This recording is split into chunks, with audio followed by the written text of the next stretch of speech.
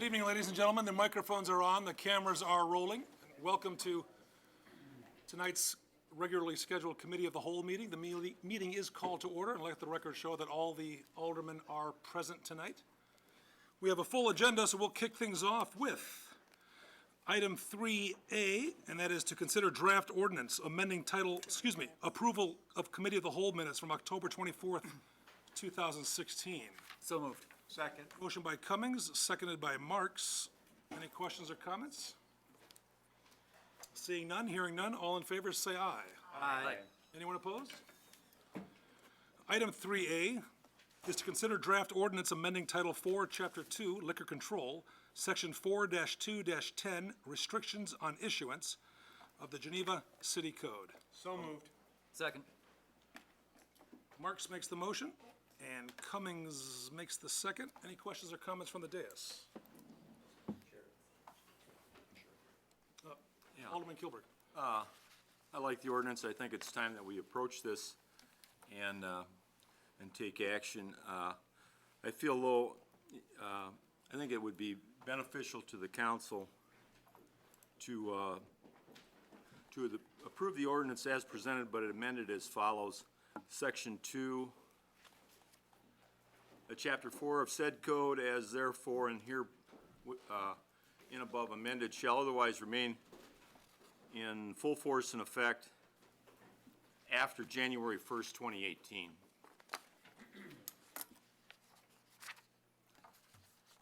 January 1st, 2018? That's correct. January 1st, 2018. That is a motion to amend, Second. seconded by Alderman Berghardt. Discussion on the amendment, ladies and gentlemen, from the dais. Alderman Kilberg. I just think that within 30 days of filing to amend an ordinance, I think has transparency issues associated with it.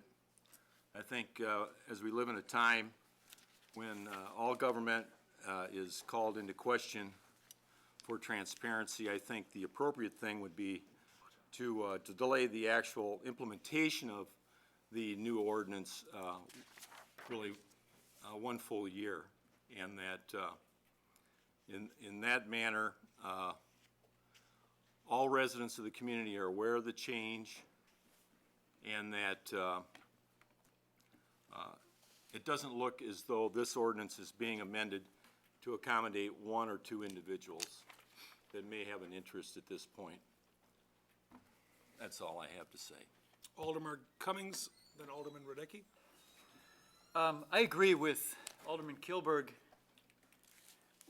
that government is suffering a perceived lack of transparency, and that we need to do everything we can to increase transparency and decrease the opaqueness, increase what I would call competition, free flow of ideas. I think that delaying this decreases transparency, increases opaqueness, and smells a bit of something else going on.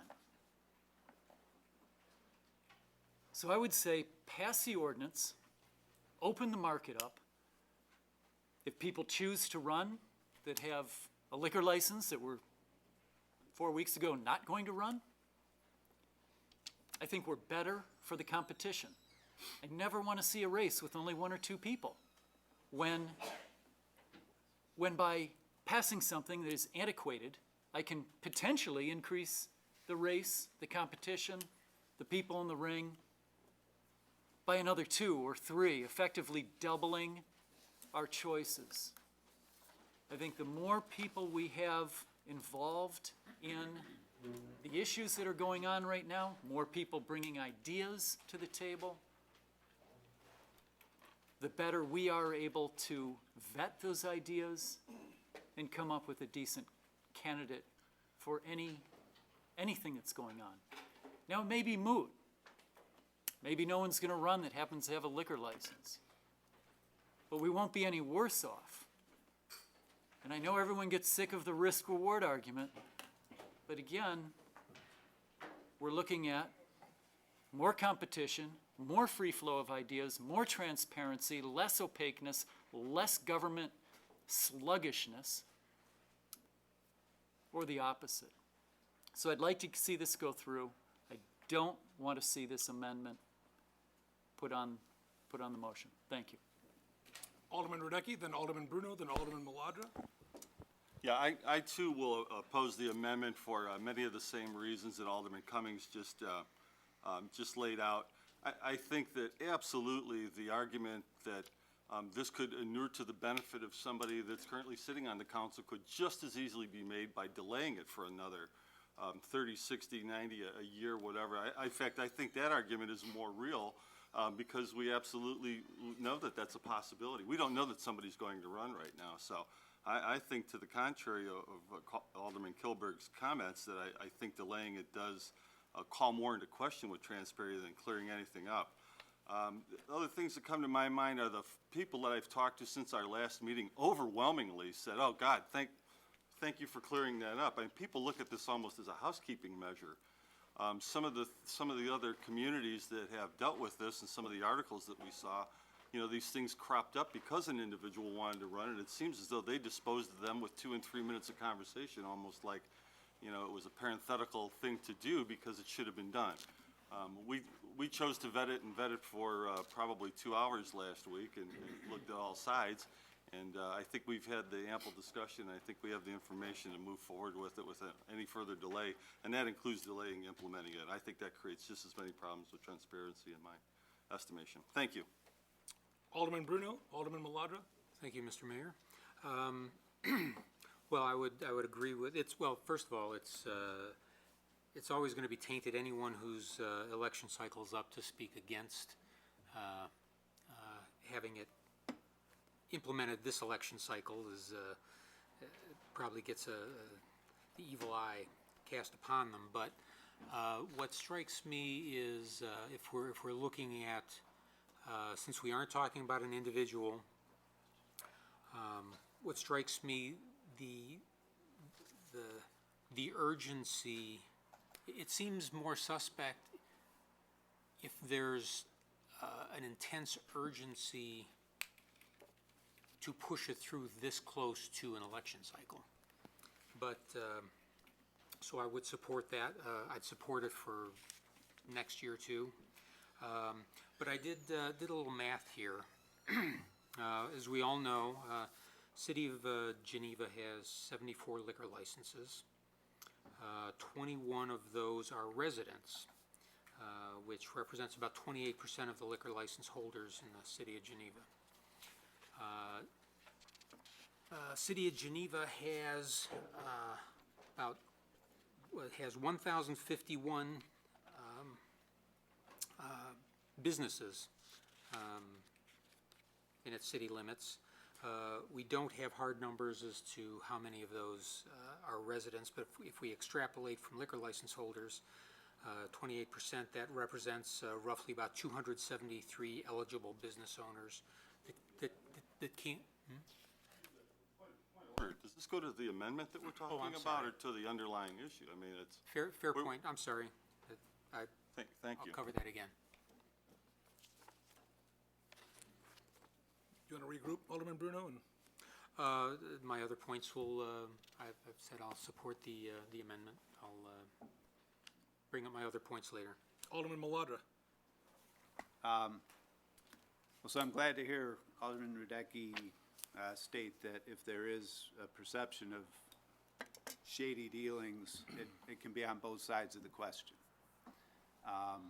When Alderman Cummings was talking, I took it as if one perception of a potential conflict just doesn't count because it's not realistic, but the other perception does count. But it's there no matter what.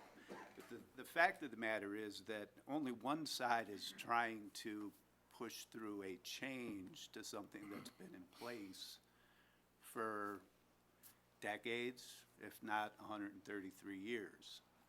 So I fail to see the conflict or shady dealings in keeping in place something that has been here agreeing that a change is necessary, but applying that change at a point in time when there is no immediately discernible benefit, perceived or real. So only one side is proposing to change something. The other side is proposing to retain the status quo. So I would support the amendment that Alderman Kilbert put forward. Thanks. Any additional comments on the amendment from the dais? Alderman Simonian? Thank you, Mayor. Regarding the timing of this, it has been delayed for 4 years already because this happened in 2012, and it should have been it should have been changed in 2012, in my opinion. I was not on the council at the time. It should have been changed then. And when comments come from the council at that period of time that says, let the candidate run first, let the people speak, let the people put the candidate in office, then come back here, and then we'll vote to change it. If that isn't shady government, I don't know what is. So this has been delayed 4 years, and my question to the folks who want to prolong it 2 more years is, if it's good enough to vote yes in 2017 or 2018, why isn't it good enough to vote now and allow an individual who may consider running to run now and not defer that individual or individuals from running another 2 years? And so, to me, this just, if you're going to vote, I'll say again, if you're going to vote, if you're going to vote yes after someone has been elected and comes here and the people have voted him, if you're going to vote yes then, you should vote now, yes now, no matter what the date is, because that just, to me, makes common sense. And anything other than that reeks of, government, quote-unquote, influence. Thank you, Mayor. Thank you. Before I recognize either Radecki and/or Cummings a second time, anyone from the dais who has not yet spoken wish to do so? Alderman Radecki had his hand up first, then, Alderman Cummings had his hand up first. Forgive me. Then Alderman Radecki. I sense from the, only one side is proposing change that I infer from that since only one side is proposing change, that side's wrong. 10 years ago, I was on a board. We wanted to, some of the people on the board proposed offering insurance for domestic partners. We were told it's been this way for X number of decades. We're not going to do it. Don't make waves. I'm not old enough to remember when women couldn't vote, blacks couldn't use the drinking fountains, but at some point, the argument, this is the way it's always been, why change it now, doesn't work anymore. This is an archaic law from the early 1900s based on the wickedness of alcohol from the 1800s, or maybe the Hester Prynne's 1600s.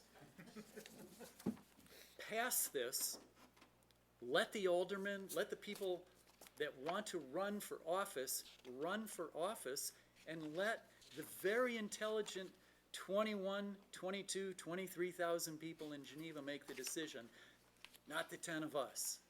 Thank you. We will hear next from Mr. Prynne. No, sorry. Alderman Radecki, then Alderman Burghardt. Not to be confused with Mr. Prim. Not at all. I guess, did we not hear from somebody from the first ward that said he felt that he was deprived of a candidate that he would have liked to vote for? Of course. Need we say anything else? Yeah. The organizational chart that we publish has the citizens of Geneva at the top of that. They're the boss, not anybody on this council. We are not the leaders of this community. We are the elected representatives of this community. And when I have a constituent sit there and tell me that they felt that they were denied from a candidate because of something that this council failed to do, I think we should take that a little bit, I take that personally, okay? Maybe that's why my octaves are going up a little bit right now. Very clearly, very simply, let the people choose, let the people decide who they want to represent them. I find it distasteful that we would substitute our judgment for that of the voters. So I remain adamantly opposed to delaying this for any appearance that may be improper. What is really improper is denying a candidate a reason to run from an arcane law that's been around for so long, that most other communities, as we saw today in a couple, they clean these things up in a matter of moments and with very little discussion because they realize that it should have been done years ago. So, you know, why we're continuing to have the debate and the discussion, I guess is a little bit puzzling to me, which I'm sure is to the other side, but, you know, let the citizens decide is the final word that I have on that. Thank you. Alderman Burkhart? Alderman Cummings, you brought this up last week, and I decided to let it slide because I think you're smart and thoughtful and so always looking forward. I personally find it offensive that you compare this vote about 21 liquor license holders in Geneva being able to run for the city council to issues like domestic partner benefits, to women's right to vote, to overhauling Jim Crow laws. That is ridiculous. And honestly, I wish we'd just wrap this one up. We spent 2 hours on it last week when we should have been talking about how we're gonna spend the places for eating tax money to bring businesses to restaurants, that to actually earmark some of this money to help them. And I'd like to move on to the big issues that the people, we have a crowded house here tonight. They're all here for issues of development that will impact their daily lives. Hundreds of people could be impacted by Marquette, dozens by Campbell Row. I'd say can we move on from this? The world will continue to spin tomorrow, no matter how we vote on this. Thank you. Before I recognize Alderman Maladra a second time, is there anyone else who wishes to speak who has not yet done so? Alderman Maladra? I just want to comment, because I'm being painted as the great denier of rights. Many of us on this council support Governor Rauner's program to make Illinois right. That program includes term limits. If we contemplate term limits, are we not telling somebody who they cannot vote for? So I find it humorous that we're willing to accuse somebody of not depriving people of their right when they provide one qualification to an office, to holding office. And if you want to disagree with that qualification, fair enough, but to paint it as a denial of rights, and I'm not saying that any of you support term limits, but if you do, then you're willing to impose another qualification that tells somebody you can no longer vote for person X, Y, or Z. So I think we should be careful when we talk about rights and denial of rights and things like that. We all get involved in situations that limit a property owner's rights, that limits a person's rights to listen to their music too loudly. I got nailed on that one a few times. So I do not intend by my comments to say anything other than I was comfortable with the qualification for office that your livelihood not be dependent on a decision by this council. If this council wants to override it, I'm comfortable with that as well. I'm not proposing that we do something just because that's the way it's always been done. I'm saying the attempt to ram something through at the last minute looks shadier than the reaction against ramming something through at the last minute. That's all I'm saying. Don't misunderstand me. If it's not clear, ask me. But I don't want to get any more phone calls and emails saying that I'm stealing rights from people. Some people want to say that, and then they want to put a term limit on it so that some guy in Chicago can't run and be Speaker of the House anymore. And it's just always done. Otherwise, I agree with Alderman Burkhart. I thought this would be a 10-minute thing and we'd be done.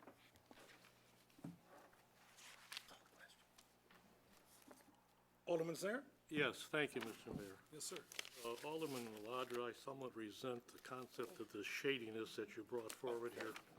In a sense of challenging my integrity, and I resent that. Oh, I didn't mean to do that. I said if there's a perception of shadiness, it would come more from If- trying to ram something through. I see. Now, your sense of term limits, are you contemplating that if we do move in that direction, we as a council are not the ones that would bring that forward?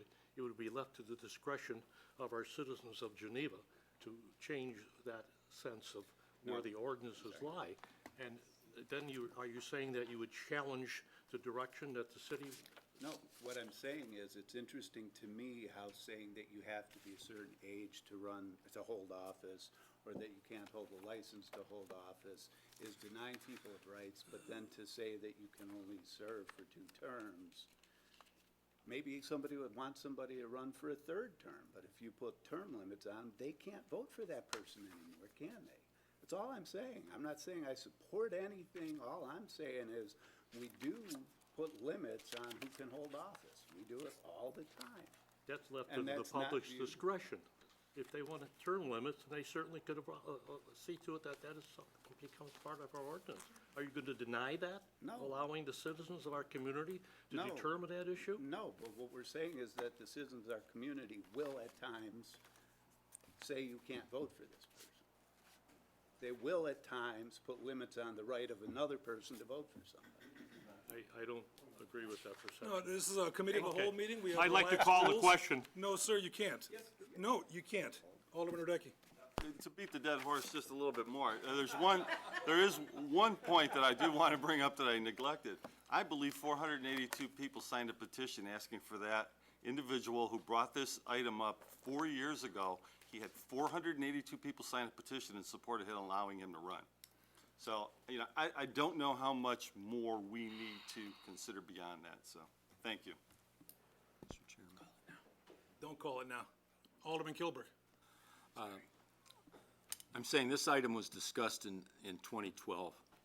I'm saying we've had 4 years to amend the ordinance to come at this point in time in an election cycle. I continue to feel as though that there's a transparency issue here and that this ordinance is being amended at this time to be somewhat self-serving. Whether it is or not, I won't judge that. All I'm saying is I think that it does have a scent of a self-serving benefit for someone. And again, we've had four years to address this. There has never been a peep said about it until within the last week, within 45 days of filing. So I'm just saying, as Alderman Maladra mentioned, Geneva's gotten along fine the last 30, 40 years with this ordinance as it stood. Is there's such a sense of urgency in the community that this has to be amended at this time, and that we can amend it. I'm fine with amending it. I'm just saying, can't we delay the implementation, because I think that serves a benefit too as it relates to the transparency of government in Geneva.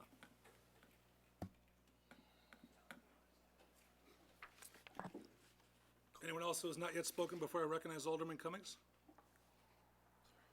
Alderman Cummings? So there are 2 ways we can go: amend it or not amend it. We push it off to 2018. It sounds like everybody's ready to perhaps vote yes in 2018 on it. Put it off until 2018. What's the downside? Well, downside is some people that may want to run right now can't run.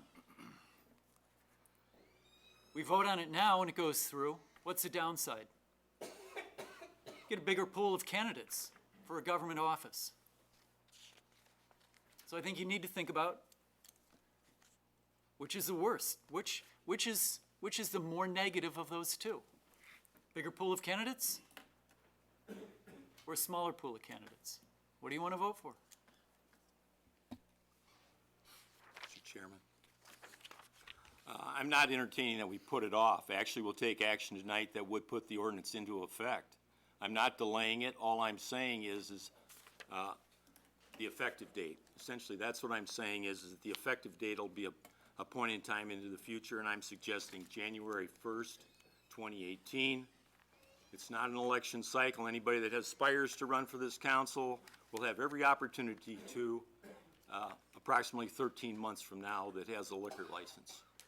As it relates to the issue in Lombard that was referenced this evening, I think that's a different situation in that the council in Lombard amended the ordinance so that one of its members actually could go out and acquire a liquor license to own a business that would market, I believe wine was the way their article read. So the circumstances surrounding Lombard is somewhat different, and I think if I lived in Lombard, I guess I would question it the same as I'm questioning it here. If they wanted to amend their ordinance, do it at a point in time after their election cycle, which is parallels ours. So, again, not to draw Lombard into this discussion, but I want to point out simply that the circumstances surrounding that article that appeared in the last week as related to amending the ordinance in that community is somewhat different than what we're talking about here this evening. Alderman Sino and Alderman Marks are the only two who have not yet spoken. Do you wish to speak, or should I recognize others? You can recognize others. Has been said. Just listening. Alderman Singer? Alderman Kilberg, are you indicating that Wheaton is more democratic in their concepts than the city of Geneva is? I was referring to Lombard. I don't know what the Is Lombard- situation is in Wheaton. Is Lombard more democratic in their perceptions than the city of Geneva is? No, I'm just questioning Lombard, too, and the action that they're taking at this point in time. Again, it's a little bit different, though, because they have a seated alderman already that's maybe going to have the opportunity to acquire a liquor license now. He was a seated alderman elected, and now all it does is it allows him legally to hold a liquor license in the city of Lombard. Somewhat different than what we're talking about here. Alderman Cummings? I have another example of a somewhat different situation that we really shouldn't apply to Geneva because it is somewhat different. That would be Naperville, small town southwest of us. Naperville, southeast of us. Naperville also decided to overturn what was an archaic 55-year-old city code when they realized it was still on the books. But Can you cite different that date, situation. Alderman? I don't, that was, according to the Tribune article, Naperville Sun article, sorry. Maybe the Trib is the same now. Is this to the point of the amendment? 2014, March 17, 2015 is when the article ran. I sent that out to each of the aldermen tonight, so they're aware or could be aware of the article. yeah, Thank you. Thank you. I don't believe they did, but no, that's okay. Anyone else from the dais? From the audience, on the amendment? Madam?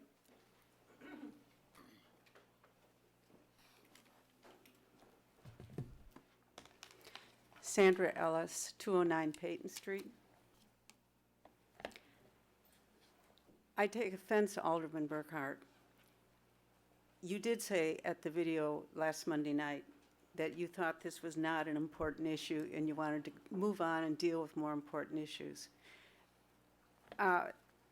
It's very important to me as a citizen, and I'm sorry that you minimize our feelings about that. In fall 2002, slightly less than 500 registered voters petitioned the city to remove this restriction. So it's not a new issue. You guys have talked about it. Just to clarify, Just becau- 2012. I'm sorry, 2012, and that's what I had written. Can't you read it? So this is not new. Why did it come up now? Because somebody brought it up, and I was delighted it was brought up again, because I've been irritated about that ever since I heard about it in 2012. This petition represented 15% of the registered voters in this city. That's not a compelling reason, Alderman Maladra? That doesn't compel you. I know you say that you feel you vote what's best for the city, not what your electorate tells you to do, but that bothers me. So how many signatures makes it compelling? To allow 21 more candidates to consider running for elected office should not be minimized. Owners of eating establishments that are allowed to sell liquors probably meet and converse with more residents on a weekly basis than any council member on this board. A restaurant owner not only represents citizens in their ward, but on a broader scope, closely interacts with the retail sector of our town. I don't think there's anyone on this board right now that represents the retailers, and this is important. That's not compelling? Liquor license holders undergo background checks by the state, and our state code does not have this restriction in it. And they're held to stricter standards than even tobacco licensees, as well as non-liquor license holders who wish to run for office. Passing these intensive checks and scrutiny is a great pre-qualifier to someone seeking to run for an office. I bet all of you didn't have to pass a background check when you filled out your application, did you? Yes, You all do? Okay, that isn't on the form on that the was for city my other website. jobs, but yeah. Doesn't say you have to. Look into the future. Our neighboring towns have recently awarded liquor licenses to gas station owners, movie theaters, restaurants with BYOB policies. So the pool of potential candidates who will be restricted is growing, not shrinking. Just as, and I was going to reference that issue in Lombard, and it's correct that it was a trustee that wanted to have a liquor license, and their logic was they should never discriminate against anyone's ability to make a living or how they make a living. These are winds of change. We're kind of 8 years behind what the state has already decided. To the thought that the vote should be delayed until after the December filing of candidates in next April's election. Why are we pushing the issue down the road again? When the arguments are all fresh in your mind, you just spent 2 hours on a meeting. What purpose does it serve to do this all over again? If perception is reality, as you say, Alderman Maladra, then my perception is that this is a disservice to any person with a liquor license who still has time to file a petition for elected office. Is this being done for one person that keeps being brought up? Well, it was one person in a small southern town, a small town in southern Illinois, that was the impetus to change the state law. One town. One person with a liquor license, to my knowledge, indicated a desire to run for elected office here. How many other liquor license holders, Geneva residents, would like to be involved? No one will know till this code is changed. I heard that argument about one not being enough when I got involved in trying to effect a change in the Historic Preservation Code. In that case, it was one person whose home was targeted to be landmarked as historic by another homeowner, and the argument was, well, that's just one. It's not going to happen again. At last night's, Monday night's special policy meeting, there was one person in the audience. That one person, stood up and said his rights as a citizen to choose a candidate in his ward was denied in the 2013 election. Add mine to that. He echoed the same feelings of what almost 500 petition signers had said several years ago. So this is an open wound. It's not, let's wait 2 more years, or let's wait to 2018, but we're really talking about an election in 2 years. Issues start with one person, but the specifics of how this impacted them help us understand and evaluate the bigger picture so it doesn't happen to others. Eliminating this restriction has strong potential to give our citizens the representatives they choose and expand the number of candidates from the retail sector. I'd like to see this code restriction removed and allow citizens to decide who best represents them. Thank you. Anyone else from the audience?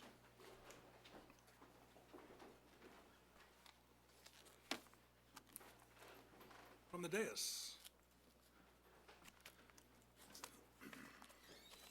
The amendment is offered by Alderman Kilberg. It is seconded, I believe, by Alderman Berghardt. We are voting on the amendment.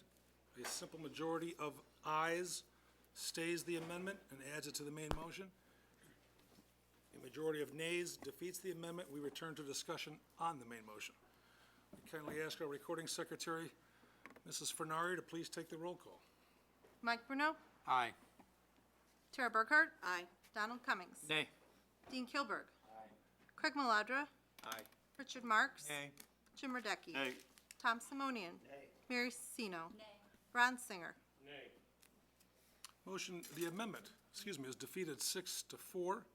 The main motion returns to the floor for discussion by any member of the dais and/or Member of the audience.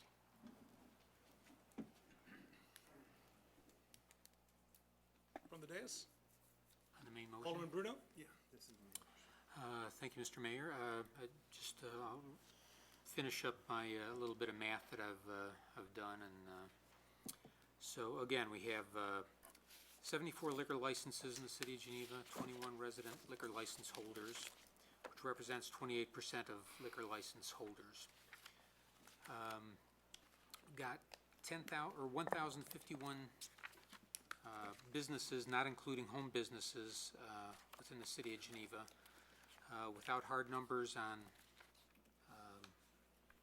whether those businesses are home businesses or resident ownership, I can extrapolate, or we might extrapolate, that 273 of those business owners are eligible to run for city council. City council, there's already 4 people here that represent business interests here. Alderman Simonian's a business owner, I'm a business owner, Alderman Cummings a business owner, Alderman Radecki in Realty is a business owner. So we've got 40% business owner, not retail, but, well, you've got a retail facility. Again, you know, to quickly summarize the general opposition, it is not that a bigger pool and more competition isn't good, but this particular unique singular niche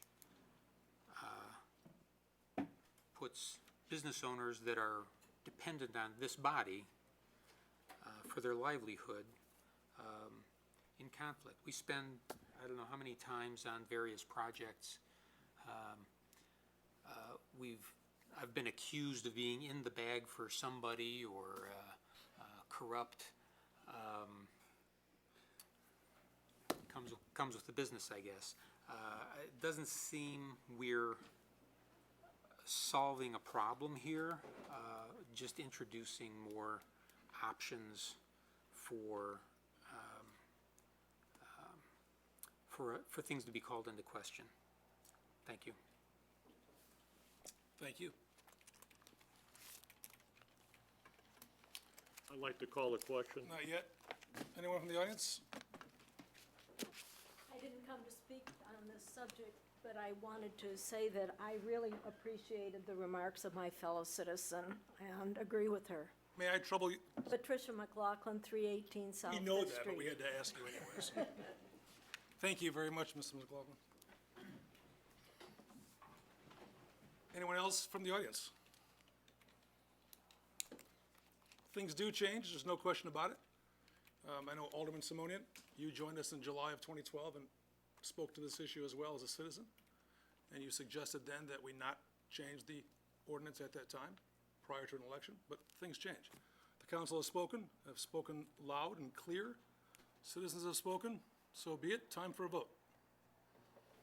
Madam Recording Secretary, again, a simple majority rules the day. The roll call will be taken. Mike Bruno? Nay. Chair Burkhardt? Nay. Don Cummings? Aye. Dean Kilburg? Nay. Craig Maladra? Nay. Richard Marks? Aye. Jim Radecki? Aye. Tom Simonian? Aye. Mary Sino? Ron Singer? Motion, Mr. Brad Singer, Singer? cast your vote. I have not yet voted. I will do so. I would like to call to the attention of the council as well as our members here, citizens in the city community. It was 4 years and 2 days ago that this issue came before us. And there was a straw vote taken. And the vote was 8-2 to direct the staff to amend the liquor code to allow for an elected official to have a license pursuant to the state statute. And I will vote favorably for that. Mr. Singer points out a interesting statistic regarding that. That is actually right, absolutely right. 8-2 is a straw vote. Nobody demanded that an ordinance be written after that, Mr. Singer. So kudos to you on the research, but shame on you for falsely assuming that it was blocked intentionally. Now, the motion passes 6-4. A quick question of the council must be asked. Who will be absent next Monday evening?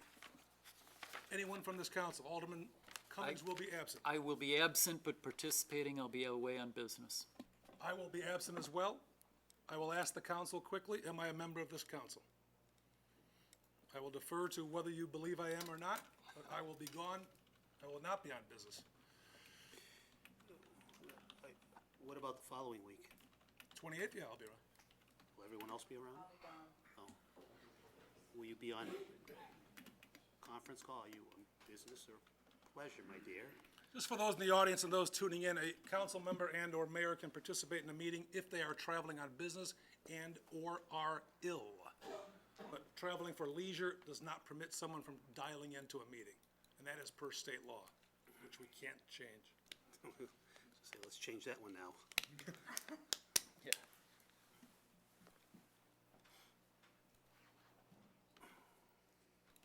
What's the date after the 28th?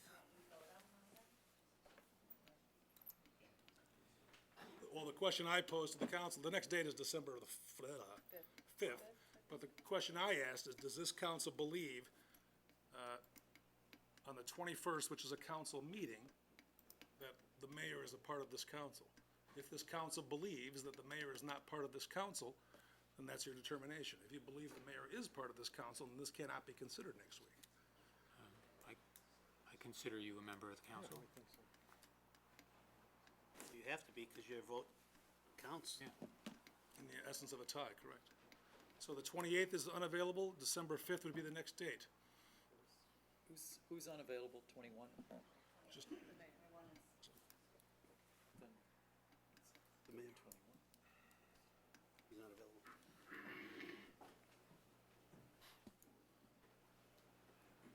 But I recommend we go December 5th, if everyone's going to be here. any objection to December 5? No objection, December 5 it is. December 5 it is. Any objections at all from the dais?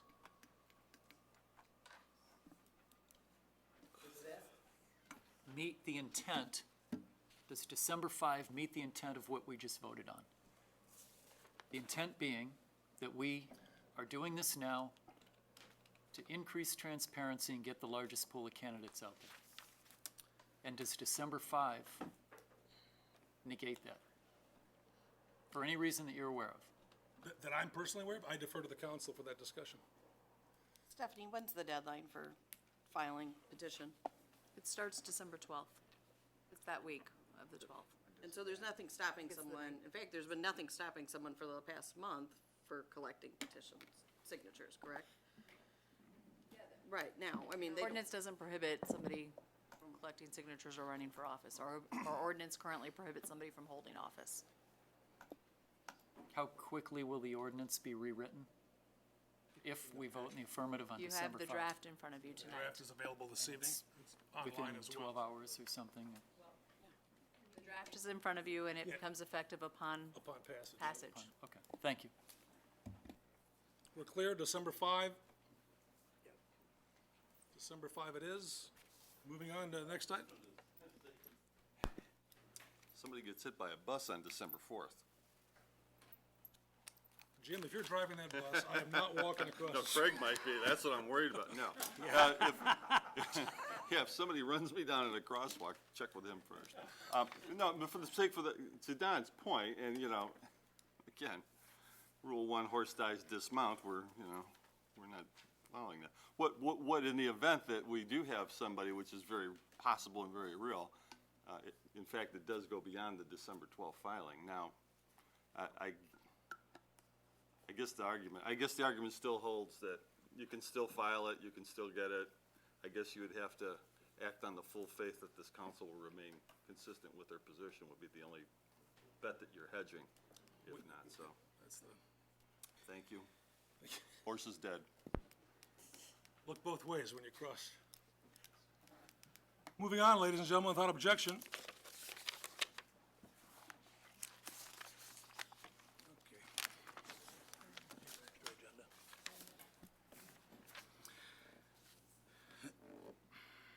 Item 3B, ladies and gentlemen, is to recommend approval of historic landmark designation for the property known as the Marshall Judson Home, located at 810 Dow Avenue in beautiful Geneva, Illinois. Alderman Sino makes the motion. Alderman Marks makes the second. We have our historic preservation planner, Mr. Lambert, with us this evening to provide some brief comments.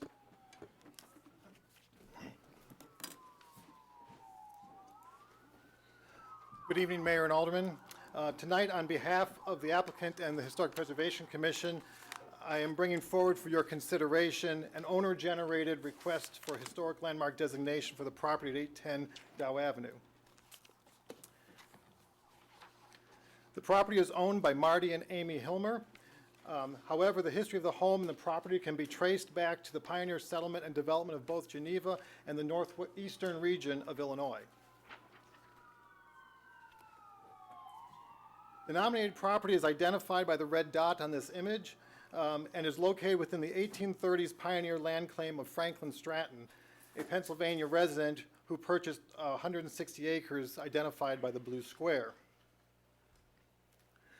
The house has evolved over time. This image shows the house as it looked between the early 1930s and the early 1970s.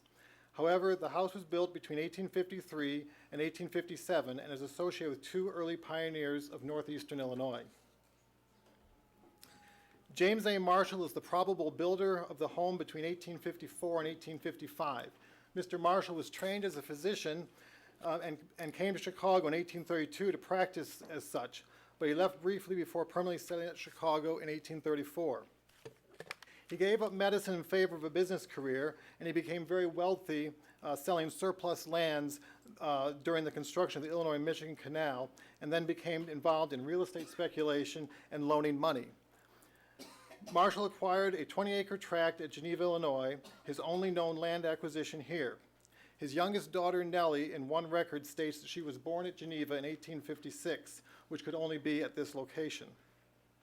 The following year, Mr. Marshall sold the improved parcel to his brother-in-law, Dr. Edwin Judson, who was Chicago's first dentist, who established his practice around 1836.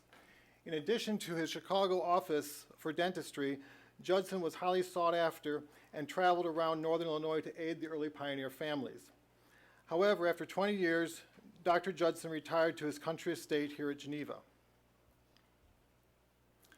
Upon his arrival in Geneva, Dr. Judson, his wife, and daughter are believed to have lived in the house at present-day 810 Dow Avenue, again, the red dot on this image. By 1860, Judson had built a more substantial home on the 20-acre tract located with the black square, and Dr. Judson lived here until 1867 when he sold out and returned to Chicago, where he lived for the remainder of his life. The Marshall-Judson tract eventually was absorbed into the holdings of John B. Atwater, and then later surrounded by the Cheever addition to the original town of Geneva. In the early 20th century, the property was then surrounded by Perry Dryden's subdivision, the Meadows, and now is firmly ensconced in an area some call South Geneva. The image on the right shows the house in red and then a non-contributing building, which is a garage on the property to the rear of the property. The property was extensively remodeled by Lee and Janice Faulkner between 1974 and 1977. However, the characteristic form of the Marshall-Judson home was retained. The property was purchased in 2014 and was renovated by its present owners, again Marty and Amy Hilmer, who intend to complete an application for a tax assessment freeze upon designation.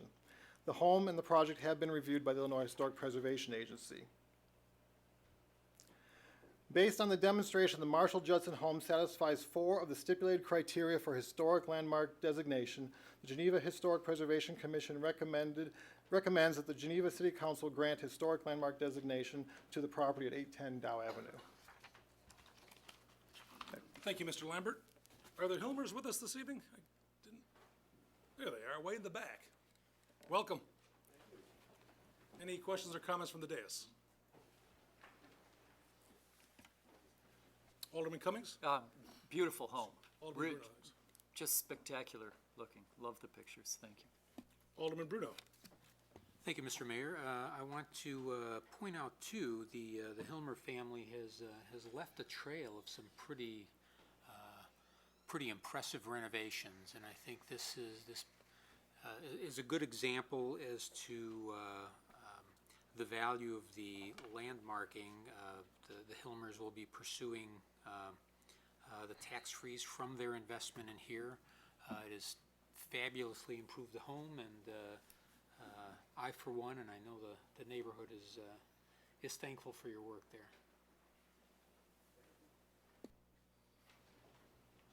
Anyone else? We have a motion by Sino. We have a second by Alderman Marks. A simple voice vote is sufficient. All those in favor, please indicate by saying aye. Aye. Anyone opposed? Michael, as you well know, and the Hilmers, as you probably know, this matter will be considered under the consent agenda on the 21st of November at 7 o'clock in this chamber. So, awesome. Thank you. Thank you. Item 3C, folks, is to recommend draft resolution authorizing the execution of a professional services agreement with Stanley Consultants in the amount not to exceed $40,993 for arc flash study. So moved. Marks makes the motion and Sino makes the second. Questions or comments for Joan of? See if anybody caught that. No questions, no comments? All in favor, please say aye. Aye. Anyone opposed? Item 3D is to recommend draft resolution authorizing the execution of an easement agreement for the electric distribution at 2123 South Randall Road. So moved. Second. Motion by Marks, seconded by Bruno. Any questions or comments? All in favor, please say aye. Aye. Anyone opposed? Item 3E is to recommend draft resolution authorizing the execution of an amendment, assignment, and assumption agreement with Energy Connect Incorporated, Johnson Controls Incorporated, and Energy Wise Incorporated, doing business as C Power. So moved. Motion by Marks, seconded by Sino. Any questions or comments from the dais? Alderman Kilburg? How far along are they with the, Microphone. excuse me, how far along are they with the installation of this, mega battery? It's installed and it's operational. They just haven't been able to participate in the market, it's my understanding. Is that correct? Okay. We have a representative here from Johnson Controls if anyone has specific questions. Does, and I'm sure this has all been thought through, does this have any impact on our electrical system in any way at all? Compromises it No, potentially? We put a lot of time and effort into looking at the ramifications. It is going to be a net energy user, so we will sell them energy just like we sell the rest of the customers in Geneva power. So I don't see any ramifications negative, and if anything, positive. This is really, though, the first of its kind in the U.S., is that what? No, there's several in the U.S. This is first of its kind in Geneva. Good, thank you. Anyone else on the dais for our superintendent, Mr. Wright? Anyone from the audience? We have a motion, we have a second. All in favor, please say aye. Aye. Anyone opposed? Item 3F is to recommend draft resolution amending the city's adopted downtown station area master plan to change future land use designation for the subject property from single-family residential to single-family attached row house, Campbell Row, courtesy of Midwest Custom Homes and Redemption Holdings LLC. So moved. Second. Motion by Marks, I believe that was Simonian. Yes, sir. Mr. DeGroot will present us with some information briefly, and then we will open it up to comments or questions from the dais and then from the audience. Thank you, Mayor. I wanted to point out that items G and H are also related to this development proposal for Campbell Row, so I'm kind of gonna cover each one of those in this short presentation. I just wanted to start out by giving a little bit of a timeline. This project first came before the city in December of 2015 for a Plan Commission concept review. It then went to the Historic Preservation Commission for 2 concept reviews, one in December and then one in this past March. The formal application was submitted in May, and that was reviewed for through August. it went back to the Historic Preservation Commission in August for the improvements on the existing building. And then the Plan Commission public hearing started in September, was heard and continued till October, and then it was continued from the October 24th Committee of the Whole meeting to this evening. Going back to last December when the Plan Commission first reviewed it, they had recommended less parking on the site and more green space in the rear of the property. They recommended that the applicant provide a perspective as to height and mass in relation to surrounding buildings. Many of the commissioners found the renderings that were provided attractive. Overall, most of the comments were positive. It was a public meeting, but there was no public in attendance to speak to it that evening. The HPC reviewed it on a concept level the same week. The commissioner supported the setback of the proposed townhome building, which is now in line with the existing Jones house. Commissioners liked that the design took cues from properties within the neighborhood. There was some concern raised over the bookends of the building, kind of creating a false sense of history, maybe mimicking other buildings in the area too much. But it was noted that the building materials and details would distinguish those parts of the building from the original historic structures. They recommended against having the false garage doors facing Campbell Street, again, removing that false sense of history. They requested that a streetscape be provided to compare, again, the height and mass to surrounding properties. They did note that the proposed project complied with the SOI standards and the city's design guidelines for new construction in the historic district. Overall, the comments were positive, and we did receive some public comment at that meeting. The second review by the HPC, there was 4 alternatives that were presented, and I believe there was ultimately a 5th one that was presented at the meeting. The ridge height was lowered, roof pitches were reduced. You could see maybe not very well, but the streetscape rendering was provided here to compare the proposed building to existing buildings along 4th Street. And you can see how the building kind of steps down to get closer in line with the existing buildings. So overall, there was less mass in building height, and the HPC did wind up approving a concept. And then back in August, renovations of the existing office building, converting the 2nd floor back to apartments and renovating the offices on the 1st floor, those improvements were approved by the HPC. So then fast forwarding to the Plan Commission public hearing, we received testimony from the applicant, staff, and the public. The Plan Commission's main recommendation was to reduce the lot coverage on the site and to increase the green space. And they continued the public hearing until October 13th to give the applicant an opportunity to make those changes and present them at the following meeting. So the applicant did make those changes. They reduced the lot coverage from 74% to 69% by eliminating 5 parking spaces, by reducing the width of the drive aisle that services the townhome garages, removing some of the existing pavement of the parking lot along the south property line, and then adding landscape islands at the end of the parking rows and in other areas where there was potential for that. There was additional testimony provided that evening, but ultimately the public hearing was closed and the Plan Commission recommended approval to the City Council.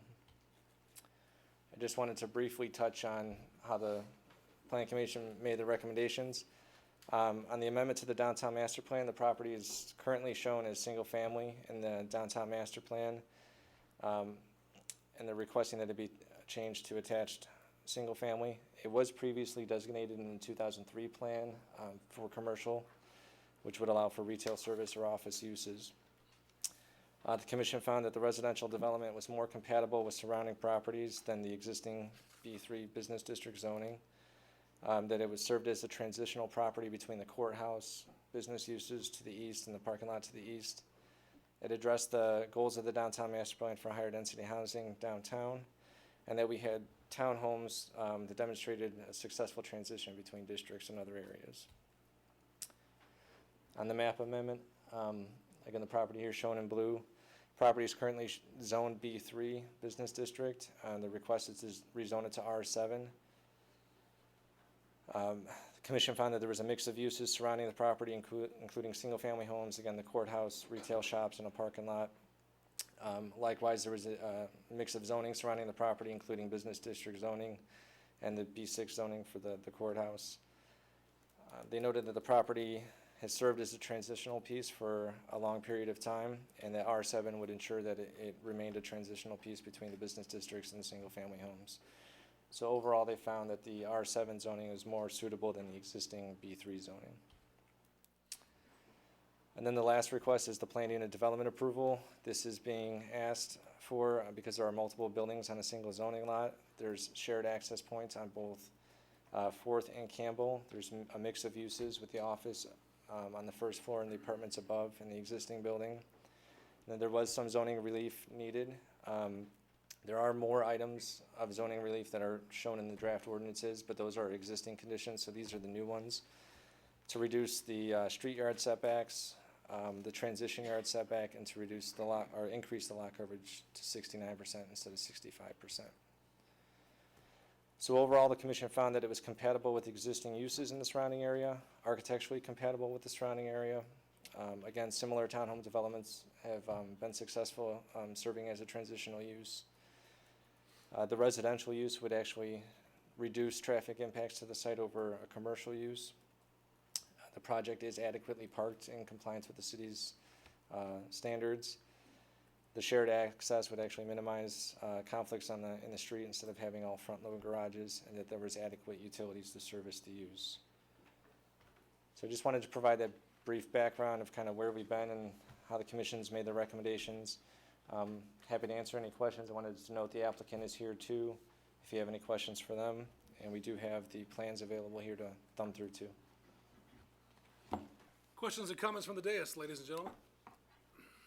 Alderman Simonian. Oh, excuse me. Alderman Bruno. Mr. Mayor, I know Alderman Burkhart and myself have been kind of up to our neck in this, but I think it probably behooves the rest of the council if we, I think it would behoove the rest of, if we allowed the developer and the residents to comment before we, if the council so wishes. Is there anything the applicant can add to what's already been presented from our director, Mr. DeGroot? Welcome, sir. We kindly ask that you state your name and, if you could, social security number and bank account information would be helpful. Bob Rasmussen, 409 Illinois, St. Charles. Thanks for seeing us again this evening. I'll be quick and brief, and then I'll probably comment after the public comes up if I see anything additional I need to address. But I think important thing is we're trying to make this block a significant block in Geneva, which it always has been. I believe we've done a very good job of protecting the existing structures that have a lot of impact in Geneva's history. And I think the way that we've kept the main front yard completely unobstructing what's there between the former Mission Church and the Harding House is significant to the long-term nature of keeping those buildings in their current state. We're long-term holders. We have no intention of selling these buildings. We're utilizing the development portion of the project to obviously help fund and finance the upkeep and improvements that we're going to do on the historical structures. That's our mission, that's our goal.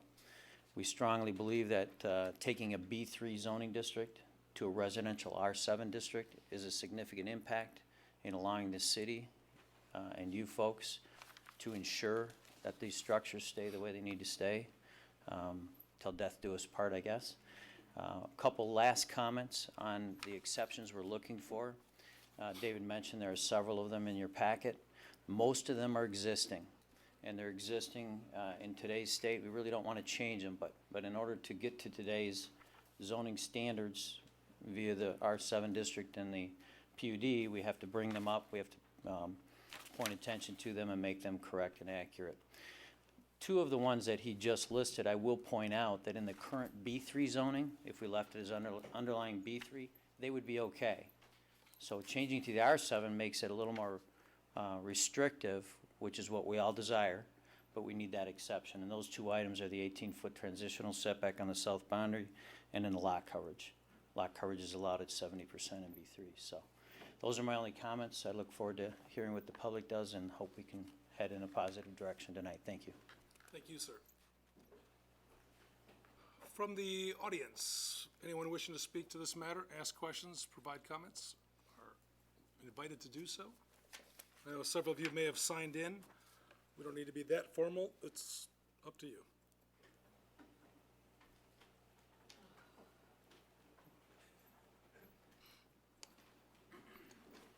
Well, last week you saw me the last time you saw me was in a very positive way with my gratitude to the response of the fire department in their saving our house in the historic district. I hope to Just for the record, Mrs. McLaughlin, correct, at 318 South Fifth? That's correct. Awesome. Thank you. You know, well, I have a hard time looking at this property as transitional because, in a sense, it's in the middle of like structures. That is to say, to both the east and the west on Camel Street, there are single-family structures. There is this little exception that happened in the middle, in the 50s, I believe, in it becoming a B3 because of the very gentle use of the Harding and Harding building as a livestock insurance, and then there were apartments built there. And, I've prepared a statement rather briefly because I didn't have, rather quickly, it may not be brief, but I prepared it rather quickly, so you'll have to excuse it a little bit. All right. Well, technically, the issues before you regarding the development known as Camel Row are matters of zoning. The real issue here is the fate of a very special piece of land in the middle of Geneva's downtown historic district, adjacent to two of its earliest stone structure.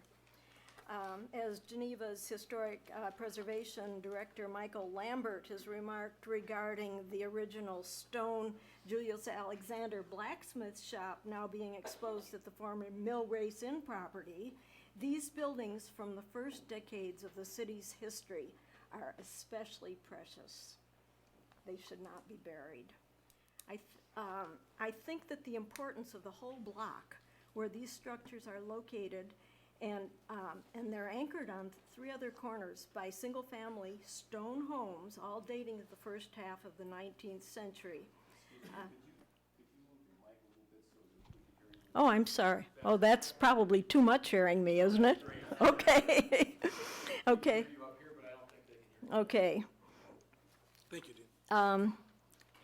Anyway, the importance of this whole block was recognized by those who formulated the 2003 strategic plan, and they designated this remaining unbuilt property as to be R1, a place for one or more residents consistent with the historic building pattern in the surrounding areas. As I suggested, both to the north, south, and east, to the south, east, and west. Unfortunately, the historic buildings that were to the north are now the courthouse parking lot. But we're now confronted with the possibility of burying those significant buildings and disrupting the historic building pattern of the area with the construction of 5 attached townhouses, a wall of them, and a density far greater than anything in the surrounding area because of the possibility of the PUD development or designation. Granted, many of us in the neighborhood were caught off guard on this project. You've noted elsewhere at the Historic Preservation Commission and so on that people are somehow worried about the kind of communications that are going on. We don't have a Republican that lands on our doorstep every week and that sort of thing. And so we have to exercise a certain amount of diligence in going to the agendas and picking them up. And quite honestly, a lot of us were very much caught off guard. And they learned about, a lot of people in the surrounding neighborhoods, not to mention the city as a whole, found out about this project first with a notice that they lived within 200 feet of a proposed, of a public hearing. And that was, what, about 6 weeks ago for the Geneva Plan Commission. And so we went, and they went to the hearing of the Plan Commission, and they found there that the project was already, it seemed a fait accompli. And others in the community don't even know about this project now unless they go past that building or those buildings, as a lot of people do. They just find them charming, or they go by in a horse and carriage, that sort of thing. As council members, you should hope to be able to trust the recommendations of the appointed commissioners and the city staff who study such issues.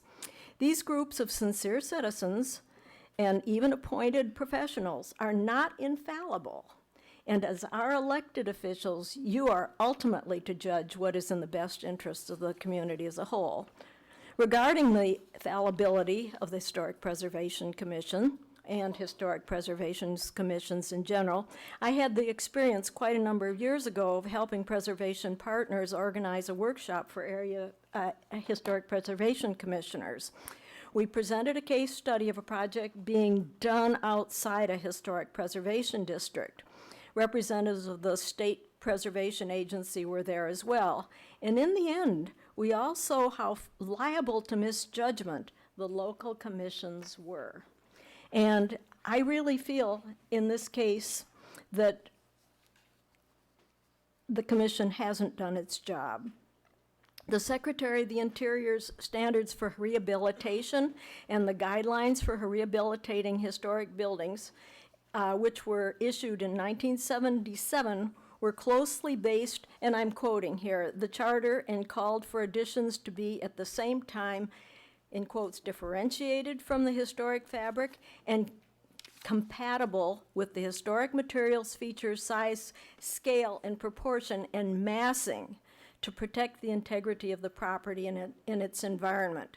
New additions, exteriors, alterations, or related new construction shall not destroy historic materials that characterize the property, and the new work shall be differentiated from the old and shall be compatible with the massing, scale, and architectural features to protect the historic integrity of the property and its environment. That's Geneva's.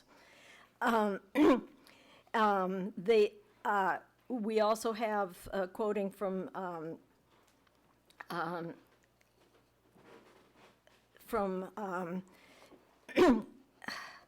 other historic preservation meetings. Let's see, I'm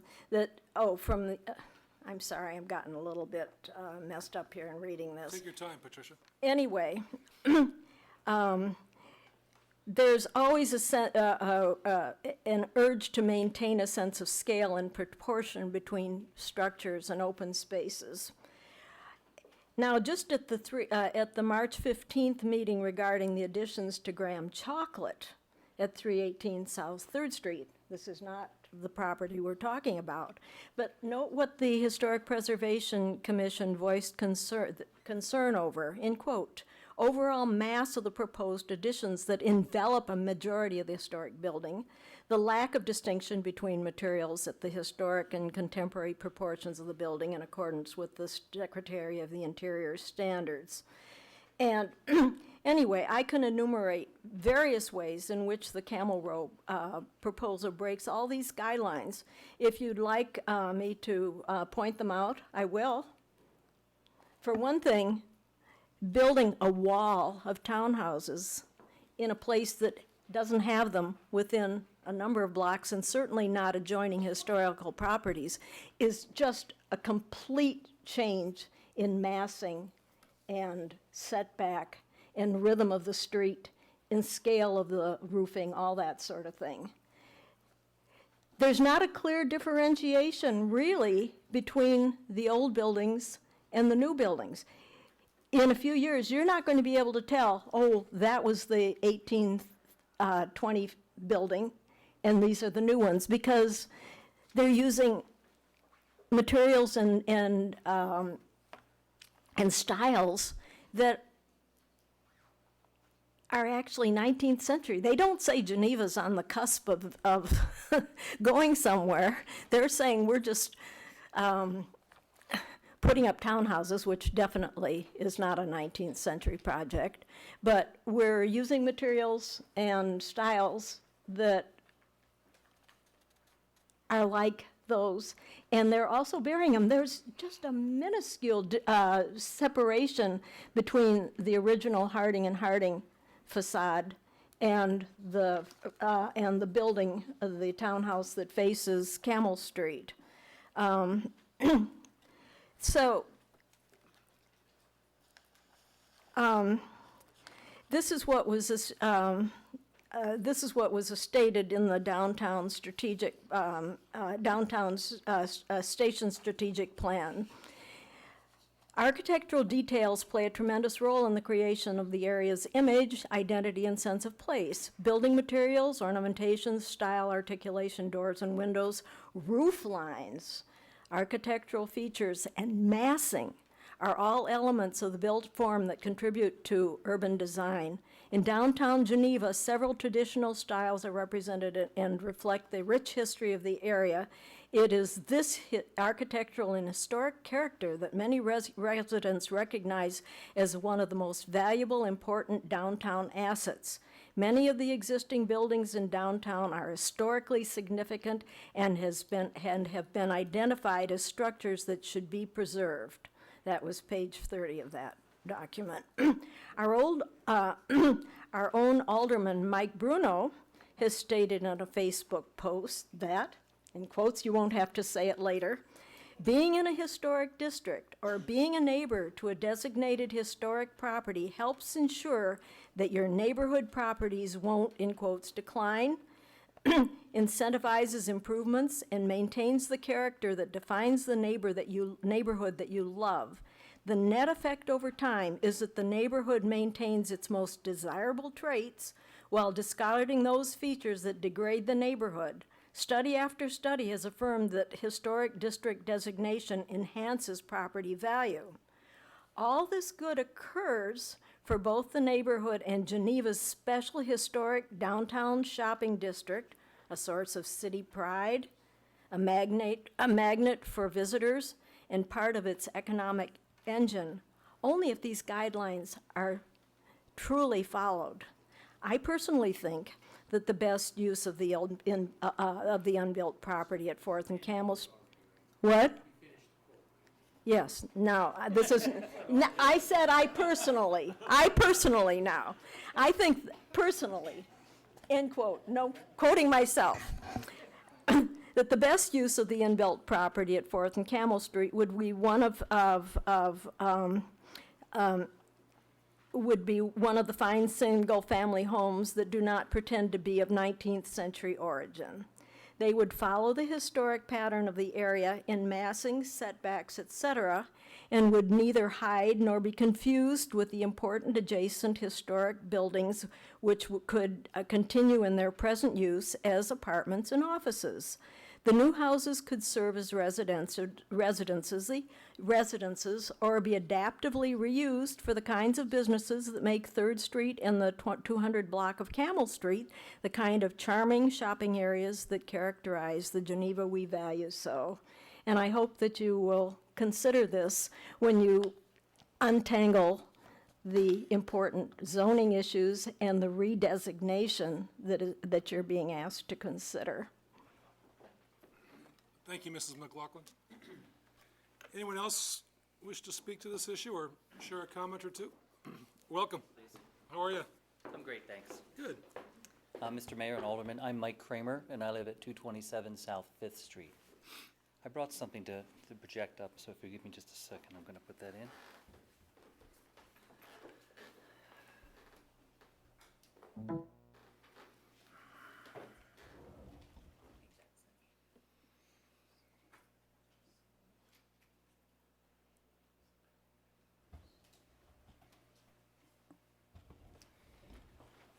So, thank you for letting me address you all this evening. A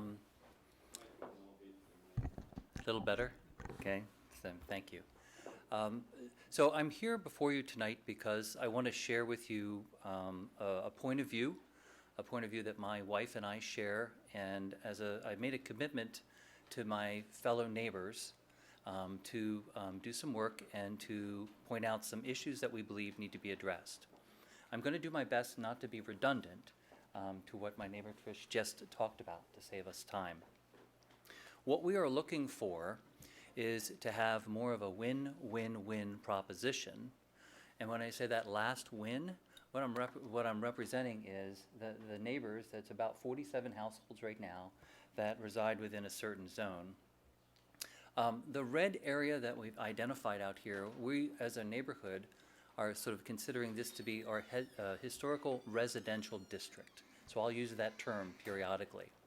The property in question is identified by that big red area, and especially Lot 1. Our main issues that we've talked about are regarding how we feel that this 5-unit proposition changes the complexion, the charm, and encroaches upon this special area. The plans that have been in place and the direction that were set in the strategic downtown plan led us to believe, as we moved into this area, that we would have a sense of security for what would be developed there. Now I want to pause 1 second. So I moved to this downtown area 4 years ago. The property that I bought was abandoned. It had been abandoned for 13 months. It's a historically plaqued property. I love it, so does my wife. And we knew going in that we had a commitment, an obligation to our neighbors and to the old downtown area to restore that property and to keep it in good order. Now, in doing so, we also, working through the Historical Preservation Commission, realized that we do that gladly, but there are special rules. And we're obliged and agreed to do that renovation and maintenance under those rules. So when we heard about this property, that the applicant's plan, and I do want to say that we very much appreciate all the work that's been going on with the applicant. And when I see that timeline, okay, and Trish and others in our neighborhood recognize, we feel as we have been alerted to this situation late in the game, and I want to talk about that a little later, but I do want you to know that we have met as a community 3 times. We've met with our alderman twice. We've attended the Historical Preservation and Plan Commission, and of course here tonight. And I personally have read every minutes and notes from the early December timeframe to catch up and get up to speed. And in the course of that, what I realized is I believe that the applicant has done a very good job of interacting with the different commissions and has made good concessions as they moved forward.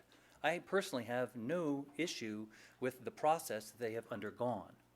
What I do have issue with is that other neighbors are held accountable for certain types of development in this special area, and we feel it's very grossly different, okay? And we think that the overall utilization of that space in Lot 1 is excessive. Now, I have a background in advanced analytics. I work for McDonald's Corporation. And so I was asked to do some specific analysis that would attack a specific point of order here. So what I want to jump to, so I'll go past some of the other points, is, and as I read through all of the information, what I found was that during the Planning Commission minutes of September 22nd, it's on page 6, there's an ordinance that says the proposed building or use will not diminish the value of adjacent or nearby properties. The designation, what was declared at that time was they said it would not diminish the value, okay? I believe that is an inaccurate conclusion. And I have information that supports that relative to assumptions associated with the cost, the sales price of the different 5 units relative to the values of the property, and a trend analysis of the last 5 years and going forward 5 years. So I want to make it clear. It is not a proposition that says when we put in 5 townhomes, all the houses around it will immediately be dropped in their immediate value, but what will happen is it does change the trajectory of the value proposition of all neighboring houses. So we took 47 of the existing houses inside that red zone. We tracked their value over the last 5 years and looked at the projections of how that changes. I have the backup data if you'd like to see that. At the end of the day, it comes down to there's a different trajectory based on adding 5 units that would sell for about $450,000 each, around 2,000 square feet. And I'll pause. In the minutes, it initially said the units may be selling for about 400,000. And then later in the minutes, it said that it was around 450. I used 450. I'm trying to be as liberal as possible, okay? We also have a neighbor who's been able to do a market analysis for us for those specific properties, and the number comes in about 424, what they'd be selling for. So I want you to understand the spirit in which I'm talking to you. It's not overzealous, it's more of a specific conservative point. The illustration that I have above is what happens is when we add these 5 units, and because we don't have much green space left, what happens is it reduces that median value. So it puts us on that red line, okay? Between the green line and the blue line, those are our projected value growth without those units, okay? If we were to put in units like single-family homes that would sell for 650 or 7, which is more than norm, okay, we would be closer to the blue line. So my proposition says that we will be losing value in adjacent areas. Our 47, now it'll be 50 homes because we've just added some. And so ultimately that trajectory changes. So if I go out 5 years, that data point says we'll have a gap of about 50,000 in that 1/5 year, but the cumulative impact is over $200,000 for 50 neighbors. So I don't agree with the assessment that says it will not reduce adjacent or nearby property values based on this analysis. Now, if I understand correctly, that will give you pause because it's part of the ordinance that says you must take that into consideration when you're going to pass this or not. The other thing I wanted to just talk to you about is, and I'm just going to go back to the top, and this is my last point. I believe that we're here today partially, and we're experiencing tension in our neighborhood and to a degree in our community. We don't want to continue to have this kind of tension. And I believe what the root cause of that is, as I've gone through and tried to keep pace with the information that's being allowed, that we can access. So I've signed up for all the alerts, and I get all this information. I've watched many videotapes of you all, okay? But it's an inordinate amount of time to go through hours of videotape to catch up, okay? So my point is, what's happened is there's been a wonderful timeline of progress, and the applicant has done a very good job, but we were not engaged as nearby impacted residents early in the process. That's the root cause. And I believe that as a system of communication, while I know we've made advances in recordings and sharing, and we have alerts, the problem is they're not progressive enough in today's society. It takes hours and hours of our time to catch up to it, and we have to put information side by side just to glean out the information.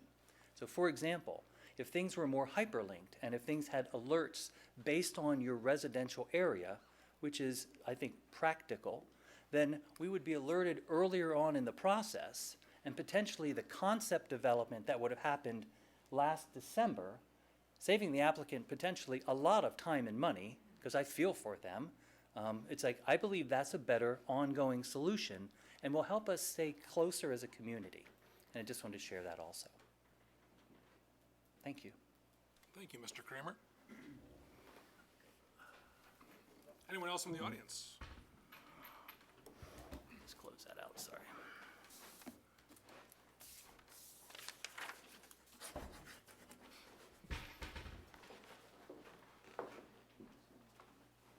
Anyone else wish to speak to this issue or ask any questions, provide any comments from the audience? Yes, sir. Hello. Good evening. My name's Alan Huth. I live in 315 South Fifth Street. I'm probably the least political person in Geneva. I'm a hermit. I've never been in this room before. There's a good chance I never will be again. We're just glad we're videotaping this, because now we know who you are. What motivated me to come here was my late discovery of this project. To echo what Mr. Kramer said, we were unaware of what was going on. Now, I don't dispute that everything's been followed according to all the rules and regulations and the procedures, but it seems like there's a bit of common sense that's missing here. I mean, I think an average, when I was first told about this, I was walking down the street and a friend of ours said, they're going to put 5 2.5-story buildings, townhouses right along there. And I'm like, no, they're not. That's not going to happen. That's insane. I can't even get a permit to reproduce the fence on the front of my house without going to all kinds of issues, meetings and stuff like that. This is not possible. This is not going to happen. We have a committee that's to protect the historic district, to make sure this kind of thing doesn't happen, and yet here we are. Somebody noticed, this is my personal opinion, somebody noticed a zoning opportunity from an old building, an old property, and we probably should have changed the zoning years ago, but we never did. Somebody noticed it, they bought it, and kind of under the radar, they just went through the process, fill out this application, go to this meeting. Nobody showed up the first few meetings on that time thing. Nobody was there. But if we all knew about it, we would have been there. To me, this does not meet common sense, logical assessment of a historic district that all of a sudden you're putting a wall of those things right next to a beautiful old stone, flagstone building. Thank you. Thank you, sir. Yes, sir.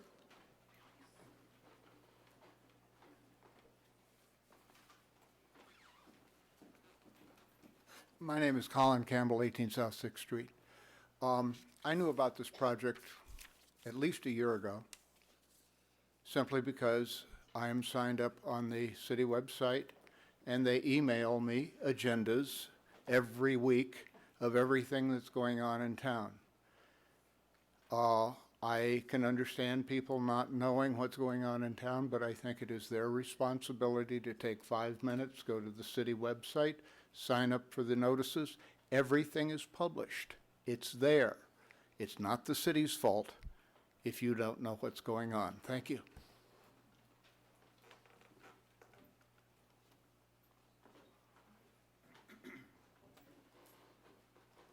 Anyone else from the audience? Questions, comments, statements? From the dais? Mr. Mayor? Alderman Singer? Thank you. David, are you still in the audience? Yes, sir. What was the, I can't seem to find it in my notes or the minutes, what was the final vote by the Plan Commission on this issue? I think we had one absent that evening, so I think it was 7-1 in favor. 7-1 in favor. And what about the Historical Preservation Commission? What was their vote? Oh, I think that was 5-1. 5-1. Thank you, sir. You're welcome.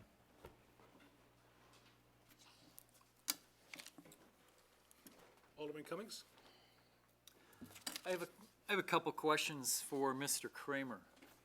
I'd like to address, first of all, recognize that our process could be improved, and we are working on that, but that is an ongoing criticism that all of us hear, is that the alert system isn't as robust as it should be.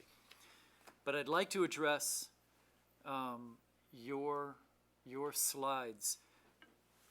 What sort of margin of error, and asking you to be as objective as you can. Sure. What sort of margin of error do you feel is in there? And then if you were a developer, and then understanding that developers develop, what would you put in there, and at what price point, so that you wouldn't run into that same objective or same objection that you have? Okay. So to answer the first one, sometimes when we measure projections, we do that with an R-square. I'm not sure if you're familiar with that or not. So this is a 0.89 R-square. That's pretty good. The best is a 1. Okay. So I feel pretty confident in not only that, but behind the scenes, it's really about the assumptions that were used. And in total candor, it's like I was very conservative in terms of I wanted to put in the price that I thought was the highest that was stated for what they would sell for. I took the median property values that were established as of a year ago, which have changed based on new units being built. There's actually four new homes that were built that sold at a much higher rate. So I was trying to do everything that would be conservative in this projection. So I feel confident that when I talk about these gaps, they're real, okay, if that helps. And then the second part of your question, I hesitate to provide a specific example, but what I believe would have happened if we were involved a year ago, and I say incumbent upon us in the neighborhood to say, oh, this is going up, there's a concept to be developed, we probably would have weighed in with something that would result in more green space. I would assume it would be more like 2 single-family homes by rezoning it or staying the zoning at R1 or something like that. Or we'd probably go down a path of allowing business to be there in similar fashion, where there would be potentially a similarity to the businesses that are nearby that have a look that looks like a home with an apartment or something on top. My gut tells me that we would probably try to steer things and influence things that way, but ultimately never to say there'd be less money involved. You know, I truly mean the win-win-win. So, does that answer the question? Yes, yeah, thank you. Alderman Kilberg.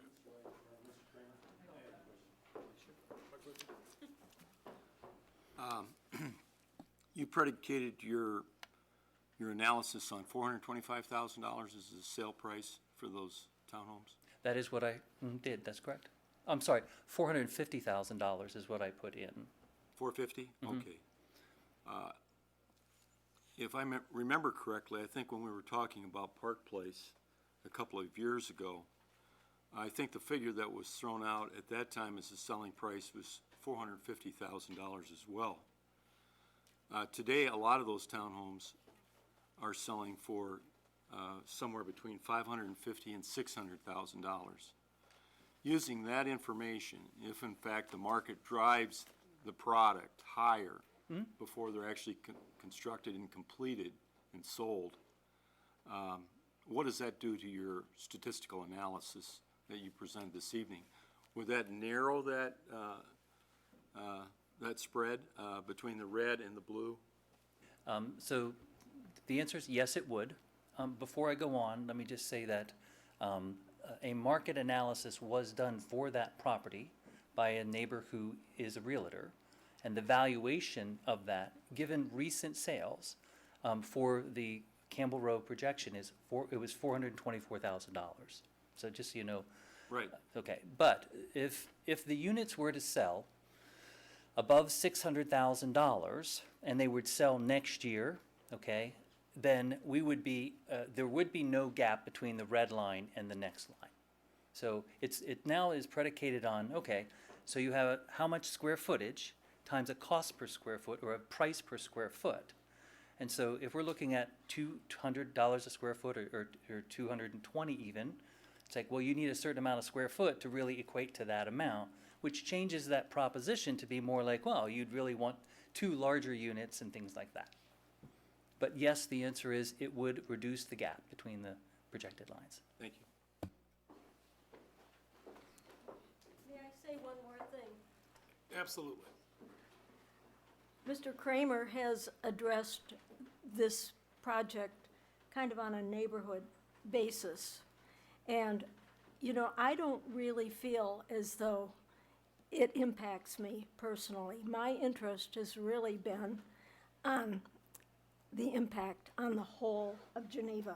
And I think that all of you, as aldermen, are interested in the city center and the image that that city center represents to all the people of Geneva. You know, you may live out past Randall Road, you may live out past East Side Drive, whatever, but you still think of Geneva as that center. And this is that center. So yes, it will have an impact perhaps if Mr. Kramer's projections are right on us in a personal way, but I don't see it that way. I mentioned our getting wind of this and the rest of the community not having gotten wind of it for the reasons that, you know, we don't keep up with things. But I hope you do consider it as a citywide issue. Thank you. Anyone else? Yes, sir. Welcome. Good evening. How are you? I'm doing well. My name's Mike Leone, and I live at 528 Campbell Street in the new infill development. And actually, just to follow up on, I think, the one question that you just had in regards to what would you put on there, and I have done development work before. I also, being one of the 4 homes that were just built down there, I thought it was really interesting that there was a waiting list on those lots of about 35 people when we bought one of those lots. And I felt very fortunate to be able to do that. We were held to the highest standards, number one. We weren't allowed any change to codes and so forth as far as setbacks and whatnot. But I would put 2 high-priced homes on that lot that would fit the community in a much better way. You still had, if you paid $995,000 for that building and land, from a developer's perspective, you could still make a nice profit. You have a building that you still have rental units above, you have office units below, and you could build 2 beautiful homes that would fit the community. Thank you, sir.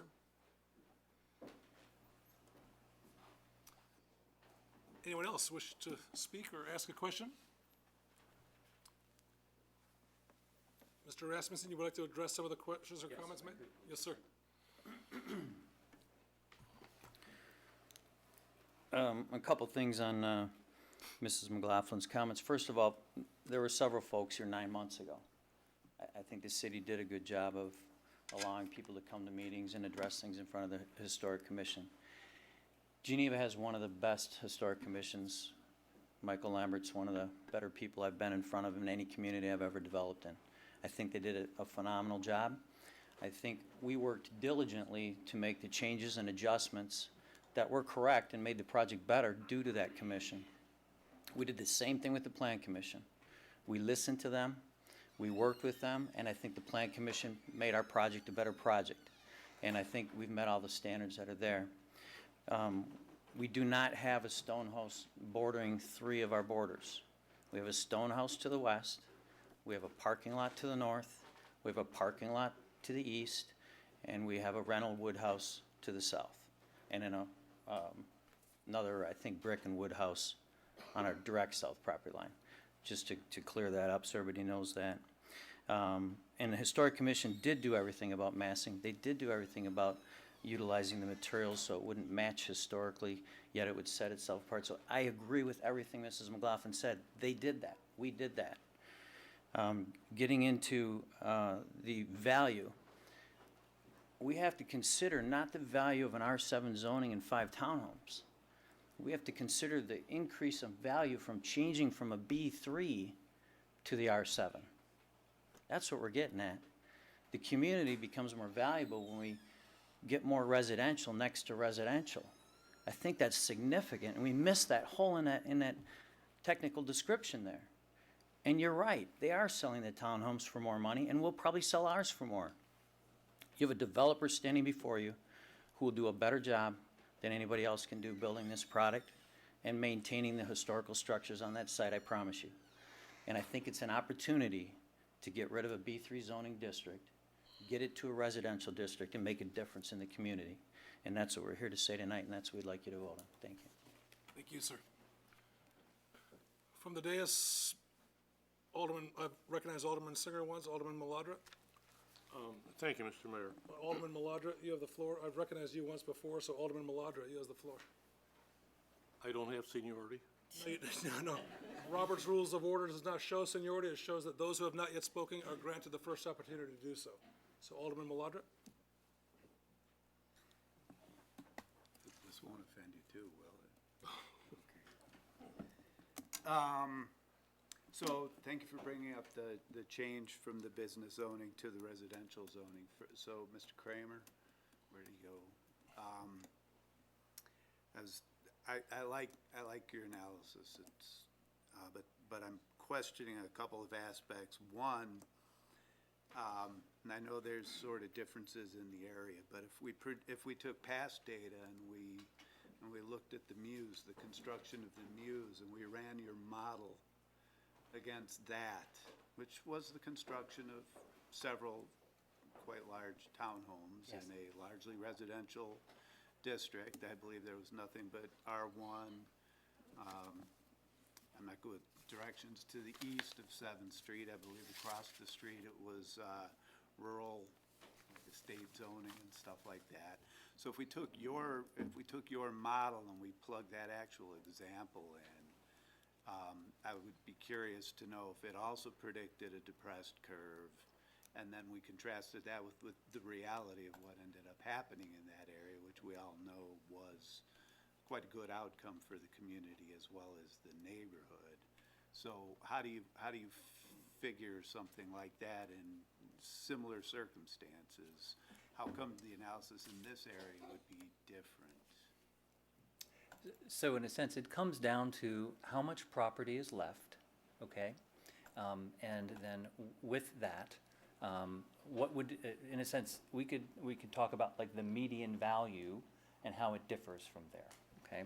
And before I go forward, I probably should give you the market analysis that was done, because inclusive in that are the properties that you're talking about, the Muse and then the others, okay? There is a bit of a saturation of some of these things. So just so we have fact versus subjective nature, the market analysis saying that the higher price Muse units aren't selling, but they are selling at a rate that when I talk about 424, that's the projection for these units relative to the other units selling, okay? So that's just the fact basis to be used.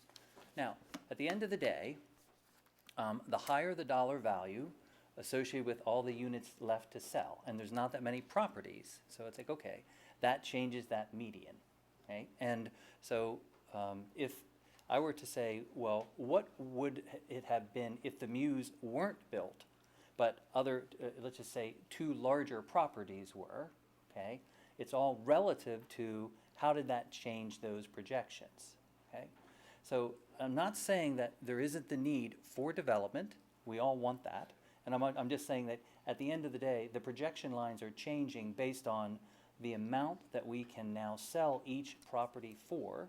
And given the fact that there's so little left, it has more of an impact, okay? And if we left it as a business zoned property, would it be,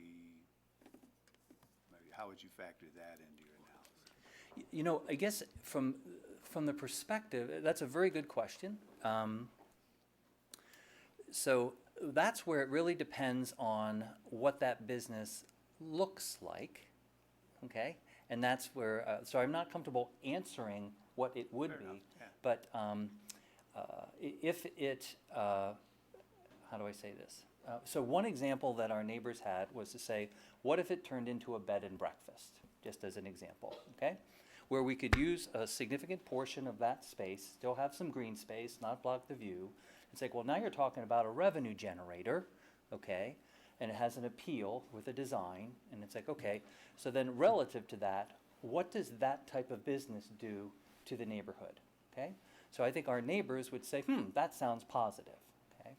I've heard other debates that says, well, if, because it's zoned this way, it feels almost like a threat to me. It's like, we can build anything we want on it because it's our property, okay? Now, I try not to go to that space too much, but ultimately, it's like, I believe that there is a win-win for whatever is there should generate enough revenue to make a good profit, but in context to the lacking, not diminishing the rest of the adjacent nearby properties. So if we were to talk about the business, we'd have to say what type of business and what is its appeal associated. Okay, so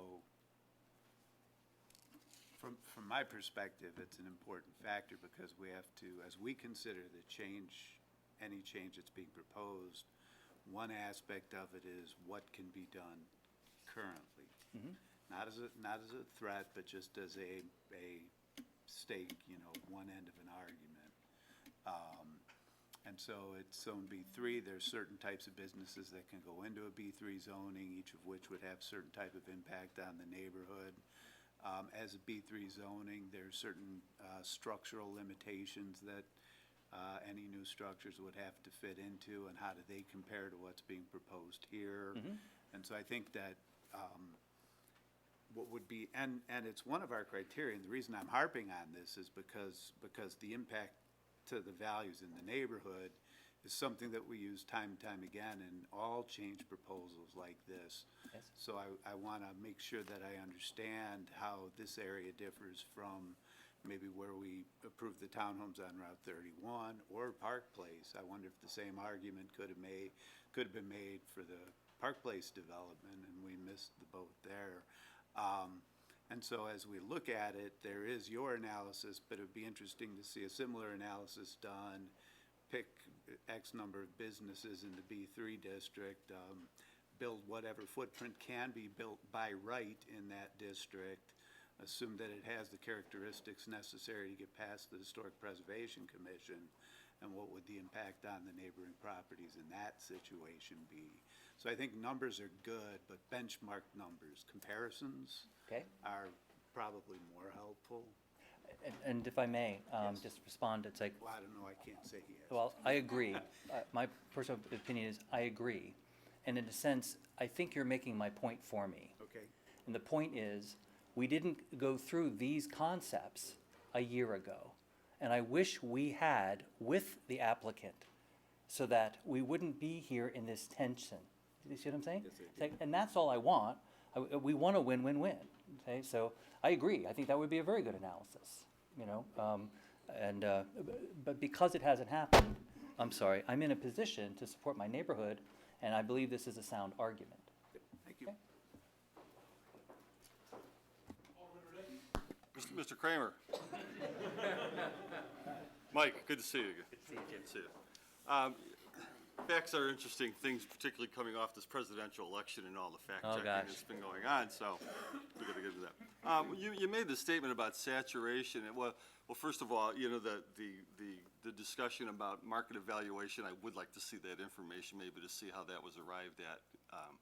But the point about saturation, would you not state that, or would you not agree that supply and demand absolutely has an effect on value and price? Definitely. Okay, are you aware that in Geneva, year-to-date, that the sale of detached single homes rose 14%, and the sale of attached housing, which the applicant is proposing, has increased double that, 28%. Are you aware of that? Not that fact, but may I ask, are you talking about in 60134? Or are you talking about? Geneva, 60134, Okay. correct. And I just rebut slightly to say, and I understand that, it's like, but we're trying to make a sound, not too emotional argument to say, we have this special zone that's married to the downtown, and we have horse and buggy rides, Mayor Burns just announced the Ooh La La chocolate race that went, like, we're a part of something different because of where we are and what we bought into. So I agree, those statistics would play out in a larger scale, but we feel that we're bought into something different. I'm sorry, I keep doing that. So I just want you to take into consideration that this red zone that we're talking about is limited, is left, and it's like, and we all live it, okay, gladly. Two Sundays ago, I could hear you announce the start of the race from my backyard, and within moments, hundreds of people are jogging by my house. And I love that. I spent all Saturday morning raking to make sure it looked good, right? That's how we are. That's how we live. We live with the business going through our neighborhood on purpose. it's different than if you go out an extra half a mile or two. Thank you.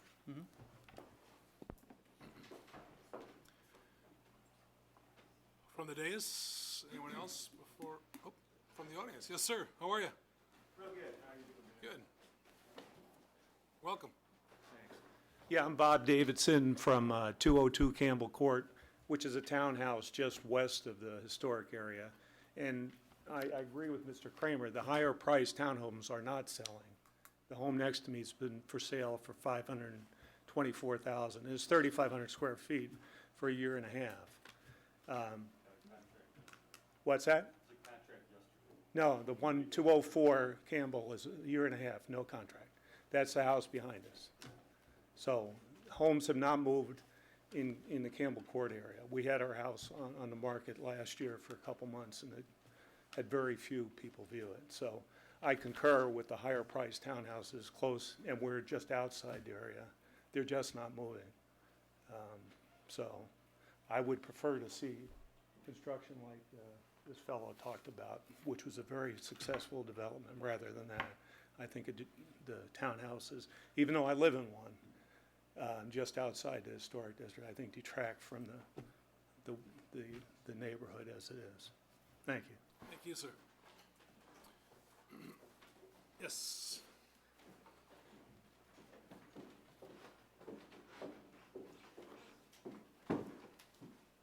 Good evening.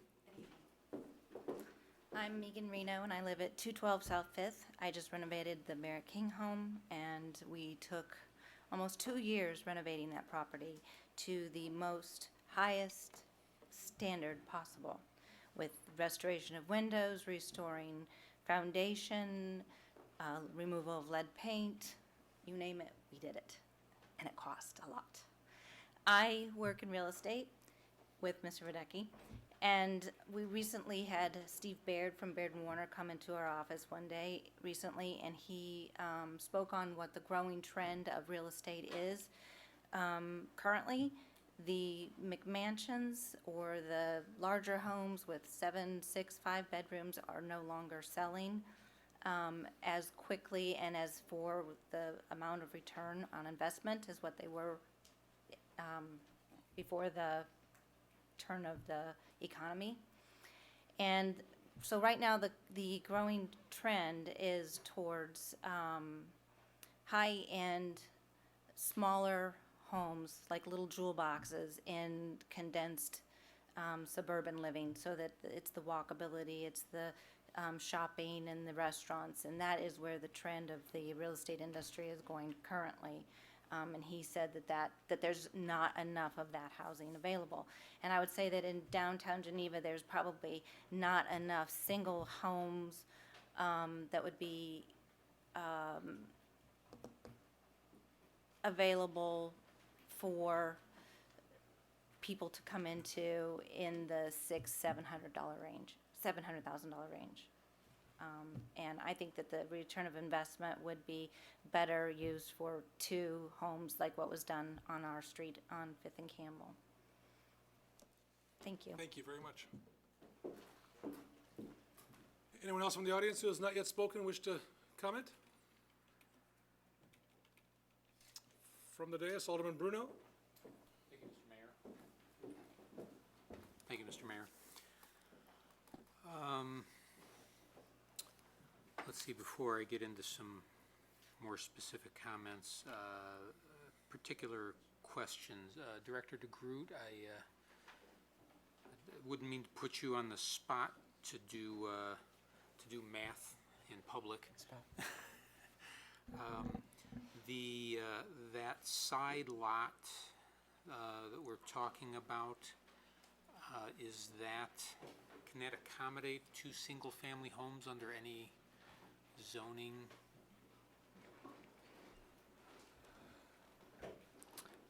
This does not read well at all. Without being able to read this here, I would say probably. I can try to pull up the PDF here.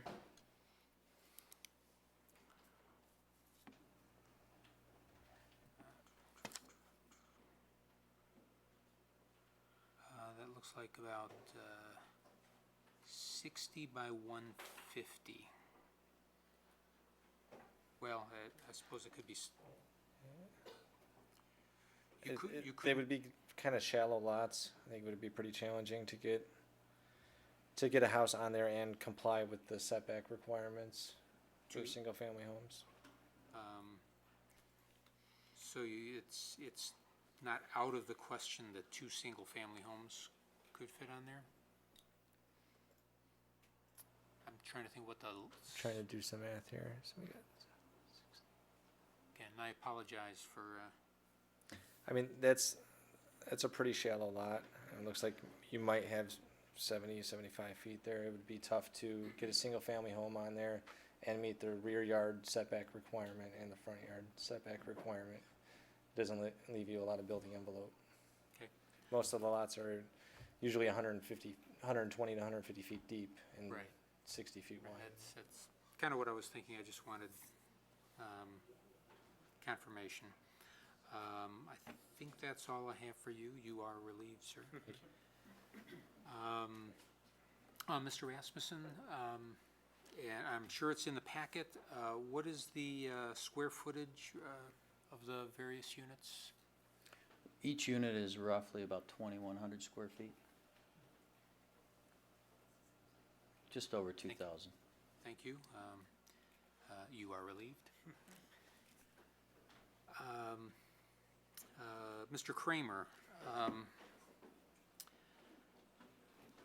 what's,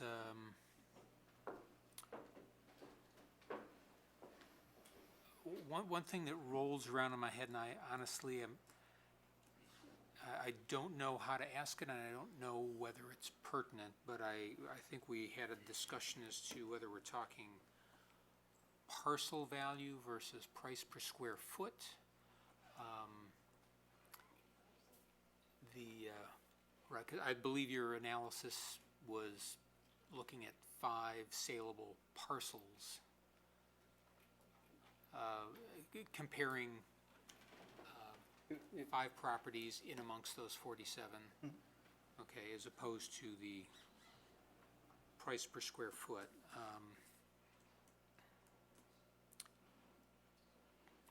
So, well, If it helps at all, I think I know where you're going. It's like, so, in that analysis, if it's 2,100 square feet and it was saleable at $300 a square foot, okay, it would start to reduce that gap, okay? Now, the likelihood of that happening, given the fact that the other properties and the market analysis, which was done professionally, not by me, by Megan, and it's like, it says that they would likely sell for 424. So it's, so it does really determine. sure. Again, this isn't something that can be fleshed out here. I'm just kind of asking random questions. Thank you. Which gets to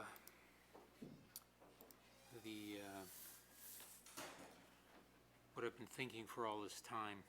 First of all, this seems a microcosm of some of our, tonight's meeting seems a microcosm of what being on the city council is. We talk about, we spend all this time being accused of being, smoky back rooms and on the take or what have you, and then we have to gnash our teeth, over these and invest quite a lot of hair and sweat in these things. I've spent a good bit of time, as I think everyone here knows, speaking with residents, speaking with the developers, speaking with staff. I empathize and sympathize with everything presented. I'm familiar with the proceedings of the Plan Commission and the Historic Preservation Commission and find no substantive deficits in their deliberations, nor in how those meetings were conducted or timed. Regardless of any lack of detail in our archived media, which I know we're making progress on, and I think this is actually catalyzed our being able to promote some, disseminate some better information.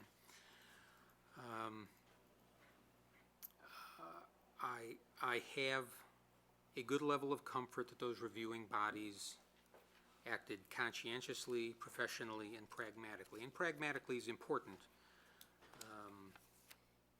in the context of the authority that the HPC has.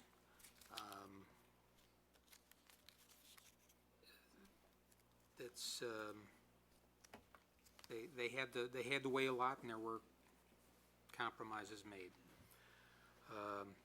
But I do wish to acknowledge the demeanor of the public here. I know we've had some very contentious meetings, and I am highly appreciative of the thoughtfulness of everyone involved. Oftentimes these are torches and pitchforks. So we get to the pluses and minuses here. The project did incorporate substantive compromises on the part of the developer. Rehabilitation of the original building is not an insignificant thing. That was recognized by HPC. We have a local quality builder with community investment. In the contemporary context and markets, the architecture is called better than passable. Getting more rooftops downtown, that's a hot button here. I'm not sure, I don't think we get more than one house on that lot. I don't think single family would get a lot of traction regardless. I would like rooftops downtown. I realize this isn't the dream project for HPC, but within the limits of their authority, it wasn't an unreasonable ruling. I've heard from another independent preservation body that they feel it's a pragmatic compromise also. Now that all sounds like it's a done deal. It is not. On the minus, I've been focusing more and more on senior living options, in particular single-story living options. I've been getting more and more uncomfortable with vertical living options. I think in 10 years, that's a problem.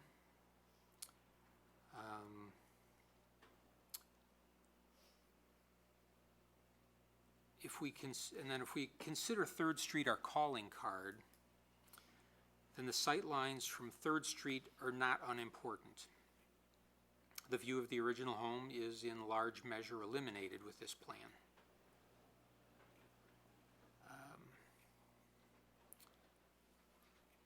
While the architecture is, how did I describe it before?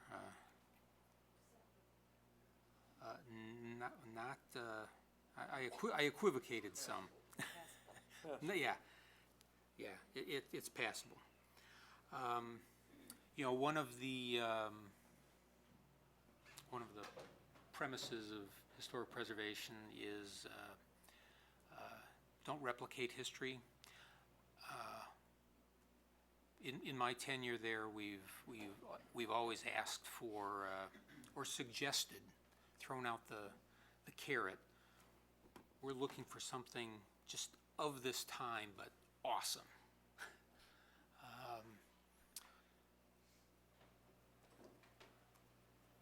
That said,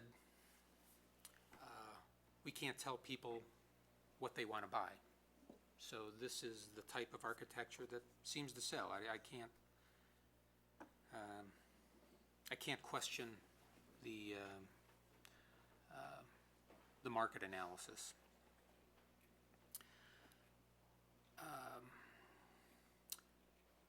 So this is very difficult for me because it hits a lot of hot buttons for me. I think we've got a great developer. I think we've got great, thoughtful residents here. I've got my bent on wishing, hoping, dreaming of different living styles for seniors or anyone aged to move to. There's really no place to go, you know, when we age out of our single-family home.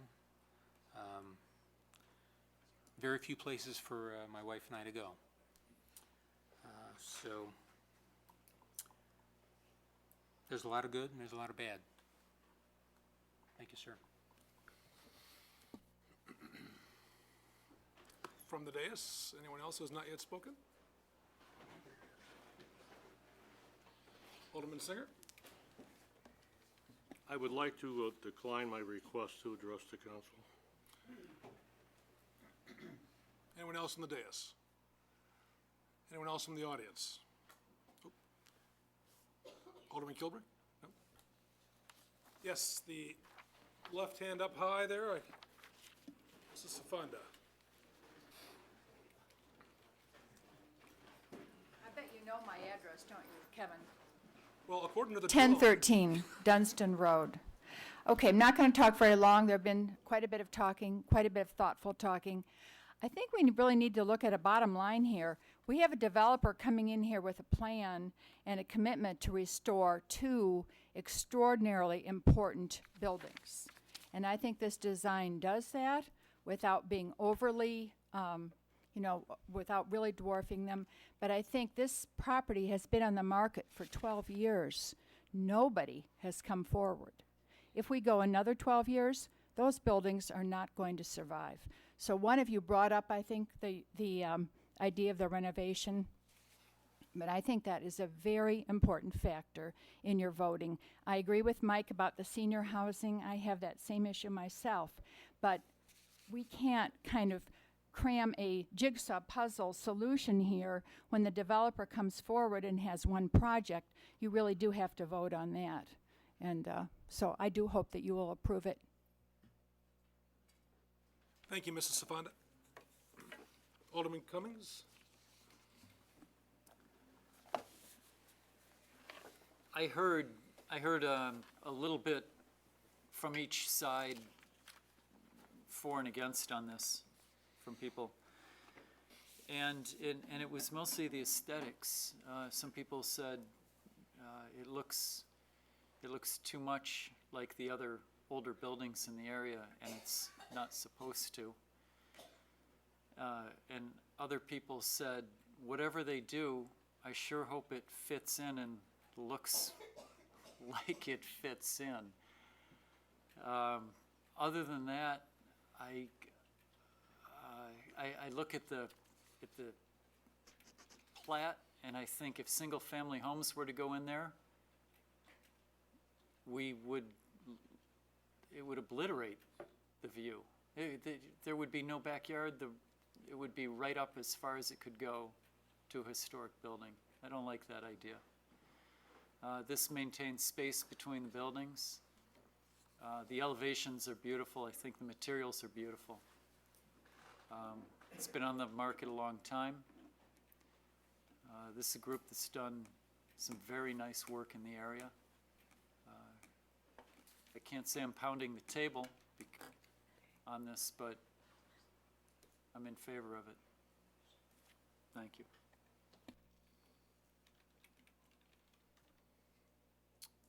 Before I recognize Mr. Campbell again for a second time, anyone else who has not yet spoken wish to speak? Colin?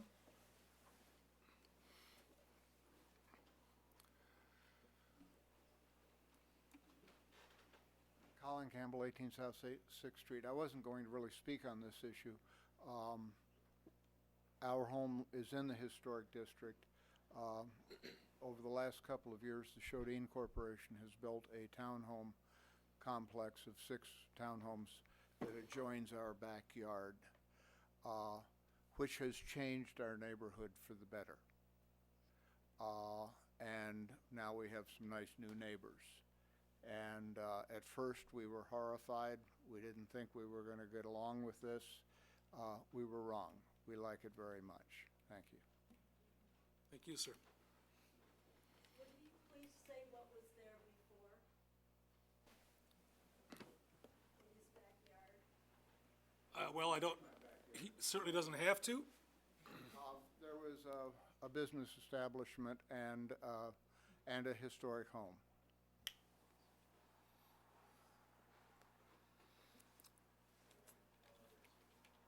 Alderman Cummings, last chance. To address Mr. Kramer's graph, that does give me pause, gives me pause. Not enough to change my decision.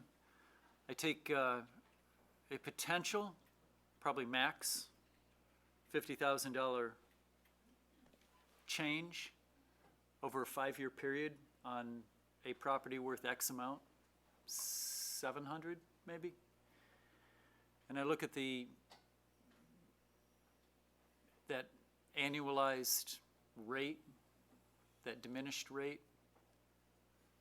I look at what's gone on at Park Place that came in the mid to high 4s and sells for mid to high 5s. And at this point, I think I'm probably pretty close to whatever the accepted margin of error is. I liked that presentation, but it's not enough for me to change my mind. Item 3F, ladies and gentlemen, the motion by Marks, the second by Simonian. Yes, Alderman Burkhart, excuse me. I haven't spoken because this one's tearing me up. I'm emotional tonight, if you can't tell.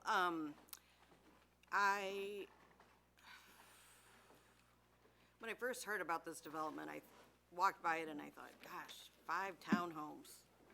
How are they gonna do that on that space? I walked by it, I kept thinking, how are they gonna do it? That's a lot of townhome for not a lot of space. And then I met with the developers, and they're good guys. I think they're quality developers, local people, committed to this property, committed to the Fox Valley, have done everything right through, whether people came, whether public came or not. They hit their X's, they took feedback, they made changes, they made it better.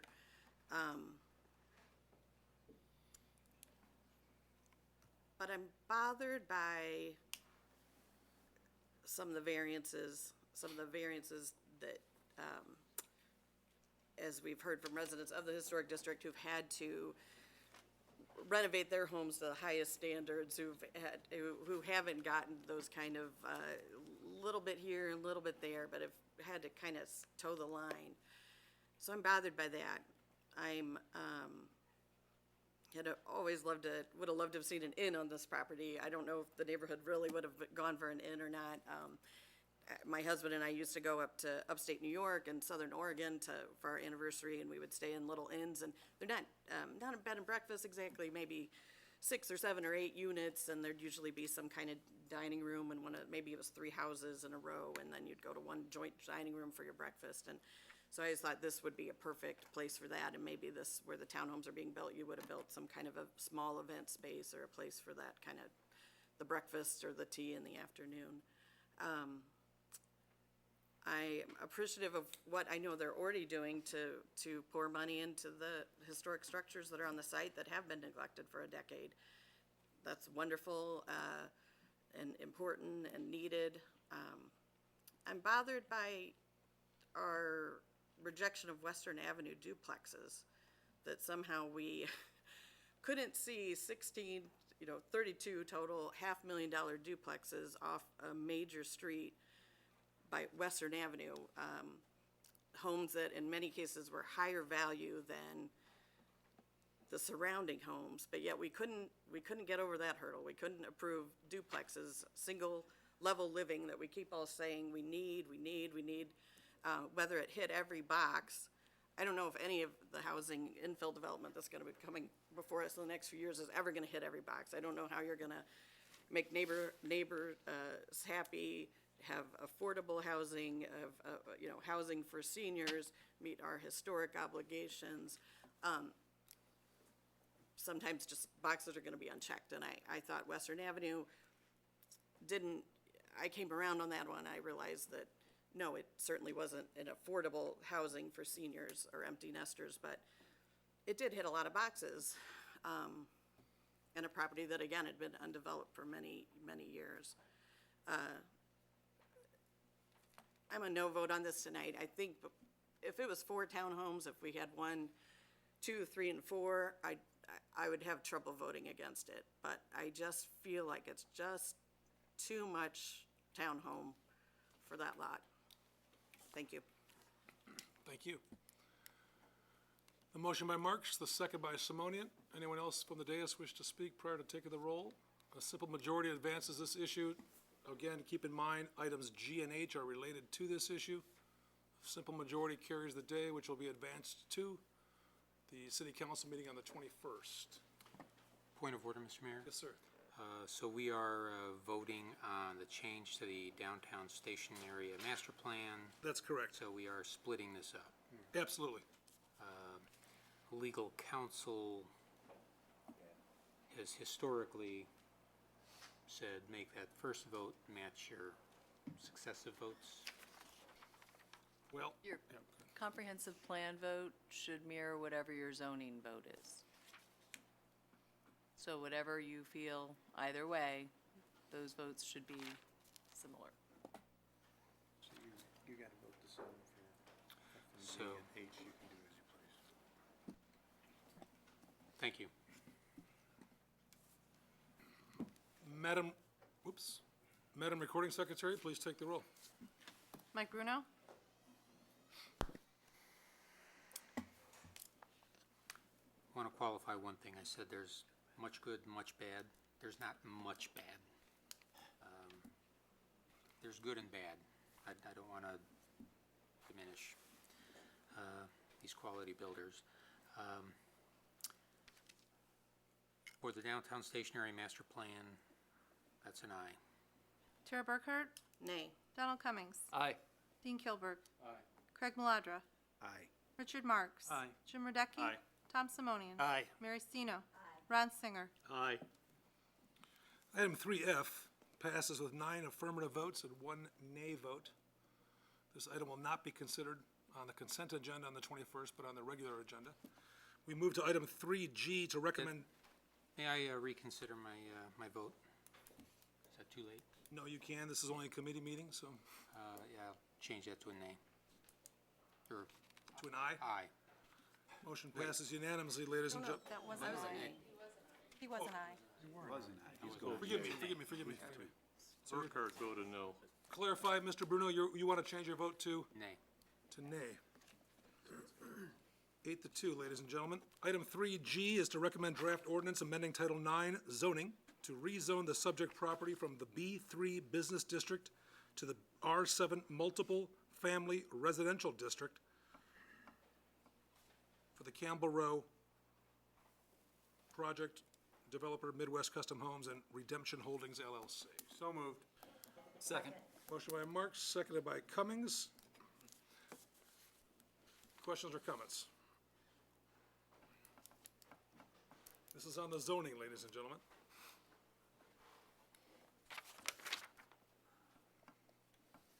Madam Recording Secretary, please take the roll. Mike Bruno? Nay. Tara Burkhart? Nay. Donald Cummings? Aye. Dean Kilburg? Craig Maladra? Aye. Richard Marks? Aye. Jim Radecki? Aye. Tom Simonian? Aye. Mary Stino? Ron Singer? Aye. Motion passes with 8 affirmative votes and 2 nay votes.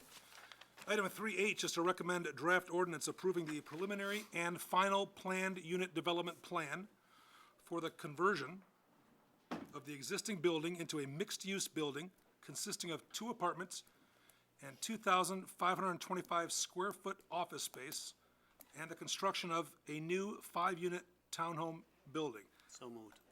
Alderman Simonian makes the Second. motion. Alderman Cummings makes the second. Questions or comments? This is actually on the plan. This is preliminary and final plans. Alderman Maladra. David, some questions for you. Sorry, just when you thought you were done. This is regard to the variances that we have to do for this. I heard a comment earlier that some of these would not be needed if the zoning remained business, that they're necessary because we're changing the zoning to residential. Did I hear that correctly? That's correct. the lot coverage in the B3 district is 70%. When you rezone to R7, it drops down to 65%, and this proposed plan comes in at 69%. So if it remained B3, the lot coverage would be compliant, but the rezoning drops that down.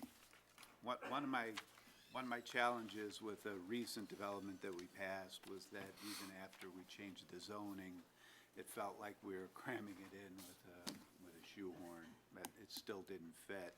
And so I voted against that one. The council passed it, but I voted against that one.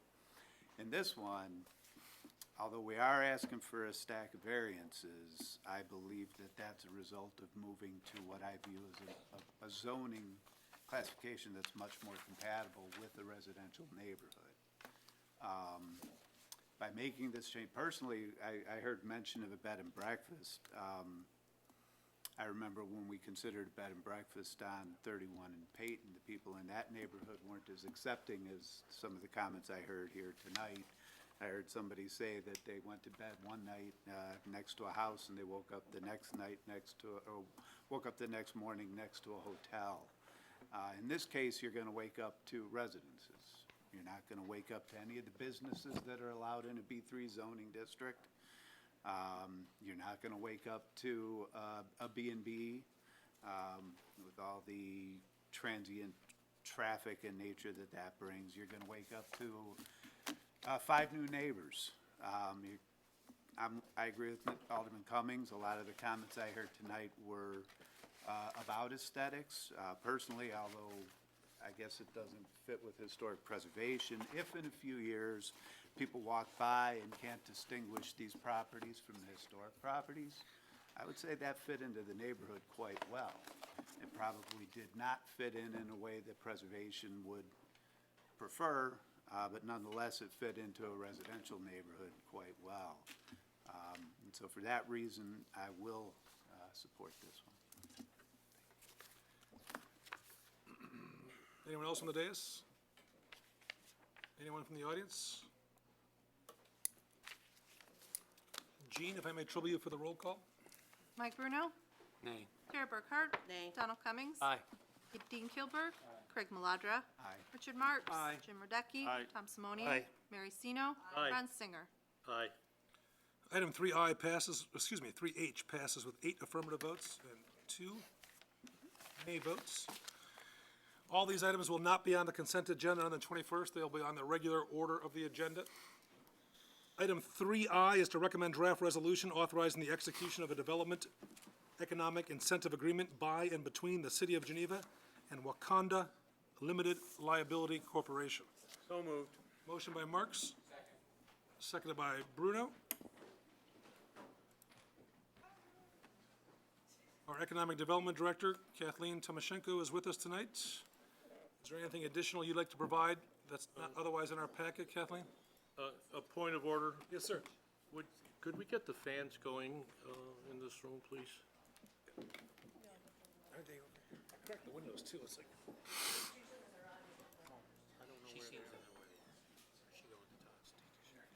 If we open up that outside door to get some.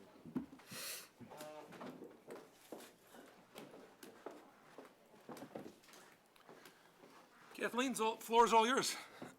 I won't be repetitive to what's in the packet, but we do have before us an economic development incentive agreement that has been crafted by Attorney Radovich. It is to allow for the re-tenanting of the vacant Dominic's property that is at 2000 Randall Road. This property's been vacant since 2013. When Dominic's left, re-tenanting of this space has been hindered by an existing lease with Albertsons, who's the owner of Jewel. The property owner, Wakanda LLC, has reached an agreement with Albertsons for conditional re-tenanting of the space, and this agreement will necessitate significant investment to subdivide the interior and to modernize the exteriors for the needs of today's tenants. A lot of time has been spent talking with prospective tenants and trying to understand what the challenges are to the property, and the property owner has been working in concert with city to try to overcome them and make this an acceptable space and try to overcome those hurdles so that we can see a productive tax generator here again in the Randall corridor. This is an anchor property that's really anchoring this end of the Randall corridor, and development has been hindered by its vacancy. And we think that we have a situation where we will not have investment without a public-private partnership. We have reviewed to great ends the feedback received from tenants and also competing properties and what is needed to get this into a viable land again. And without some type of inducement, there is not going to be investment by the ownership. There's been an effort to try to identify other developers to come in and do that, and we've gotten similar feedback. So there's been a great deal of background work done to try to ensure the retenanting, and we think that we have before you a good situation where the developer is only going to receive 50% of the investment returned through a sales tax agreement. If the investment is not made, then the reimbursement will not be provided. If a sales tax generator is not in place, there will be no money returned. So there's no upfront investment at all by the city. It's all on a return basis. The developer will have to go through the plan development process to amend the existing PUD, to change elevations, to change landscaping, to change signage, etc. So what we have as an attachment to the agreement are preliminary drawings, which I'll allow the developer to go through for you. There's a few drawings that they've brought today. These are preliminary until the time that they're finalized through the plan development process and also through lease securing with tenants. This agreement today will allow the developer to go, the owner to go back and sign those leases, because this will give them the security they need to be able to make assurances for the investment needed for the property. So I'm happy to take questions or turn the floor over to Mr. Lambert from the Crown Group or Wakanda LLC to go through more of the elevations for you, whatever's your preference. Does the, Alderman Radecki? I guess I have a quick question. Of course. Is there any restriction on the amount of square footage that the owner is placing upon prospective tenants that are going into the old Dominic's building? It's not the owner. There is a restriction as part of the lease agreement to terminate the lease. And that is part of the negotiation that had to take place with Albertsons. It's interesting because the city of Geneva is not the only town, as you know, we've been talking about this for a while, but many other communities have been hindered by the situation with the existing lease. And Geneva's kind of jumping ahead a little bit of other communities. There have been some that have been re-tenanted, but there have been many more stalled. And we're just really trying to move something along here because the market continues to progress and these large footprint stores continue to shrink, and it is more difficult to capture them, and we really want to be ahead of the pack in that way. So yes, there are restrictions, but there is a belief that they'll be overcome. Thank you. Alderman Marks? How many tenants do they expect in that area? 2 to 4. 2 to 4? Somewhere in there? Yeah, maybe as many as 5. Shall we invite the developer? Welcome, sir. Madam? Thank you. Thank you for your patience. Sure, no problem. I'm Mark Lambert, and I'm here with Linda Coast, who's also a partner in this project. And we wanted to first thank Kathleen and staff for working with us on this project. It's been a journey trying to get something done with our friends at Dominic's, but we think we're there now. Are we able to change the photos? Is there a? We have,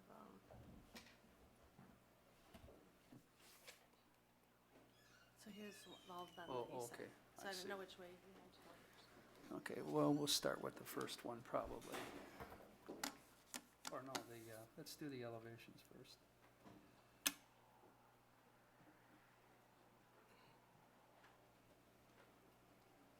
I guess if you click on that, then it enlarges maybe?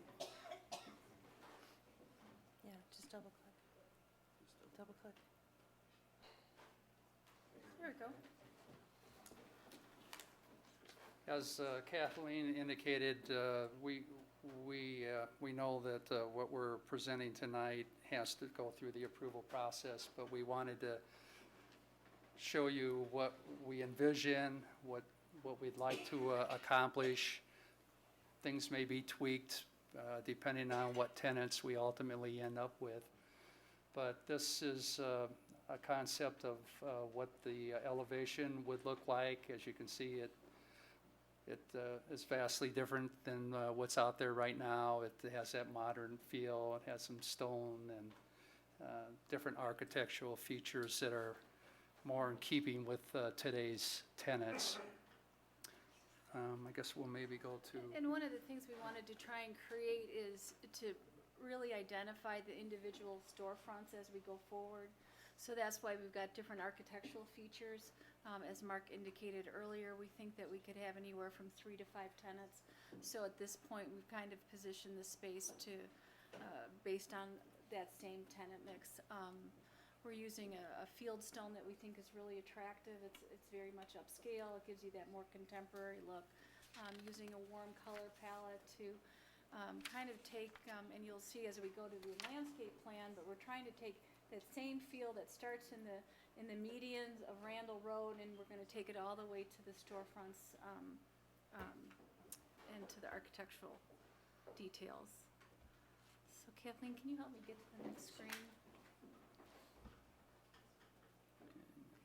So let's do the drive aisle modification next. So the top portion of the slide shows the existing configuration in front of the Dominic store. You're probably familiar if you've shopped there when it was open that they had like this drop-off area, and having looked at it, we said, you know, that's really not the best use. It never really got used all that much, to be truthful. So we thought by eliminating that drop-off, we could have a better traffic pattern in front, which is shown in the lower half of the slide. And then also we pick up additional parking, which would be closer to the storefront, which of course the retailers really like. Right, we pick up 27 stalls. I think it makes the storefront actually more accessible, puts the drive aisle closer to the store, and we'll determine maybe some landscape applications against the storefront once we understand the tenant that's going to be in there and the overall facade design. Okay, so we'll just minimize that, and then I think we'll go to the landscape plan.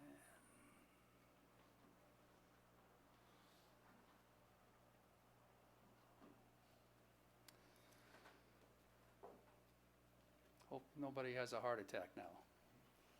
The top plan shows the existing landscaping, which we would like to ultimately gain approval to remove and to replace with the landscaping that's shown in the lower half of the slide. And I think what's really important to highlight here is that the landscape plan is really being driven by the tenants. And some of the concerns that we've always had, and maybe we can go to the other slide, Yeah. is that there's no visibility based on the maturity of the landscape to the shopping center in the back. So, what we're trying to do is, again, as I mentioned, you've got the really nice re-landscaping of Randall Road. Sorry. Where you did all the, I'm gonna say the hardy drought-resistant plants along the middle. And we're gonna take that same architectural element, and we're gonna phase it all the way through. I'm looking for the one of the existing, oh, there you go. There we go. That gives you an idea of what we're looking at as far as an existing plan. So these pines have really overwhelmed the sight line. So based on tenant demand and listening to what they say, we're gonna have to remove those trees, but we're gonna replace them with plant materials that stay in the 4 to 5 foot range, so the view corridor is completely opened up. And this isn't only to benefit our proposed development, but we have to understand that Best Buy's on a 2-year lease term. Gander Mountain is struggling. They renewed based on a drastic reduction in rent. So we're looking at the overall scope of the property.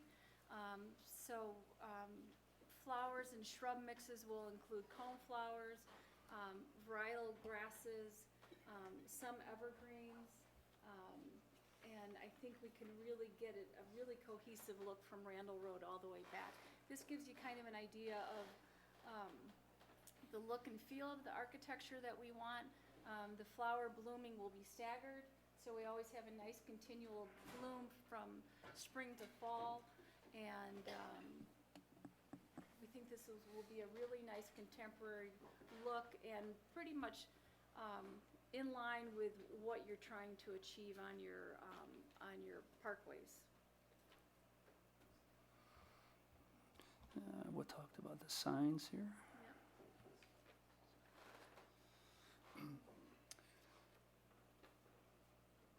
We had some engineers working with us, and we had hoped to raise the height of the signs, and we still may want to pursue that, but we were told that the existing foundations wouldn't necessarily warrant a whole lot more height.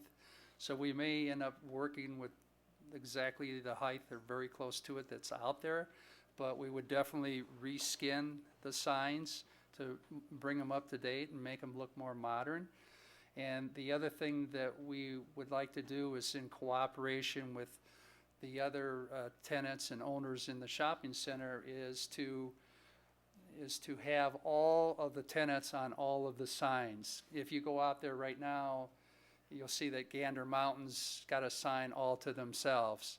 And I think it's to everybody's benefit if they could get more exposure rather than just having one big sign. And the other thing that we would like to do is on the corner, add a lower project sign. Project identification sign. We see these in Naperville. I think I think it really elevates the project status by having an identification sign like this. It'll be a really nice architectural element as you're transitioning from Batavia to Geneva. We have provided 4 tenant panels on that new proposed sign for the 4 major anchors. And so hopefully we'll get Gander Mountain on there. Best Buy, we hope that's an incentive for them to stay. And then the 3 other signs are already in place today.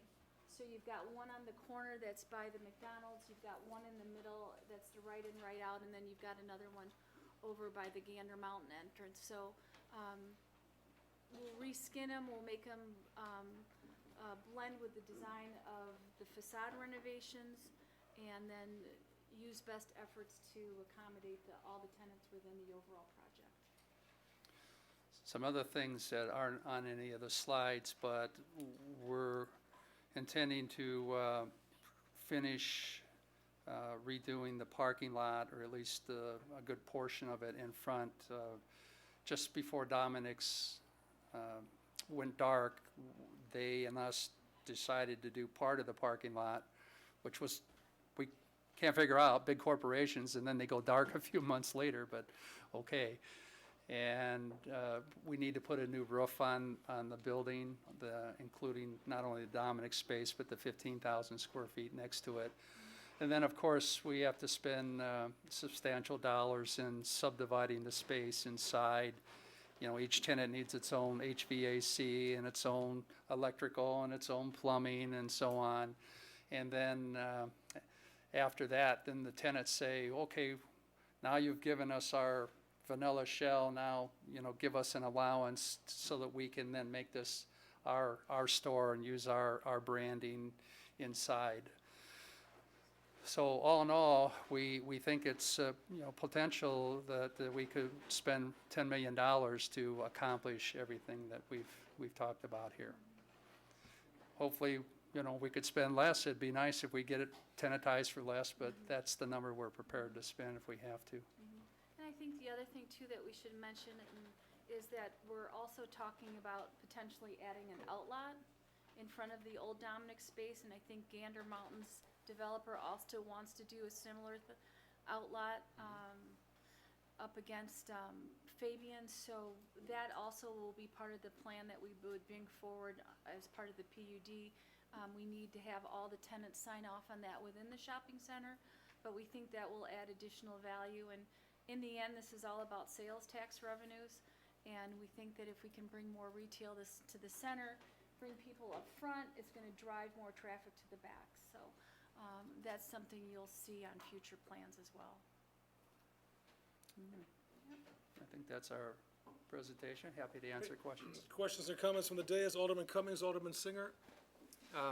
Kathleen, I want to thank you, everyone, staff, for the work on this. It was frustrating, the situation that we were in for 2 years. It was very frustrating to me to have our hands tied on who we could have go in as a tenant. Very, very, very frustrating. I like the outlot idea. I think it's a shame that it will be this expanse of shoulder of a road, low-lying vegetation, an enormous parking lot, and then a building. But I understand tenants want visibility from a heavily trafficked road. I will mention that Geneva being the tree city, if you pull 100 trees out, I'm going to ask that you either provide or pay for at 150 apiece, 150 trees be planted somewhere in the city. I think that, you know, I don't know if other people agree, but it's something, there's some nice trees out there. And I was going to mention, we actually had a landscaper go out and see if we couldn't spade some of those trees and relocate them, but they told us that the trees are so big that the spades won't work. Yeah, yeah. Otherwise, thank you. I think it's an interesting presentation. I look forward to hearing more information about it. Thank you. Alderman Singer. Thank you, Mr. Mayor. I really like the concept of what I think you realtors refer to as curb appeal, the sense of what your plantings are going to be. I suspect those are probably going to be perennials, I would suppose, wouldn't they? Yep. There was some time ago where a restaurant was seeking to locate in that immediate area. And I suspect it probably was Albertson that did give them some difficulties in being able to relocate or locate in that area. I'm wondering, have you possibly taken in that prospect of a restaurant to be located in that area? That would be the outlot you're referencing to? Well,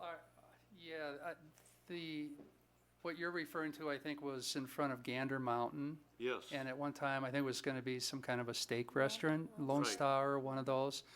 And they approached us, and we were willing to work with them on that. And we said, hey, we'd like to have an outlot too. And they were like, okay. But then they approached Best Buy, and it was either Best Buy, the owner of the property, or Best Buy, the tenant, that said, no, you're going to affect our visibility. The current owners of Gander Mountain, it's a new company. It was Kimco for a while, and now it's a company out of Ohio called Mid-America, not to be confused with the Mid-America here in the Chicago area. And they've approached us, and they do have a two very good uses. It's kind of a combo building, but it is food-oriented. I think you'd be very happy with it. I don't know how far it's gotten into the staff, but we would like to see that happen there.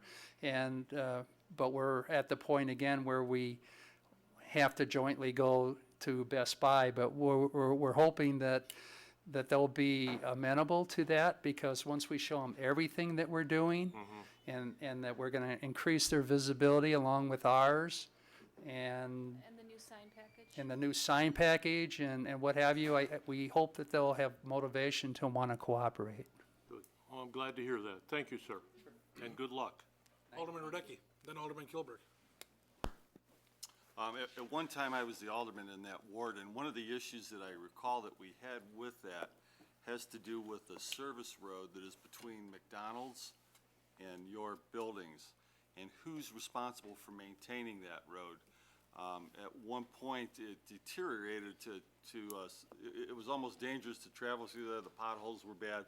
There's a ton of traffic, obviously, going in and out from McDonald's there, and there was a lot of finger pointing going on as to who was going to be responsible for repairing the roadway there, and it kind of fell to some real bad disrepair, and I'm not positive, but I think the city finally stepped in, put a patch into it, and then, went forward with the owners or the tenants to resolve the issues with that.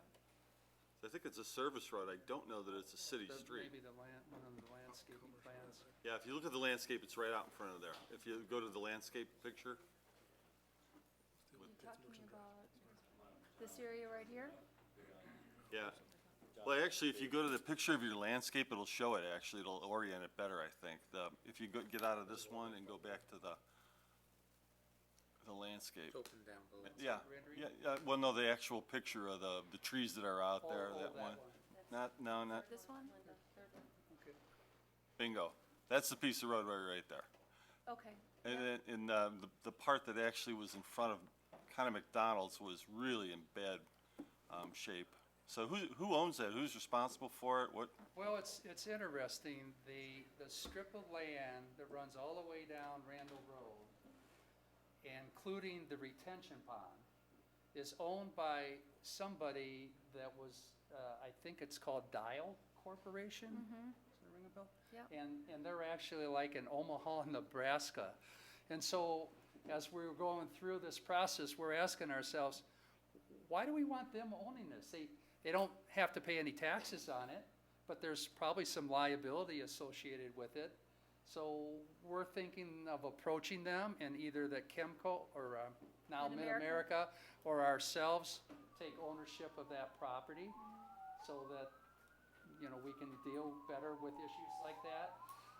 Right now, the way it's set up is that the Gander Mountain property is the kind of the designated agent for the Hope Shopping Center, and they're the ones that have hire the landscapers, and if there's repairs, they're supposed to get it done. And perhaps because Kimco being a big company like they were, maybe they didn't, have boots on the ground like these people, although they're in Ohio. But now we're becoming more actively involved, so we're investing this kind of money. We're not going to let things like that happen. But you don't own that right now, and you have no control over that. Well, we do. The association has control over it, even though they may own it out there. But we just think it'd be better to also own it, just for peace of mind. Alderman Burghardt, Alderman Bruno? Alderman Gilbert. Oh, forgive me, Alderman, sorry, Dean. Dean, can I trouble you for your microphone, please? Will we see a business plan at some point in time here in the near future as it relates to the project? In the sense of who our tenants are, or? No, I'm just saying how the financials are going to work, because, you're asking the city to make a significant contribution to this project. Right. And I think to make an educated decision on behalf of the taxpayers, it'd be helpful to have all the information as relates to how this project is going to be financed and how it's going to be a success for you as well as for the city of Geneva.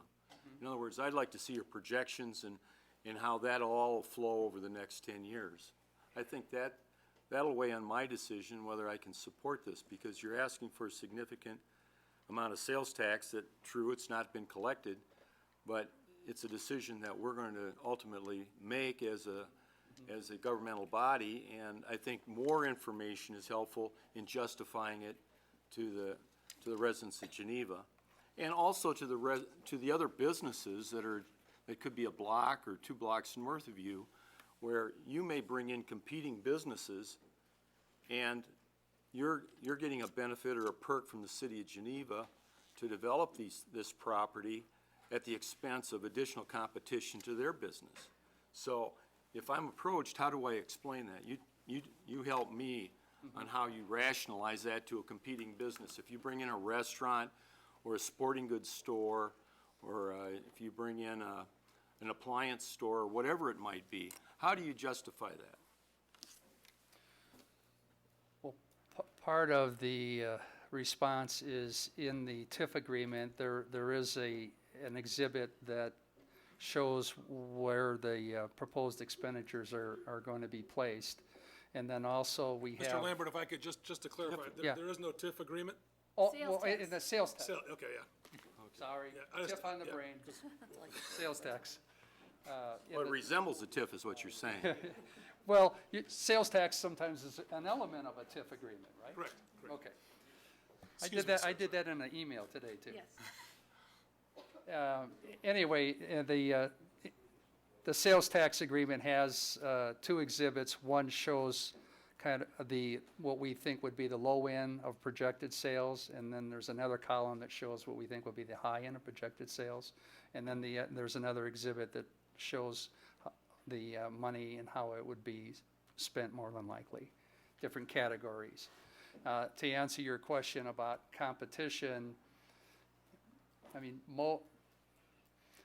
there's 2 sides to every story. I mean, sometimes competitors like being close to each other because it just draws more people, and you'll see, Home Depot and Lowe's across the street from each other. You'll see Walgreens and CVS across the street from each other. Restaurants generally love it when there's competitors because you don't want to eat the same thing every night, so you like having a choice. We can try to write something up for you. Sure. In a free market, I mean, if I'm competing on an even plane, if I'm CVS on this corner and I'm Walgreens in the other corner, if I give a huge economic advantage to a CVS coming in across the street, don't you think Walgreens would have an issue with that? Well, I think it probably just depends on the circumstances that are related to the property. If I can, there's a couple safeguards that are written into the agreement that I think may address some of the concerns. One of them is that they have to be providing the city with a national, regional, or other acceptable retailer. So they have a certain level that they need to accomplish. A national or a regional brand. So that is something that is helping to secure what the business plan would be. They also have to show to us, as part of the state statute, that they have a certain rating at Standard & Poor's. So they've showcased to us that they have the wherewithal, which is actually part of the statute, to allow the city to enter into this type of sales tax rebate. And the last thing I'd like to address is that if they make an investment and they do not produce the sales tax, they will not receive anything. So that is really where you have that backstop, because we do definitely have a chicken and egg situation here. We need them to make an investment in order to move the needle, because we can't move the needle where we've been. And we've got to, partner up and try to have some faith in doing what they're doing is going to succeed. And I believe that without any upfront money coming out, the risk is minimal. Speaking to competition, one of the most difficult things, and I'm sure Linda can speak to this more than I can because I receive feedback less directly than you do, but one of the issues that we have in this region is that it's kind of like a dead space. You've got Walmart, you've got some inhibitors with what was done at Fabian. And then you have the Commons, which is a very big magnet. And some of the feedback is that this property is just too far from the commons, and it's not a draw. And that's what we really need to create here, is we really need to change the trajectory of this area by doing a major investment here, because, you know, re-tenanting it and leaving it at the same place is not going to do that. And I think that's the business plan. That is the business plan, to secure that investment, to be able to up the tenancies and get this active again. Before we continue, just to note that it is 10 o'clock. I trust there's no objection to continue this conversation, and of course, here are the additional items on the agenda. Seeing none. Alderman Kilburg? I still think, though, that there's got to be some type of a business plan as it relates to the project. I don't think you're just going into this with a page, a sheet of paper and some plans to rework the appearance of the complex. I'm just saying, I think, personally, I'd like to see a business plan and how you're going to make this cash flow over the next decade.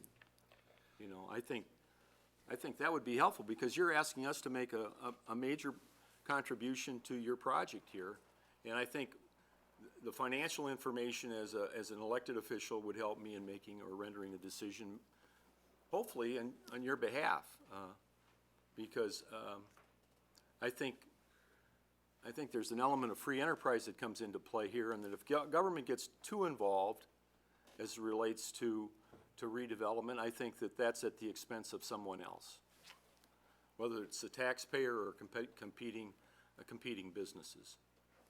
That's all I've got to say. Alderman Burghardt, Alderman Bruno? Yes, I just had a few questions. How long has the Crown Group owned this property?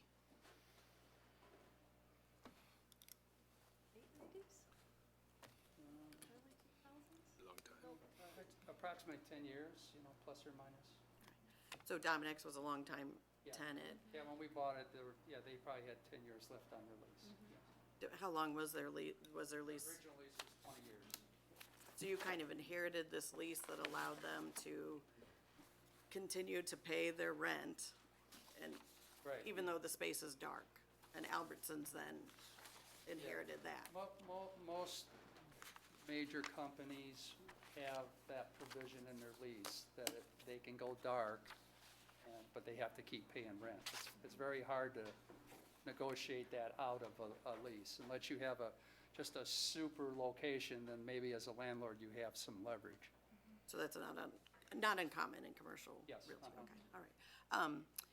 Do you have any financial ties to Albertsons, the No. Crown Group? None. And do you own any other properties that were occupied by Dominic's? The one we traded into. Yeah, we owned one in Wakanda, and we sold that and traded into this one, but this is the only one at this time.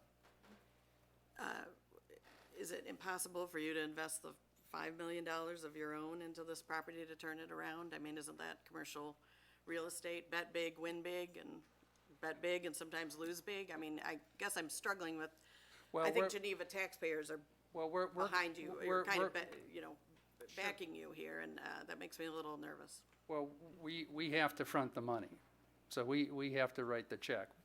And, you know, being, we're not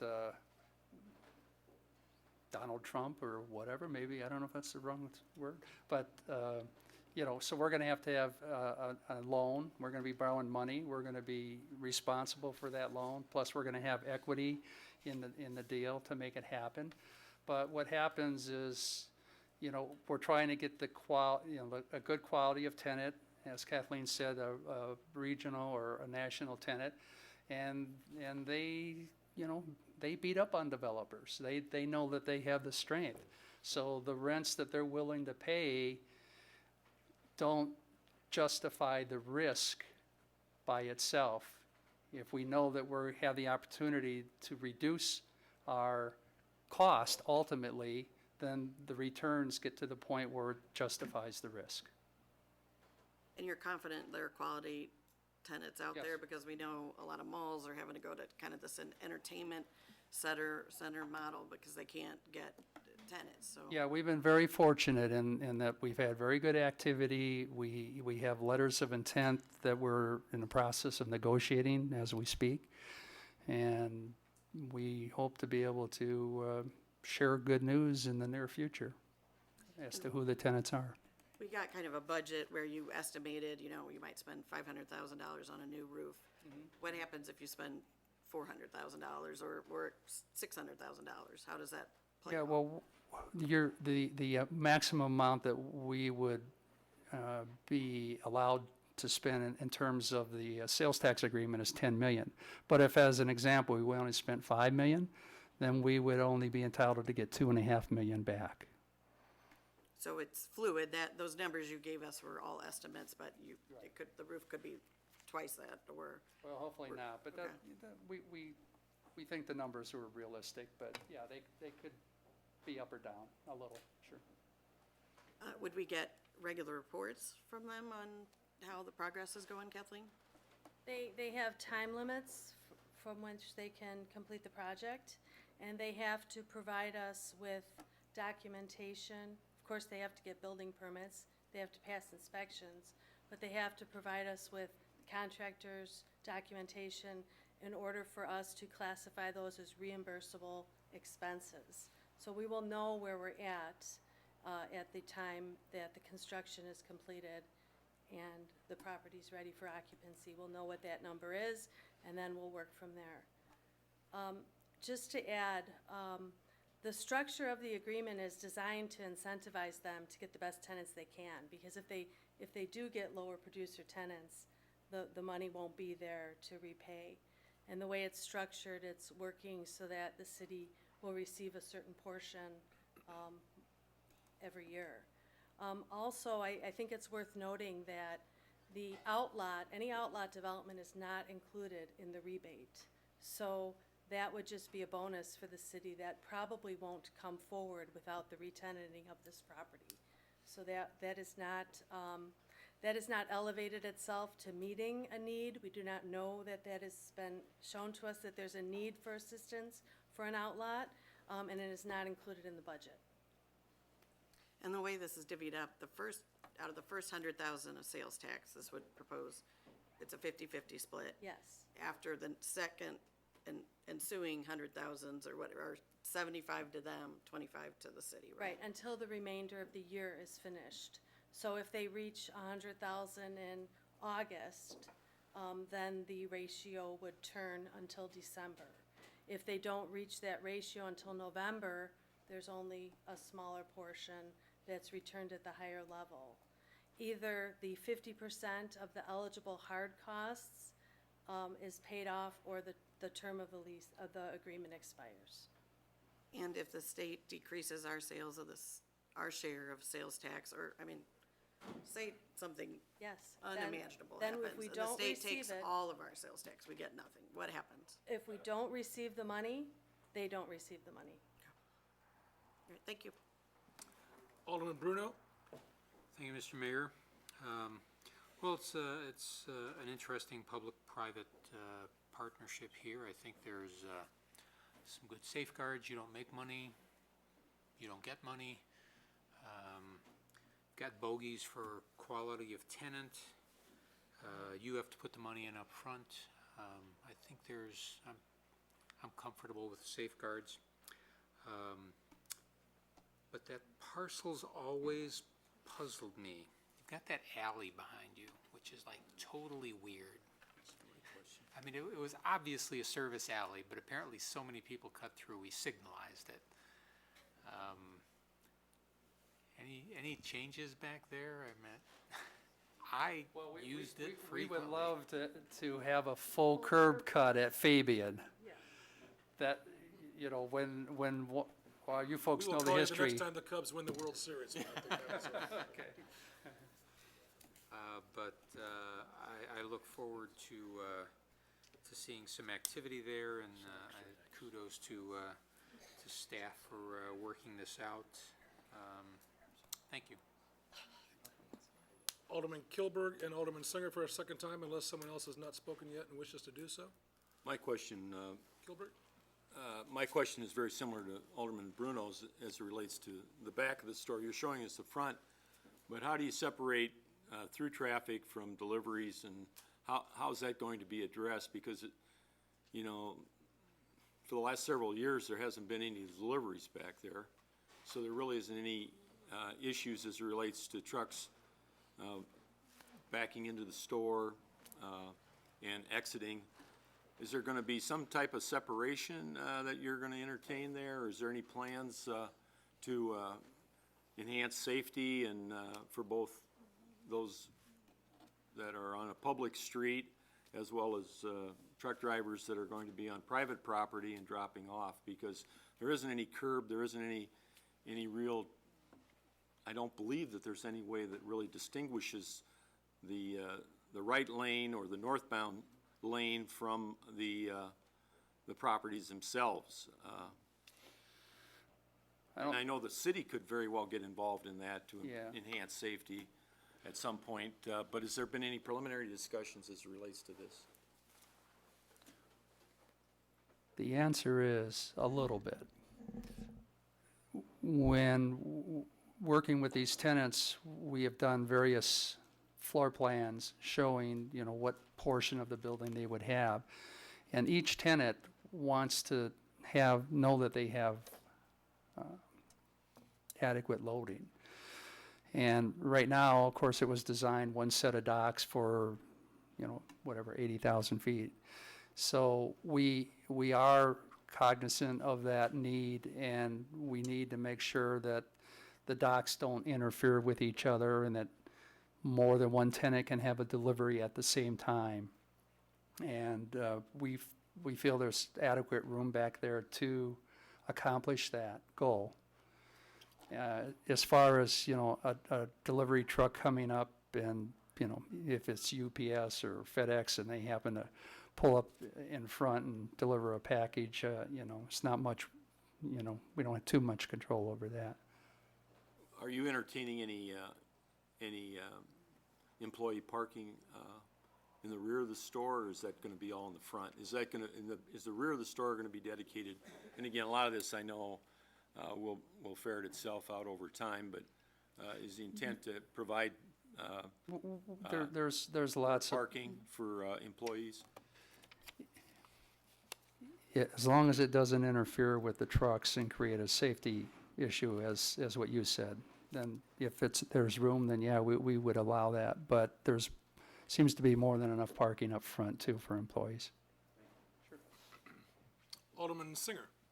Thank you, Mayor. May I ask a question of Kathleen? Of course. In regarding Alderman Kilberg's request a business plan as such, presently there are 3 existing sales tax agreements in place. We've got Aldi's and we've got Simon's and Chodine. Did we request a business plan from them before we decided to allow the incentive, the tax incentive to them at that, when they brought forth their request?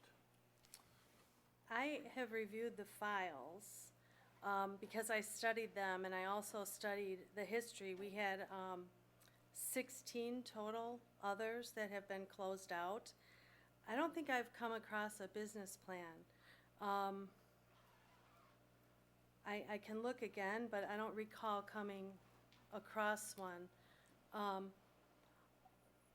that I can recall.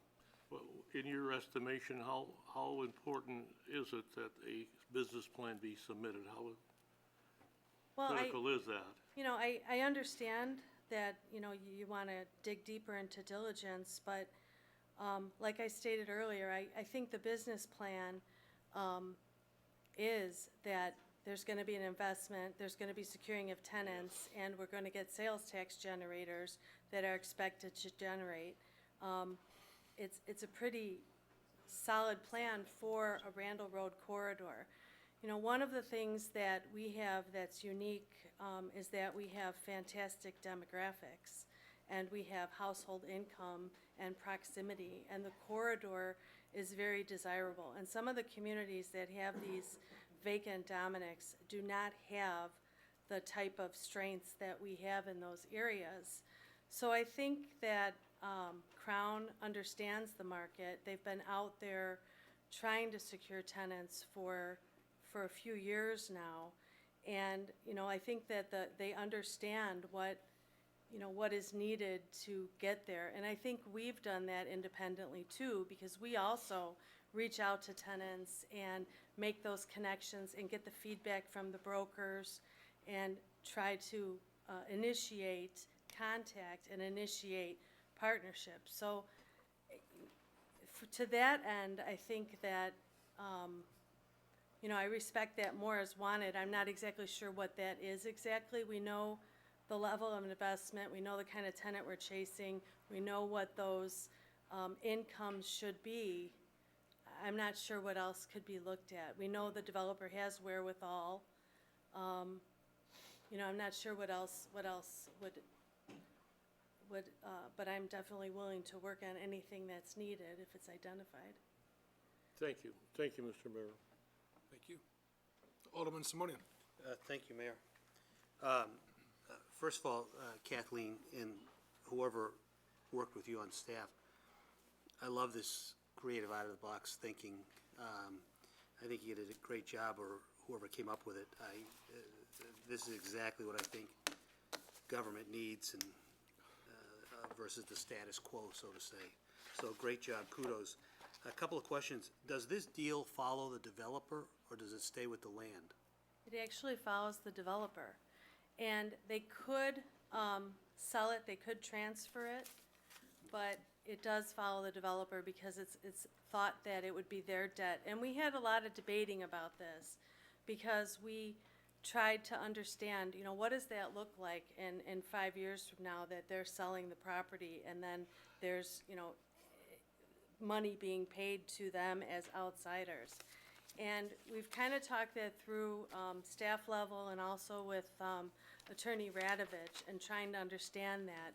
And we have grown more comfortable with it because there's going to be, there's already debt on the property. There's going to be additional debt on the property. And it is going to be able to make the property marketable. Because if the property has too much debt, it's not going to be overturned. And isn't that what we want? Don't we want to have success, and if they overturn it, they do?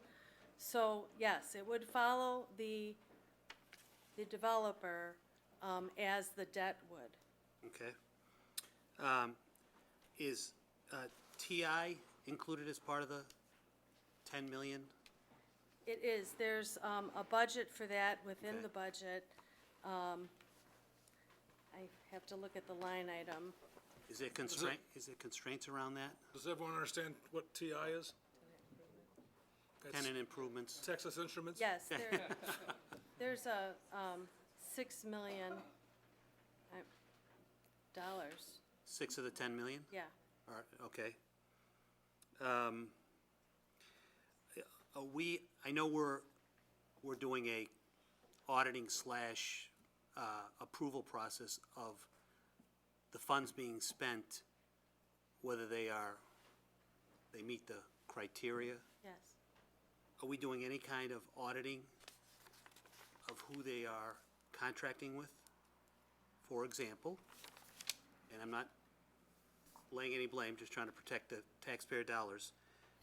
My cousin Vinny gets the job and triples the actual cost, and they pay $2 million for a project that should only be costing $500,000, and instead of this 5 out of 10 million, it ends up being, they get the entire 10 million because of the way they structure the deal. So are we doing anything to protect against that?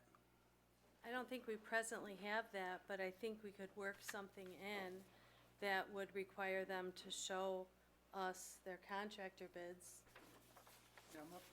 More likely, we're going to work with one contractor. However, that contractor is going to be required to go out and get bids from various subcontractors. We're happy to share that information and show, we won't always necessarily pick the low subcontractor for various reasons, timing or quality of work and so on. But yeah, we have no problem. And I'm not saying you guys do that or anything, I'm just trying to say there is there is that potential of that happening if we don't have some kind of a check and balance there. Have we looked at this, this deal or a concept like this collaboratively with the other taxing bodies? In other words, I mean, Geneva is taking the brunt of this hit because it's a sales tax versus a property tax, kind of a rebate. But yet, the other taxing bodies are getting a benefit from that, from our investment. We have not, and the reason is because it wouldn't qualify for a property tax abatement under the state law.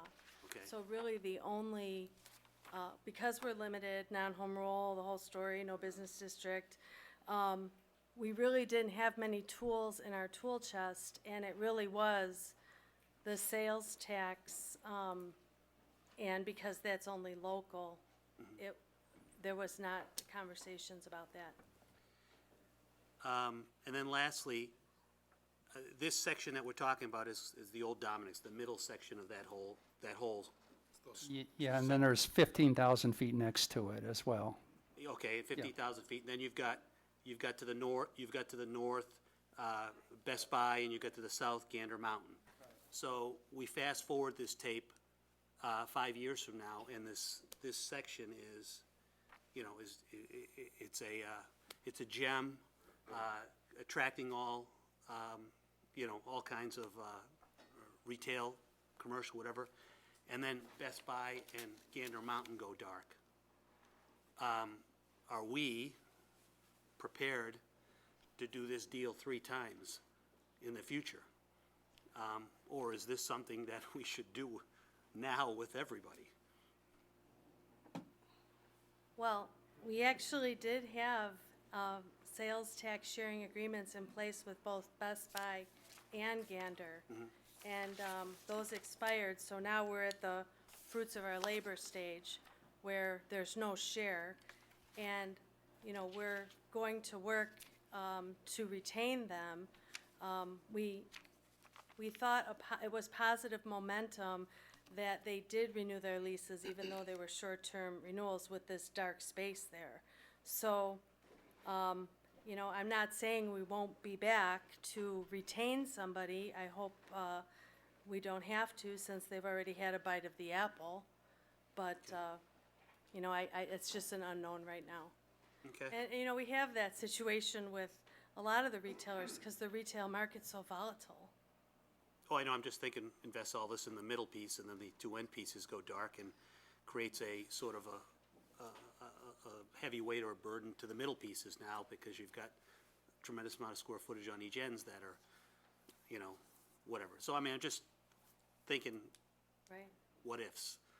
But all in all, I mean, the concept, the 30,000-foot view on this, I think it's great. I just got to feel a little more comfortable with some of those things that I had mentioned about, to protect the taxpayer dollars from, some downside risk. But all in all, I think you guys did a great job, and like I said, out of the box thinking. I love the creativity. Thank you. Thank you, Mayor. Thank you. Alderman Burkhart. You say you're negotiating some tenant leases now. Can you tell us the terms of those? Short answer is no. What about how much you think you'll expect to get per square foot for this development? Shorter answer is no. I just really need some proof. I know, but that- Alderman so Burkhart, that- you recall the email we received from our Director of Economic Development about a week ago. Yes, I do. Explaining But- that because it is such a fluid and sensitive topic, I believe it would be, and correct me if I'm wrong, anyone else jump in, I believe it would be in our best interest not to have that conversation for fear of leaking such opportunity to the marketplace in general and risking any sort of tenant that might be forthcoming. That's my fear.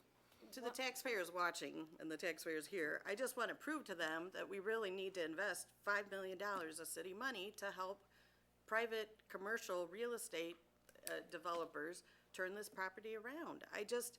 I really have a problem with the fact we're rewarding Albertsons for bad behavior. Albertsons has held more than a dozen grocery stores in the suburbs hostage for 2 years now.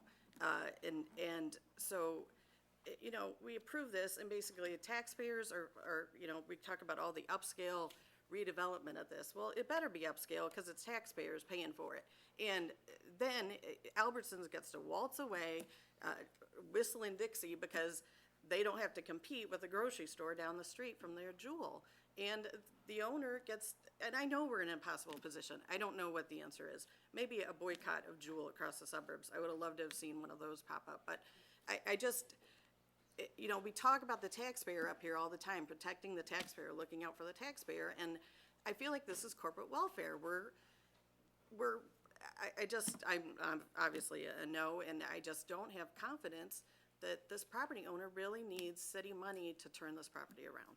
In a town with great demographics, in a development that's high visibility, I just don't see enough proof yet, so.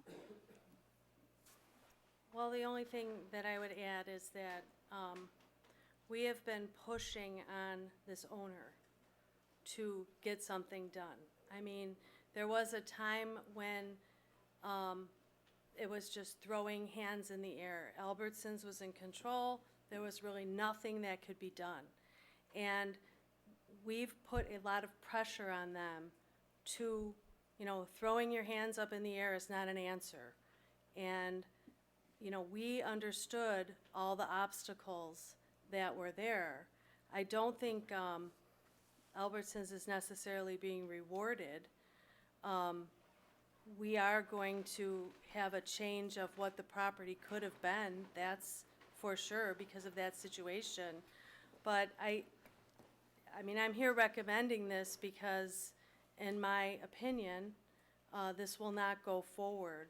Private investment will not get this done. And we actually tried to work with other developers because, you know, in the throwing up of the hands with Crown, you know, we've tried to see if other investors could come in, and we've had several meetings with other people who are interested in the property, and they even had somebody under contract, but then at the end of the day, they threw up their hands, and we were back with Crown.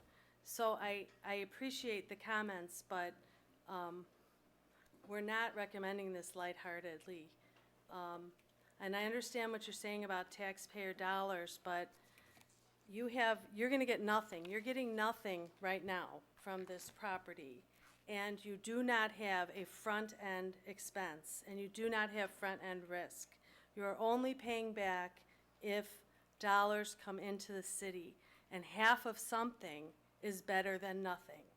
And it is frustrating. I mean, we wanted to tear our hair out about the situation on a number of occasions, but you know, there is corporate rights, and they're within their rights to do what they've done, and we need to figure out how to move the needle, and that's what we're trying to do. And Kathleen, I appreciate your hard work on it, and I'm not throwing shade at you. Thank you for your hard work on this. I know you believe in this. I just have a lot of reservations. I just don't feel like I have enough information. Thank you. Oops. Alderman Cummings and Radecki. I agree. I have some of Alderman Burkhart's reservations. I'm in favor of the project. If this were a project where we had to write a check for $5 million and then split for X number of years, I would have a hard time with it. But when we've got a wasting asset generating $0, and someone comes in and says, we want to develop it, but we're going to ask for 50% of the revenue stream back for X number of years, that gets very interesting. You know, maybe the discussion becomes, well, what about 40%? But that overall structure I really like, We're not spending taxpayer dollars. We're giving up a future income stream that right now is zero. And if they do a good job, we're going to give up half of it for a limited number of years. And that's why I'm comfortable with it, if that helps. Hopefully it doesn't hurt. Thank you. Alderman Radecki? Yeah, actually, Don made my point. I think it's an inaccurate description to call it a partnering agreement. I think an incentive is a better way to describe it. We're not really partnering with these folks on a 50-50 basis. That's what I think of a partnership. I do recall very distinctly back when Randall Road was developed, and I was on the Plan Commission, and we offered a lot of incentives to people to build out there. Batavia got out in front of us with Randall Road, developed Randall Road, and everybody started scrambling. You said we've had 16 similar agreements. How many of those would you categorize as successes out of the 16? Well, it's hard to say. I mean, you had things like Cub Foods. You had all of the properties ended up to be in the black, some more so. You never had a situation where you didn't recover funds because a rebate was in place, which I've read about. Some communities have had that. So I would think that, you know, the vast majority of them have been successful. I mean, some, I can share this with you too, I can email this to you. You know, some have only succeeded with, you know, a few $1,000s, and some with hundreds of thousands of dollars, even millions in the case of Geneva Commons. Right. And up and down the Randall Road corridor, these types of agreements in other communities are fairly common. I think that's an excellent point, and competition is fierce right now. And, you know, retailers are looking for these type of situations, and owners are looking for these situations. And when you study all of the vacant Dominics, as I have done, the ones that have been re-tenanted, I really think 90% of them have been done with some type of inducement, public inducement, whether it's a share or a rebate or an upfront money. You have some cities that are even just trying to purchase these stores to get into the driver's seat. So, you know, it is very competitive, and to incentivize these kind of deals, it is something that's the norm in the new economy. And when we look up and down the corridor, if we just look to the north a little bit, there's an awful lot of dark stores up there. There are, and part of that competition is in Batavia, especially at this corner, because Kitty Corner, there's dark stores that are in Batavia, and Batavia is very aggressive with their incentives. Thank you. Alderman Marks, then Alderman Simonian. In most cases, I'm not in favor of this, but in this one, it's different. That is a main entrance into Geneva. It is, for lack of a better word, and not anything against you, it's blighted there, it's dark, there's a dark sign. It shows up as though, it gives the wrong impression. And I think we've sat there, we've watched it, the building's getting in worse and worse shape. The mayor and I and Alderman Cummings were out there with the Tribune. You could see the sidewalk is crumbling and stuff in front of there. There needs to be some help here. There's no question about it. I'm in favor of it just because we're not writing the check. If you guys don't do what you say you're going to do, you're not going to get all back you want. I mean, the burden is really a lot on you guys to come through on this. You know, if you don't spend all the money, you're going to get less. That's fine. If you don't make it, you don't get the right tenants in there, you're going to be the ones who fall short. And that's the way I'm looking at this. And if you need a little activity to spur that and get that area moving again, and hopefully keep Gander Mountain and Best Buy there and an outlet store, you know, I know it's a lot of money, but again, it's a stream. We're not giving up a lot. Hopefully, we're going to get more in the long run. So I think you guys have worked out a nice deal here. I think it's time to move forward with it. Thank you. Alderman Simonian. Thank you, Mayor. I wasn't on the council at the time, but if you all recall, this if you build it, they will come mentality with the wetlands and the money that city spent with all these millions of dollars that were gonna be bought back. This is just the opposite. This is, if they come, you will build it. So we have, minimal risk. And, we tried that formula once before. It didn't work too good. So, I like this formula better. Thank you. Anyone in the audience wishing to comment? We've still got several hours before breakfast. I'm going to ask for a roll call vote. Madam Recording Secretary, does everyone understand the nature of the vote being cast tonight? Point of order? Yes. No action tonight. No action on the last item. Last item. This is item, This has got action. yeah, this is item I. This is the agreement. Yeah, we're nowhere near the last item.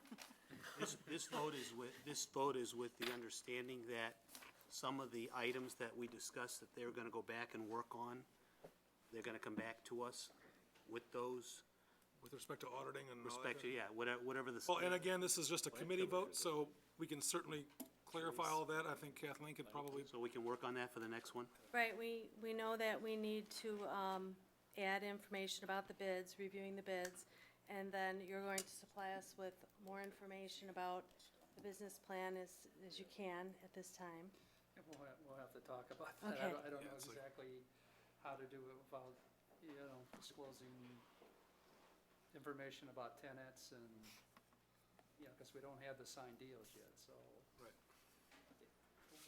Whatever we can logically do, we'll try to do. I think maybe more a concept plan versus just a general concept plan, which I think we got most of anyhow. Yeah. I mean, it's hard to, I don't want to jeopardize anything.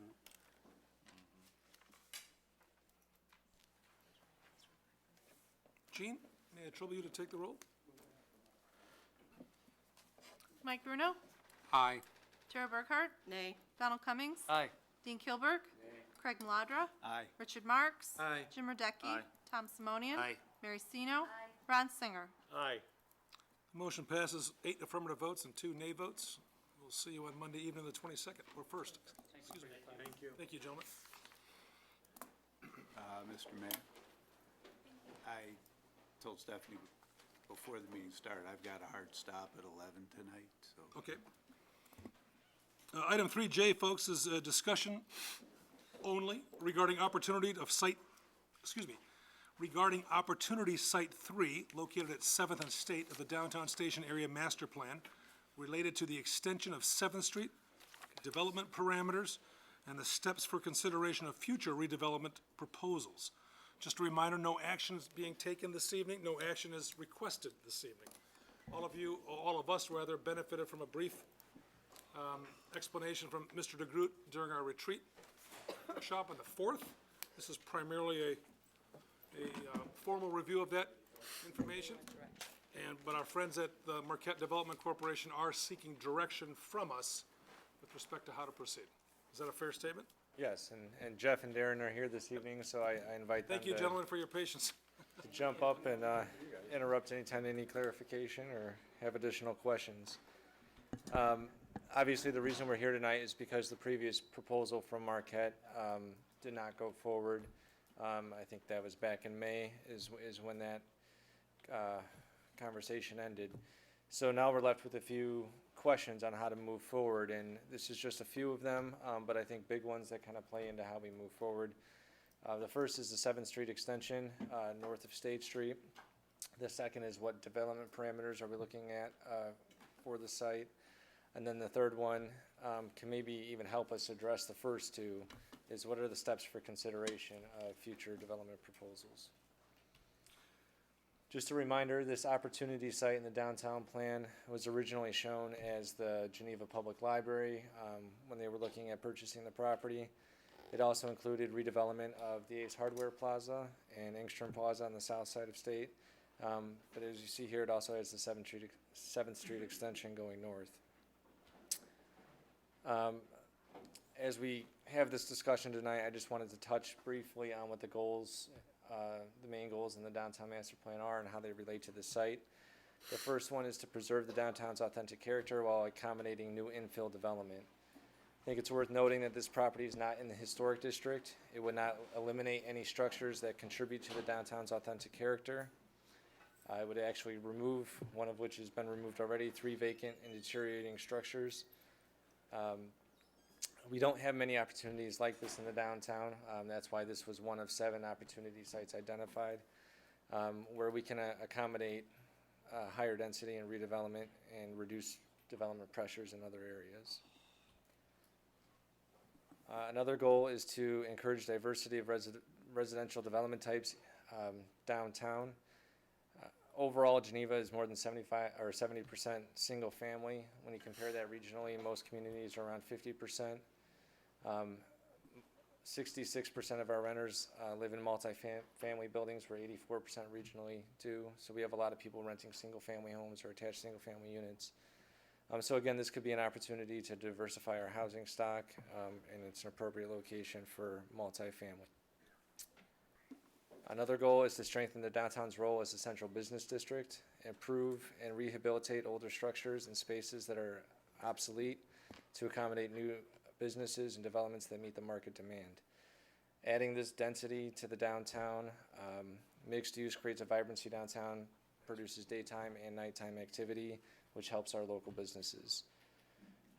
As far as meeting market demands, we know that there is support for high quality rentals in the downtown area. This was demonstrated through a market analysis with the downtown plan, reaffirmed with the Homes for Changing Region plan, and then again when Marquette came forward, they updated the market analysis and demonstrated that there is indeed a demand.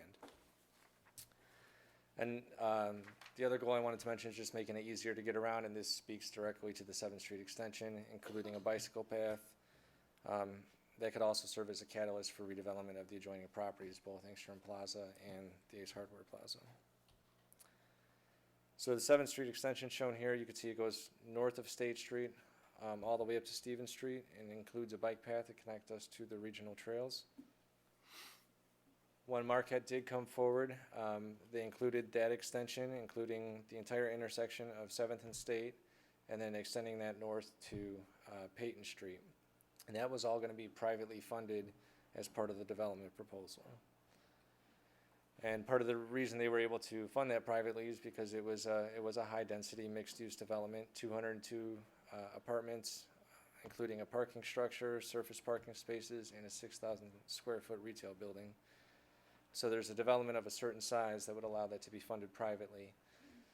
Just as a note, the intersection designs alone, I think, was estimated at about $2.5 million, and that doesn't even include the extension of the roadway north of the intersection. So we know that that was too much. That was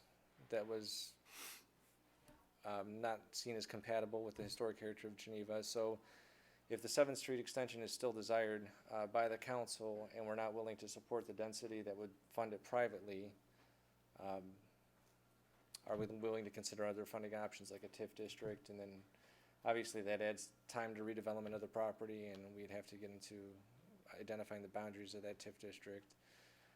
So it's kind of a 2-part question. I guess the first is, how strongly do we feel about that 7th Street extension? And if we feel strongly about it, do we still want to plan for it in future development proposals and identify funding opportunities for it? You guys want to add anything to that? No? Don't have to. Good to see you, Jeff. Mr. Mayor. Thank you. Jeff Persopia with the Marquette Companies. We are really here just for a policy discussion, so we can get some direction on where to go from here. As David aptly stated, without the economics of the kind of density we proposed, you really can't afford to do those public improvements. I'm not sure if those dollars were exactly right, but it is a significant investment to put in, and really that's a baseline of getting that kind of improvement done with the development. And then when we've been talking with staff over several meetings since our last public hearing to try and figure out what our next steps are, the notion of TIF came up, which, if that's really what the will of the city is, to create a larger incentivized redevelopment zone, then that should get vetted. We all know that this business is cyclical. Some would say our cycle is coming to the end in multifamily. It is getting harder to finance deals Generally, the right deals are still getting financed today. There is still demand today. But, you know, opportunity comes and goes, and we would like to see opportunity here if there is one. So we're just looking for a policy discussion tonight and direction from the council on what you see and you know, basically footnoting David's questions. So if, David, would you prefer that we bifurcate this discussion to first address, is 7th Street's extension still desired? I mean, I'd leave it up to the will of the council. I can kind of finish the presentation and we can discuss it all together, or? Sure, go for it. Does that work? Okay. So the second part is what are the development parameters for the property? The council did approve a change to the downtown master plan that took it away from the library use and put it in a general category of downtown commercial mixed use. The property still is zoned for industrial use, heavy industrial. The requested zoning was a B6 zoning district, which was a mandatory planned unit development, which gave the applicant some flexibility in proposing development parameters. But without that flexibility, I guess the question moving forward is what do they have to operate under if it's not I-2? And again, kind of following up from our discussion a few weeks ago, one of the priorities of the strategic plan is to not only implement the downtown master plan, but to consider densities higher than what we allow in our traditional zoning districts. Some of the images will be included in the downtown plan of desired density, specifically in the downtown and along State Street. Show higher density and multiple story units. I want to put a disclaimer on these images. These were created by myself just to kind of get my own arms around what our traditional zoning districts would allow on the property. You can see this kind of abandons the concept of attaching 7th Street extended to State Street. Instead takes Hamilton Street through and then again north to Stevens Street. And I was just trying to come up with a logical plan to assign some zoning districts to the property. The B2 district is what you see up and down West State Street. So applying that to kind of the south half of the property, and then R7 is our highest density multifamily district, applying that to the north half of the property.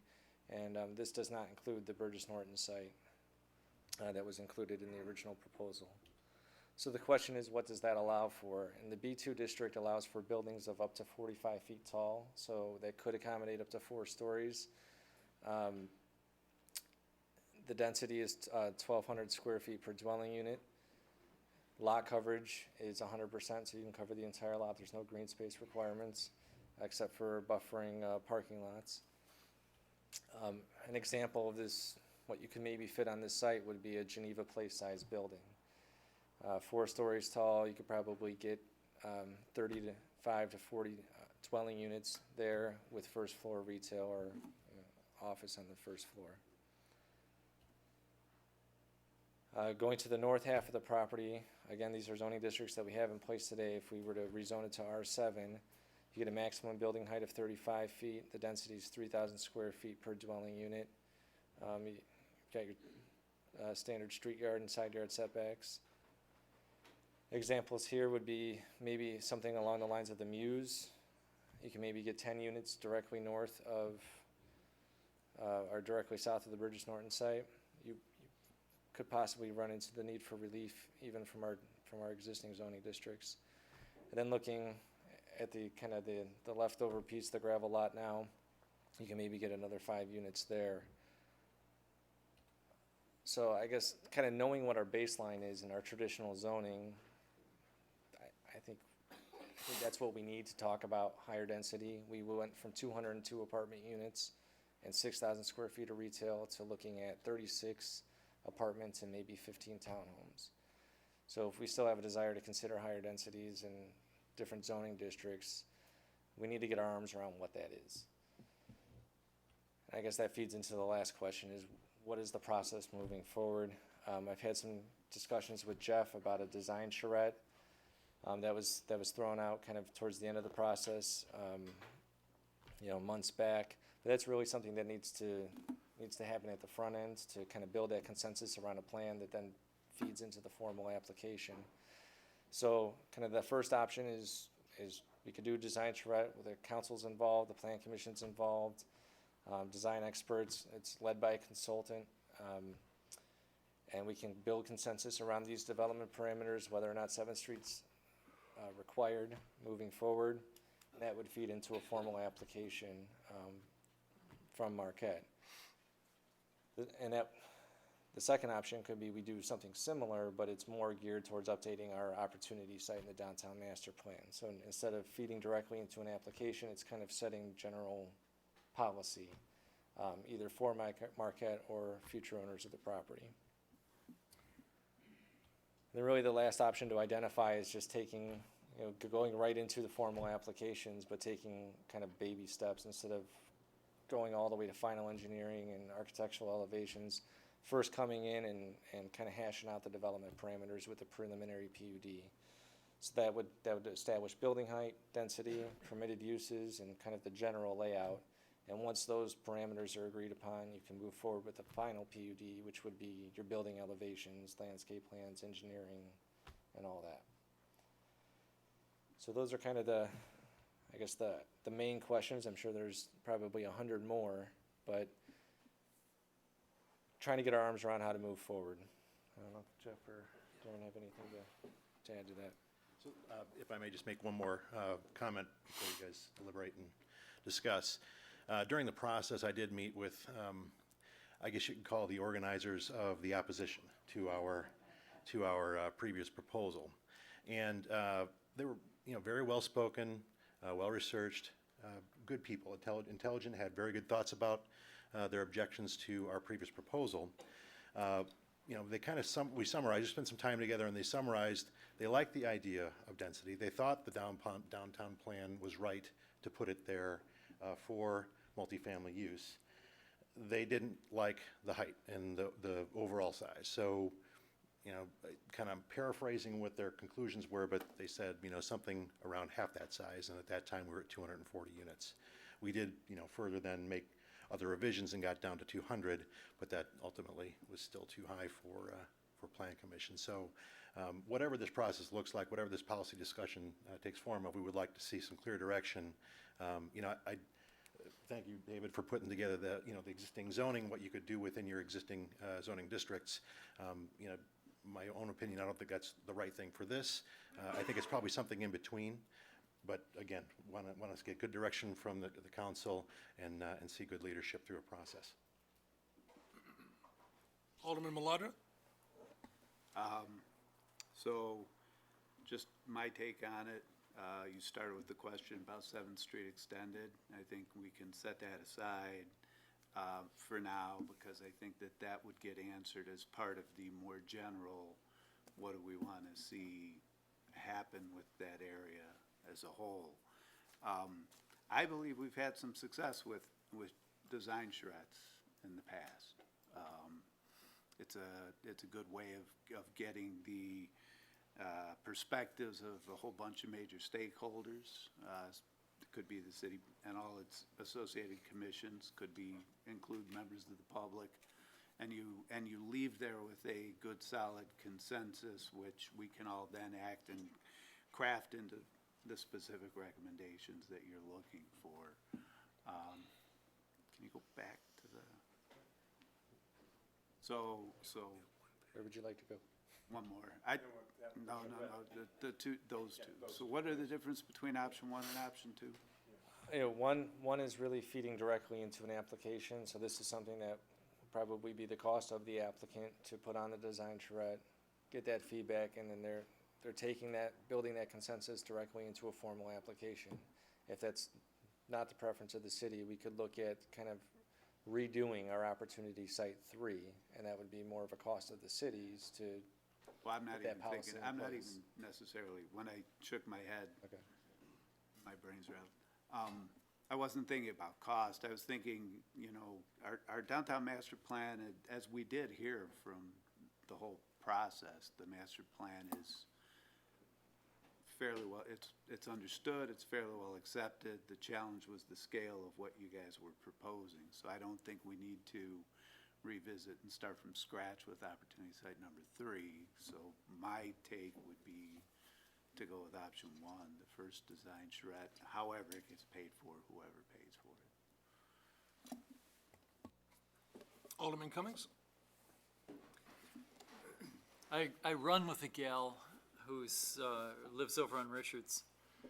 Every Monday morning, we were talking about this morning, and it sounds to me like Richards Street has organized pretty well, and I'd love, if anyone is here from that group, I'd love to hear from them. It sounds like there's some pretty solid thoughts about what you'd like and don't like, and I'd love to hear those.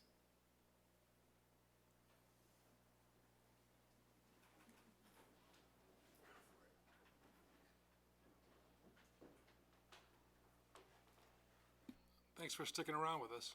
Thank you. I'm almost awake again. Can you hear me? Of course, Sometimes yes. it seems to not work. Sounds great. Okay. I'm Margaret Johnston. I live at 102 Richard Street. And I think we have been mostly reactive, especially to Marquette's proposals. I don't know with whom you met, Jeff. Mrs. Johnson, I'm sorry to trouble you. If you could speak into the Yeah, microphone. I don't know. Jeff referred to I'll let you know having if they sneak up on you. met with some of the people from the opposition. The number of us who are still here, and there's quite a few of us, don't know who that might be. You know, I don't recall either. It was, I can find out, but I don't, sitting here right now, I don't. Well, you know, just in terms of, I don't think we have a spokesman. And I'm up here only because I do some emailing, I think. But basically, the density, I think, is the biggest problem. We're concerned about traffic. We're concerned about the visuals. We're concerned about our neighborhood because, of course, it's where we live, and this is an enormous departure from what we've lived with. We had lived with a factory of a kind of small consequence in your life, but when you buy a house that's across the street from a factory, you kind of know what you're buying into. At this point in time, we're in a house and we don't know what might come our way. But this seems, and I understand we want some density, but it seems like just an enormous impact on not just Richard Street, but on the entire town in the ways that I've mentioned. And do we have anything solid to suggest? I do not. Would we like to be included on some of the planning? Yeah, because it does impact a lot of people. And I don't think just the people, as I say, on the north end of town here. I think it does do the whole downtown area in ways that somebody mentioned the Fabian Parkway people who were just here. You know, it's a gateway in a sense to our town too, coming off of Route 38. I think it's an important thing for the entire town, and not just for a small group of us who are probably most profoundly impacted. I think Colin Campbell had a whole bunch of thoughts about this. Colin, you wanna?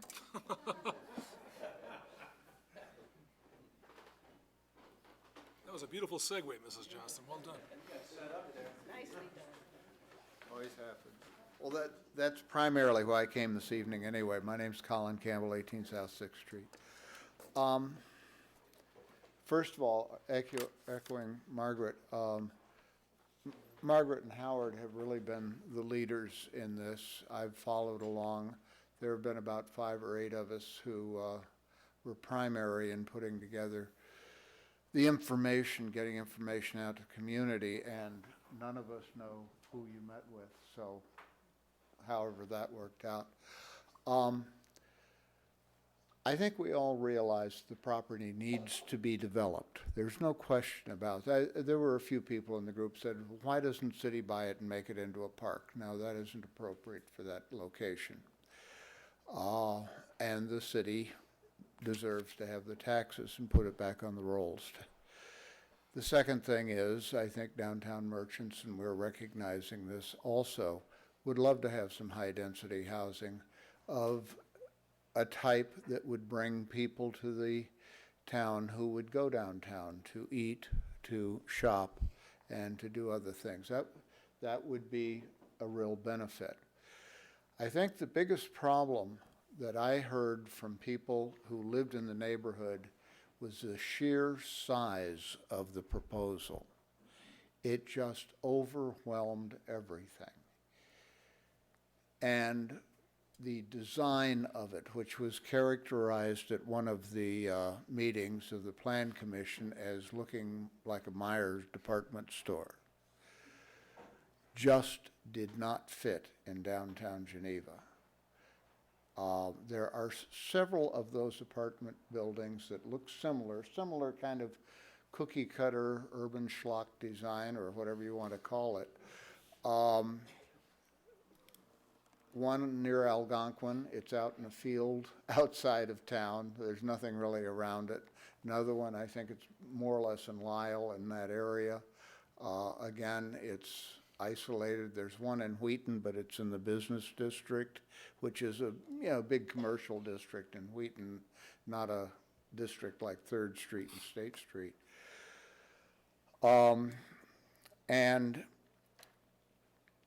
But that just was plunking a whale down in the swimming pool. And it really, the physical size of it was really overwhelming.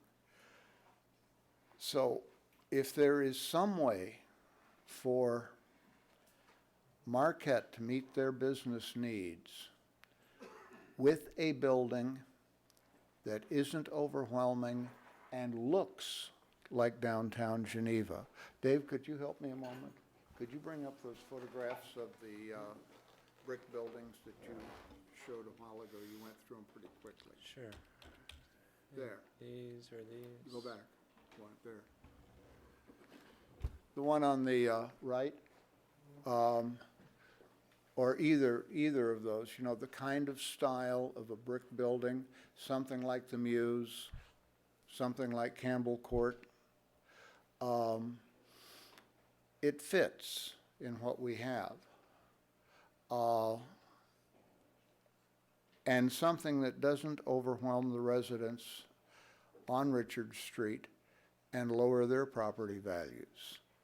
If they're living in the shadow of 4 or 5 stories, which was the original proposal, all of a sudden, that property that they live in, that will plummet, you know that. What I would like to just suggest is if the city, Dave's department, and Marquette, and I think we could put together a committee of 5 or 6 knowledgeable and interested people from Richard Street area, could sit down and just talk things over and see where everybody is at as a starting point, and then come to the city council with a beginning proposal. I think we could probably work something out there. That would be my suggestion. Thank you, Colin. This gentleman over here to my right, and then Jeff, your buddy behind you, wants to speak. Hi, Dan Morrison. I live at 124 Richards. Dan?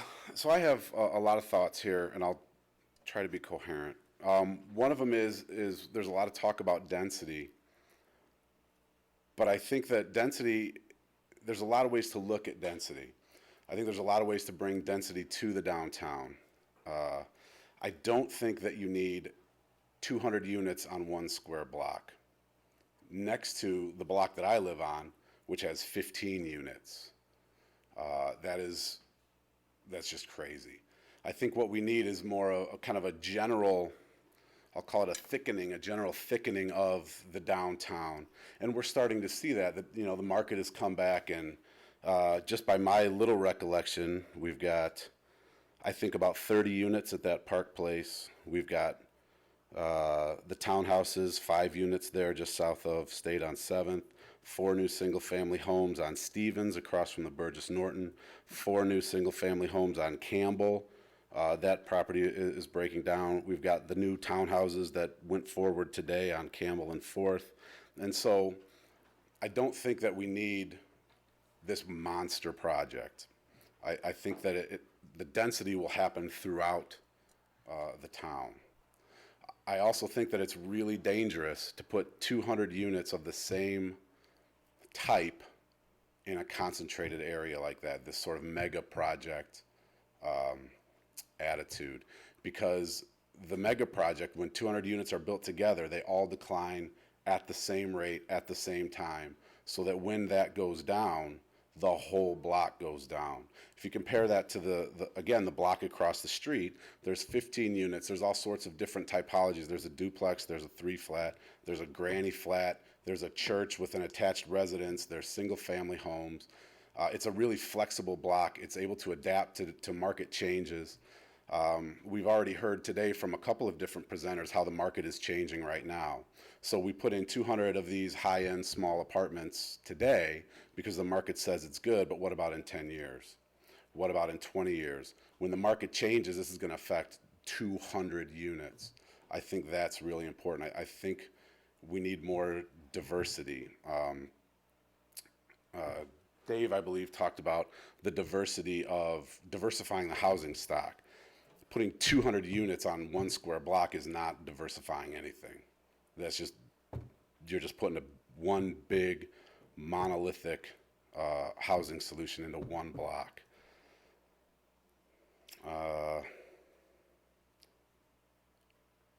So those are really my biggest objections. I, of course, don't like the size of it across the street from me, but long term, I think this is a really bad idea to put all of our eggs into one basket like this. I have a couple of questions for I'll call them the petitioners, if that's okay. Of course.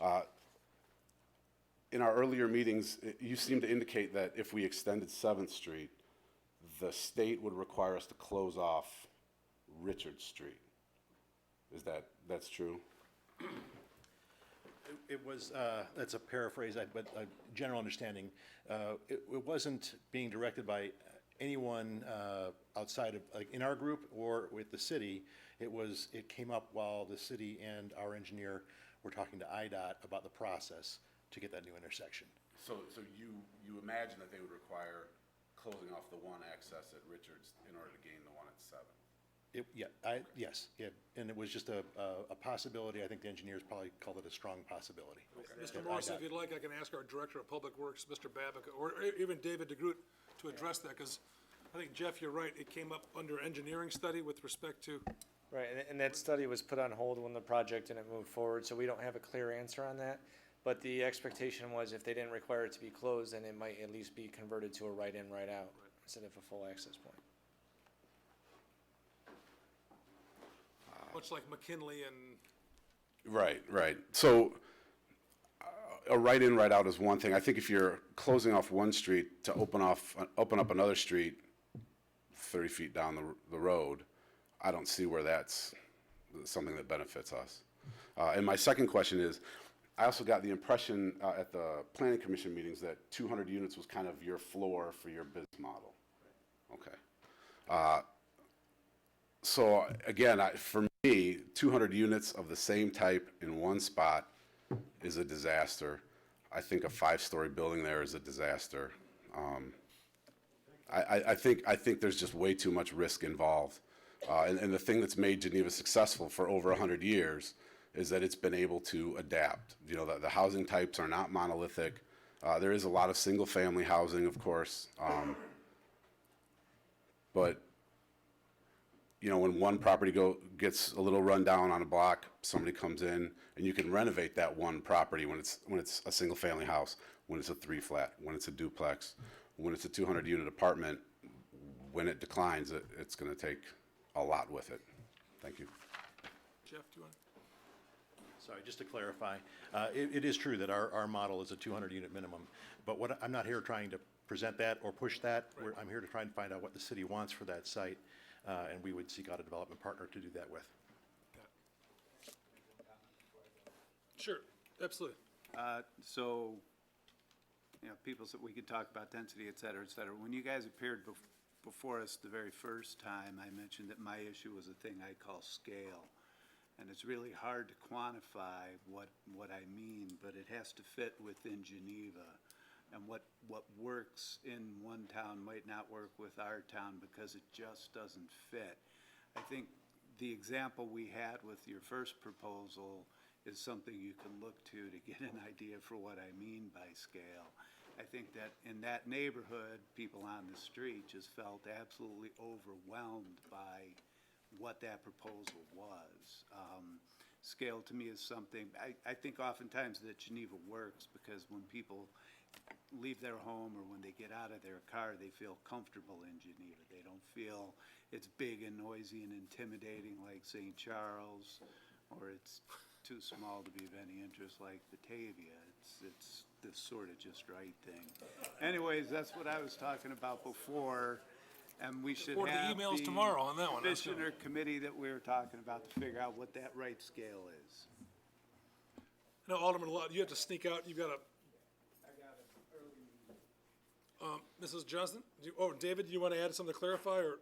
Yeah, I just wanted to kind And of then build off that. Mrs. Just Johnson. one quick second. I think the direction we're looking for tonight is, we know that the 202 units was too much for the site, but knowing what the baseline zoning is, are we willing to consider something in between those two? And, you know, what process should we take moving forward to figure out exactly what that looks like? Just a point of clarification, I think it's the crux of some further discussions here. So Jeff, you're making it pretty clear that you're looking to find out, I mean, you own the property now. You're gonna sell this property to another developer who'll develop it with another product that's what they do, not what you do. You're not looking here to get some kind of incremental thing in between 202 and something to try. I mean, you want to sell this property and move on with what you do best and sell it to somebody that you can give them some idea what will be acceptable to the city going forward for them to make a purchase on it. I mean, is that a fair, rough? Partnership too. So I don't know that I would make a commitment that we're going to sell it at this point. We are talking to other developers, and in some of those scenarios, it may be a sale. In some of those scenarios, it may be a partnership. In all of those scenarios, they're asking us, well, what do you think the city wants? And we honestly can't tell them. And that's the quandary we're in. We want to see something right happen with that property. We don't want to go through another year and a half of process, and we know that a buyer or a partner would not want to go through that either. Alderman Cummings, I've got my eye on you, Mrs. Johnson, so. Yes. So moving forward on the process question, I like the idea of a public get-together with the developer. Running with the gal that I run with, who seems pretty in touch with Richard Street. She talked on and on for 10 minutes about what they don't want. I said, so what do you want? You know, at some point, what do you want, right? Either it's gonna work or it's not gonna work. She said, basically 3 stories or less with a nice setback. I thought that's a great starting point. And so with that, maybe Richard Street and the developer and a few people from the city get together and hash it out. And either you guys walk and say, you know what, this one didn't work, most of them do, or maybe something comes out of that. But I think that that's probably the next logical step in the process. If Richard Street said, we don't want anything, we want a park, okay, it's not gonna happen. But I think there's some, you know how I like Venn diagrams? I think there's some overlap here, so I would encourage you all to get together. Mrs. Justin, and then Colin. Mr. Babka, do you have something to add from engineering perspective, or? Final question when everybody else is done. You got it. This is just kind of an offhand observation. I've been comparing the lots at 6th Street, where the school came down, with the lot where the factory came down. It's a huge difference. Our site is just a real mess for the last year and a half. And at least at 6th Street, they've got some grass. They don't have trash. They don't have the weeds. They don't have the debris. There's a lot of debris there. And there's a lot of traffic there. I mean, people have, knocked down whatever snow fence used to exist, and so trucks are making their way from Richard Street over to the 7-Eleven. And it's a real shame for the city. I mean, I can live with it, but it's a real shame. That's it. Thanks. Thank you. Yes, sir. Good evening. Good evening. Almost good morning. You're right. Mike Ward, 2022 Wellington Court. The first bullet point on this agenda item was the extension of 7th Street. Yes, sir. I'd like to comment just on that. When you look at the block spacing in that part of town, east to west, the distance along State Street or the distance along Peyton between 6th and Richards is roughly a block and a half. It seems kind of strange for me that you'd want to bisect that with another street. It's just not wide enough to justify it. The other thing is, today, if you go north on 6th or you go north on Richards, you have a decent view as you go north, including even the front side of Burgess Norton doesn't look bad. But if you go up 7th and you extend it, you're going to end up on the alley in the back of Burgess Norton. And that, I can't imagine why you'd want to add that street and add that view. So my suggestion is to at least table the 7th Street discussion until you have a better idea what you want to do. Thank you. Thank you, sir. Mr. Bruno. Thank you, Mr. Mayor. I feel really obliged to give some good direction, but it's pretty difficult. Design charrette, certainly. Random thoughts that come into my head is to Mike Ward's comment. I think with the original proposal, 7th Street extension offered a way to protect the neighborhood from a lot of traffic from that proposal. So yeah, chicken and egg, if we don't have that, whatever does get developed there might have a bigger impact on the neighborhoods, but certainly a design charrette, whether it's starting with the city makes me a little uncomfortable because we're presuming to define what the market would want, whereas I'd rather have someone working in the market, come up with something they think they can sell.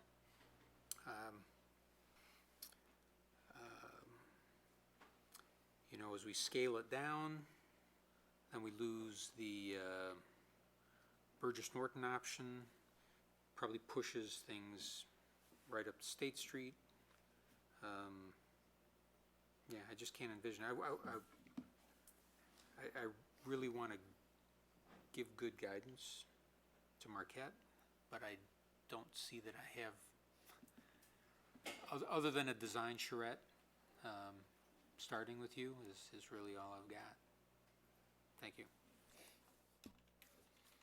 Mr. Babica? Oh, I'm sorry, is there someone else? Yeah. Oh, forgive me. Come on up there, big guy. Am I good? You're good.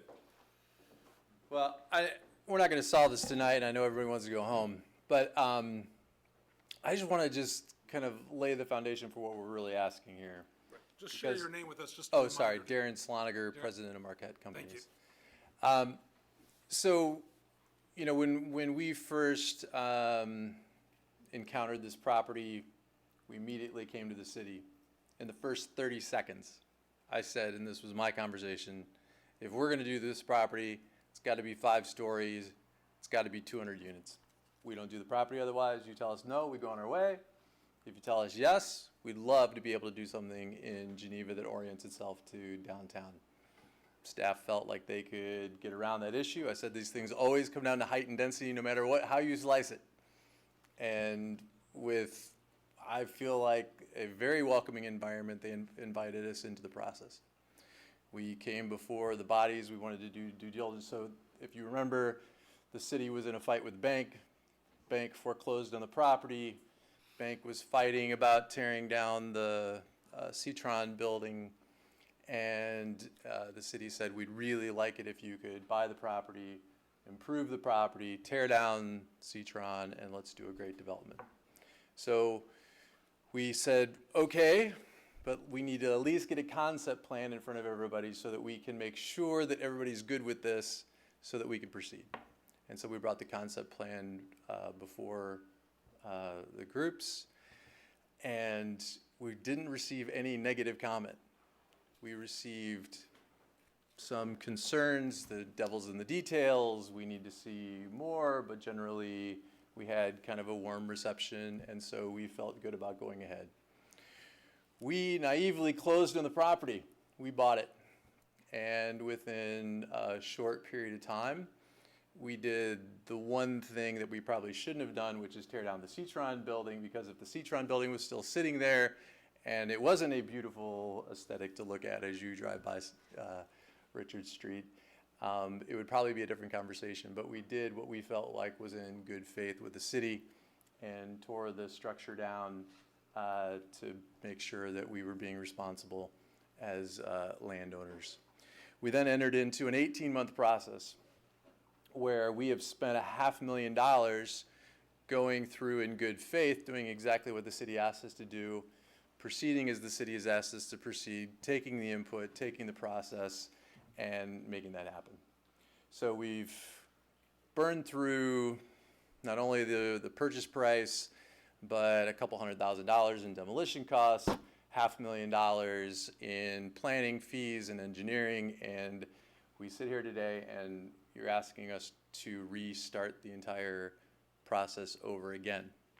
So there's nothing we can do about that. I understand that, but what I would ask is that this project become a priority, that it get due process in an expeditious way, that we get great clarity in terms of what we can do and what we can't do. And so if that is in the form of a charrette, we're happy to do that. But that would happen in a one-time workshop where we get input and do that and then bring it before the city to get some type of a idea if this is how we can go ahead. I can't spend another $500,000 going through a process that brings me to the same place after a 3-year term. So I hope you can respect that. And so what I'm asking for is just a very professional, expeditious process from this point forward where we can have great clarity on how we can proceed. So. Well said. I think it was helpful as well for you to provide that brief history of how this all began with respect to your presentation before. You said the bodies, it was the Plan Commission and the City Council. And you're absolutely right. There was generally an embrace of the idea. And then, as you well know, and perhaps said it more delicately, whatever broke loose, so. And the one thing that I said that I didn't want, I got, which was a big fight. Exactly. I'm way too old for that, so I just really don't want any kind of, conflicts or fights or tension. We'd really like to work with the city to just get this thing done. I'm gonna hazard a guess that it appears option 1, and Alderman Bergert, fire away. It's 11:30 at I'm not trying to night, expedite it, I'm just sensing. This is a big deal. This is a really big deal, and I am so thankful that you got up and spoke, because when I'm thinking design charrette, I'm thinking a 6-week process, meeting every Wednesday night, kind of a real, hashing through this. What do we think of, what is Geneva? What's our brand? If it's a one-night workshop, I feel like we have a lot of food for thought tonight on the table, and I really would hate to make a decision at 11:30 at night on something that, Marquette's asking for guidance and clarity. Let's make sure when we give them our answer that we have confidence in it, and that we're not just exhausted and kind of grasping at whatever sounds good. I would like to sleep on it myself, so. Thanks. Thank you. A charrette doesn't necessarily have to be an evening meeting at 7 o'clock with a 10 o'clock cutoff. I mean, it could be like a day event. Those workshops tend to be longer events, and not something you can cram into a Monday evening. So we would have to identify a date that worked for the key stakeholders, the council, the plan commission, and really have some time to work through it. And what you do is you review alternative plans, SketchUp boards. I mean, you really build consensus around what could be the starting point for a real application moving forward. And I think that's what Darren was saying, was have that workshop, get the consensus around the general parameters, and that feeds into the application that they've then advanced through the due process, through the city's process. Are architects involved at that stage? Yes.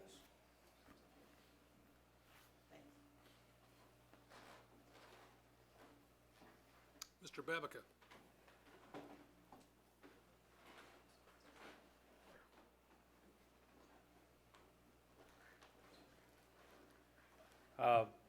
I do need some guidance from the city council, even if it's in a straw poll form, about the future of North 7th, the extension. And the reason is that the whole reason why we initiated, the city agreed to pay for the phase 1 funding, was to put us in line for the 2017 CMAQ call for projects. The project, the design engineering is about a third of the way done, and it's been suspended following the Marquette hearings. The opening workshop to attend the next CMAQ call for projects in 2017 is on December 8th, and the projects are due in April, which means the engineering company we have under contract, V3, would have about 3 months to wrap up the intersection design, which is probably optimistic at best. The next call for projects would be in 2019. So I need either a go or a no-go, or at least a strong comfort level for the city council to let me go spend another $45,000 on a project that may or may not occur. Because my mid-year evaluation hasn't been done yet, and my annual is coming up in May, so. I would really like to have a high comfort level of the city council as to how best they want me to proceed with this project. And I know you can't take a formal vote, but at least a comfort level. Is this something you still feel it's on the strategic plan as we all had 2 weeks ago? It's still listed as a primary goal, but again, I need to have a comfort level that if I'm gonna go out and spend this money, that it's gonna be money well spent. I think Congress approved a bridge to nowhere in Alaska about 15 years ago. I don't think we need a street to nowhere until we know where it's going and what it's actually going to service. I think for the city to commit resources at this point in time to this intersection, I think would be foolhardy. I would tend to agree. Does anyone differ in that opinion? Well, I guess, you know, if the development requires the extension for whatever reason, traffic, whatever may be the case, and we don't do something, then we wait till 2019, and then probably the developers go away. I mean, I don't think anybody's gonna sit around twiddling their thumbs for a couple, 3 years, waiting for things to happen. So the question becomes one of, with or without this development, is the 7th Street extension an investment the city wants to make, or at least a $45,000 investment to protect the downside risk of the development of that site? Is that pretty much what? Well, to Alderman Simonian's point, years ago, there was a design or consideration, if you will, by the council to extend 7th Street. Yeah, the city's already into about $25,000 to $30,000 already into what's completed on phase 1, and the phase 1 studies have a shelf life. So the phase 1 study for the 2017 call for projects would have to be updated for the 2019 call for projects, which would necessitate more money. We could pursue it, put it on the shelf, but then again, in 2018, we're gonna spend more money to update the phase 1 design, plus whatever new requirements are required by the federal and IDOT. Does this new passing of the, whatever it is, highway law, but, you know, where all those funds are going into the roads and everything else can't be, you know, pilfered by Springfield. Is that gonna impact any of this and accelerate any of these opportunities, do you think? Well, the CMAQ fundings are federal dollars, Oh, okay. so that will have no impact. The recent amendment will have no impact on CMAQ funding. Well, piggybacking off of that comment, though, if it's CMAQ funding, you're talking air quality funding. Congestion mitigation, air quality. Right. So doesn't that stand to reason then, that any development should be a transit-oriented development? And if we support the Seventh Street extension, logic dictates that we're supporting a transit-oriented development, ergo density.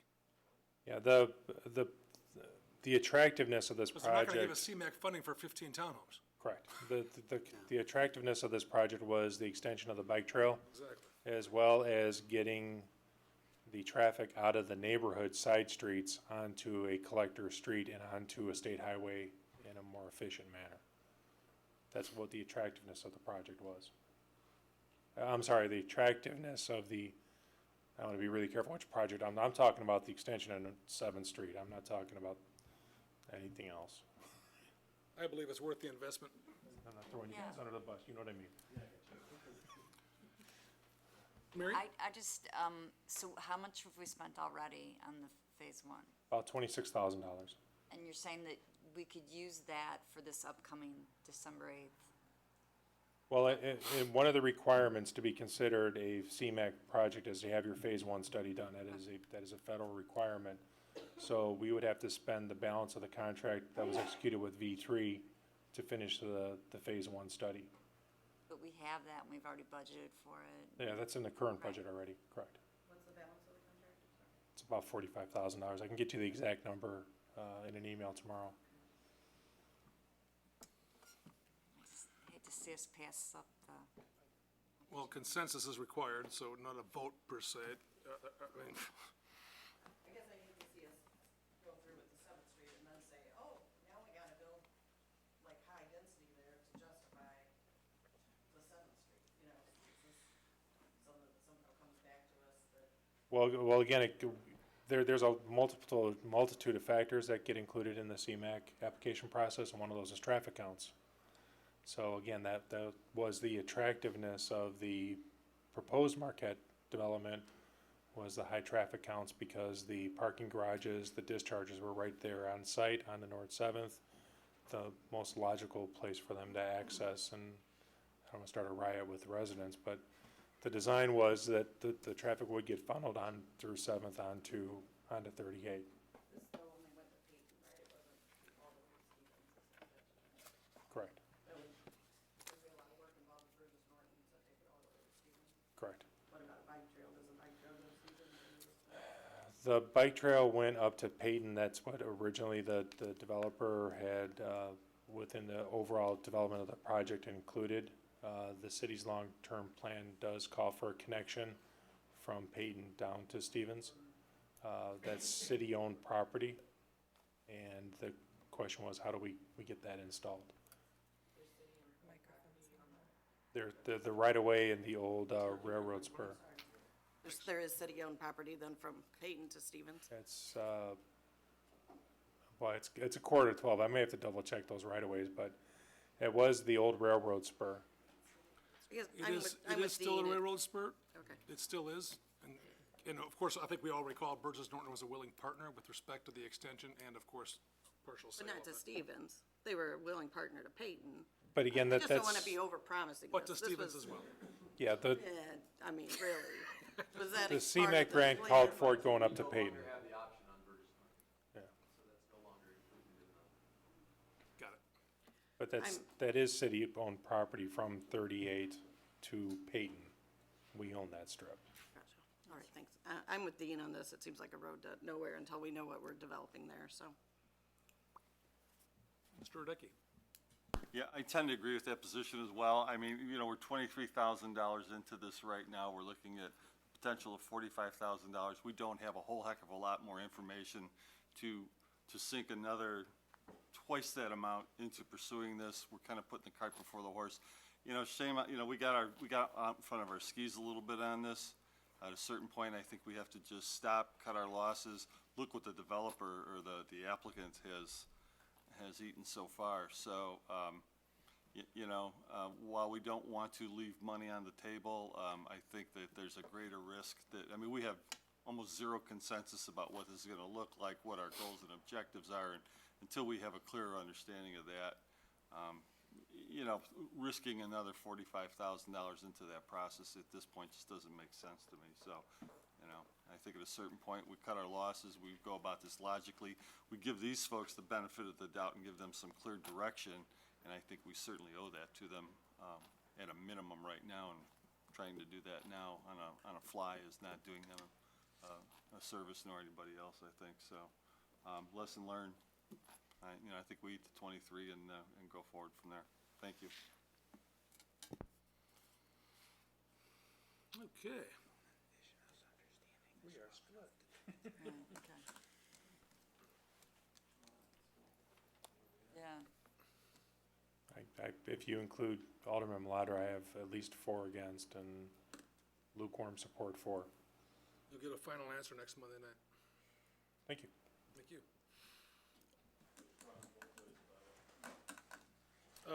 This brings us to anything else that our friends at Marquette need? No? Yes, sir? And then I believe the young lady in the back also had your hand up, correct?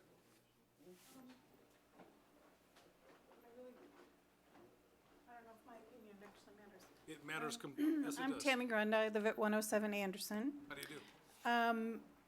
As far as the 7th Street, if you're not gonna build high density or a 5-story giant monstrosity, why do you need 7th Street? You don't need it. I mean, the proposal that he had, extending Hamilton and going over maybe that way, makes a little bit more sense to us from a neighborhood standpoint.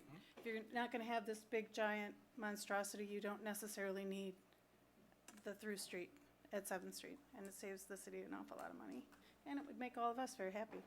Thanks very much. Thank you very much. Yes, sir?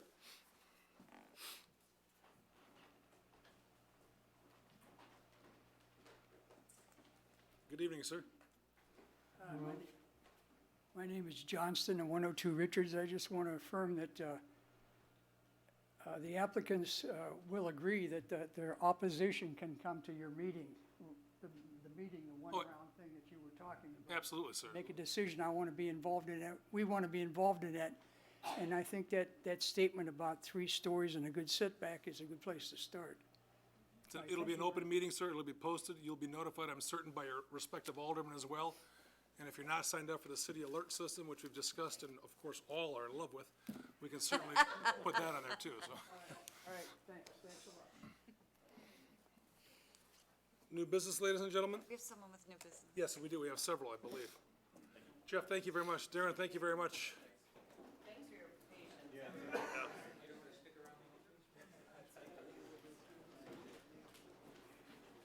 Mr. Phelan, how are you, sir? Good. My name's Tim Fallon. I live at 226 South River Lane.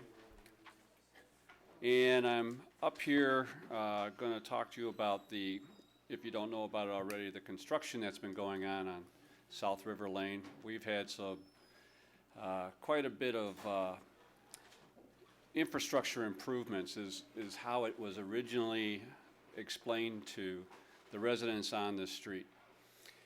We're going to have some sewer work done. We're going to have the streets paved. Should be done in about 6 weeks. That started in August.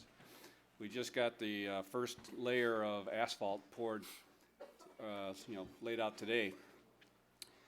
What I was surprised to find out a couple weeks ago was that we were also going to get sidewalks. Everybody down the street was going to get new sidewalks.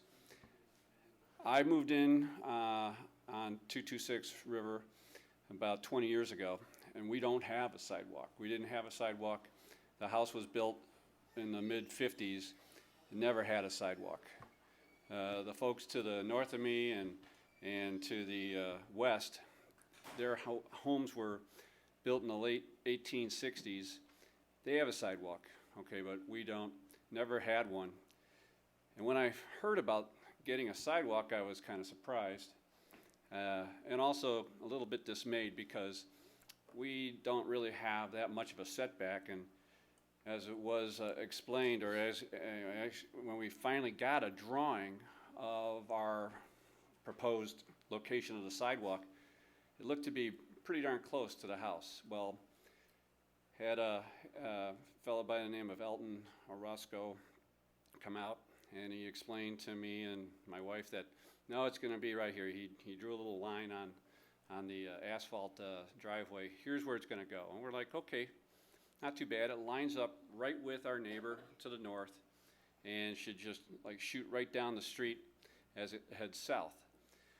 Well, what happened is that, okay, here we go, and find out that they're gonna cut the asphalt to the driveway, pour the sidewalk, and then there's this little width of land between the sidewalk and the curb that just got poured, and he's gonna fill it back in with asphalt again. And I said, well, can't you just, he calls it the apron, can't you just, just fill that with concrete? And he's like, no, we're not improving anybody's property, okay?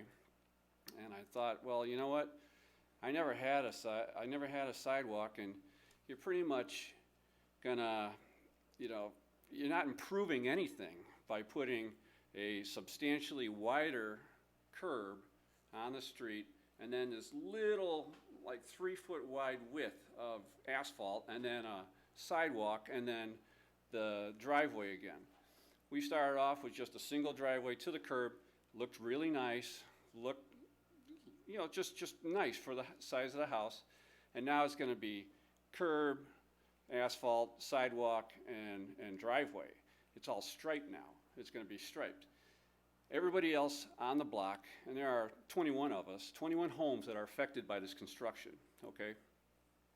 Everybody either has the curb, concrete to the sidewalk, or in some cases, their setbacks aren't as bad as, or they're actually worse.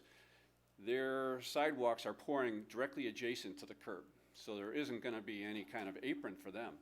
And and many of those affected like that have asphalt driveways. So it's gonna be curb, sidewalk, and then a nice solid driveway from there on out. Our house out of the 21 is the only one that's gonna have that little width of asphalt. And so I'm thinking, that's gonna look awful, okay? And I can tell you this, is that, maybe when we moved in, we thought, oh, gee, we don't have a sidewalk. We would like to do that ourselves. And with the, Historical Preservation Commission overseeing a lot of the work that would have gone on in our district, in our neighborhood, I don't think they would have approved that, okay? They would have demanded that from the curb to your new sidewalk, you would have to fill that in with concrete anyway. So what I'm asking is that the minimal amount of, quite possibly, negative offset with respect of using concrete over the asphalt anyway, to be looked at and consider just filling it in with concrete, just so our house could look the same as everybody else's house on the street, and that we just don't stand out with this striping of concrete and asphalt. Alderman Kilbert? Maybe you mentioned this, is the asphalt already between the sidewalk and the curb and? No, it hasn't been done yet. Okay. That's why time is of the essence when I came up here. And has the city approached you about underwriting the cost of the concrete to what? Mr. Babica, Well, I'm asking a question. yeah, come to the microphone, sir, if you'd like, but Yeah, supposed to. I'm just asking a question.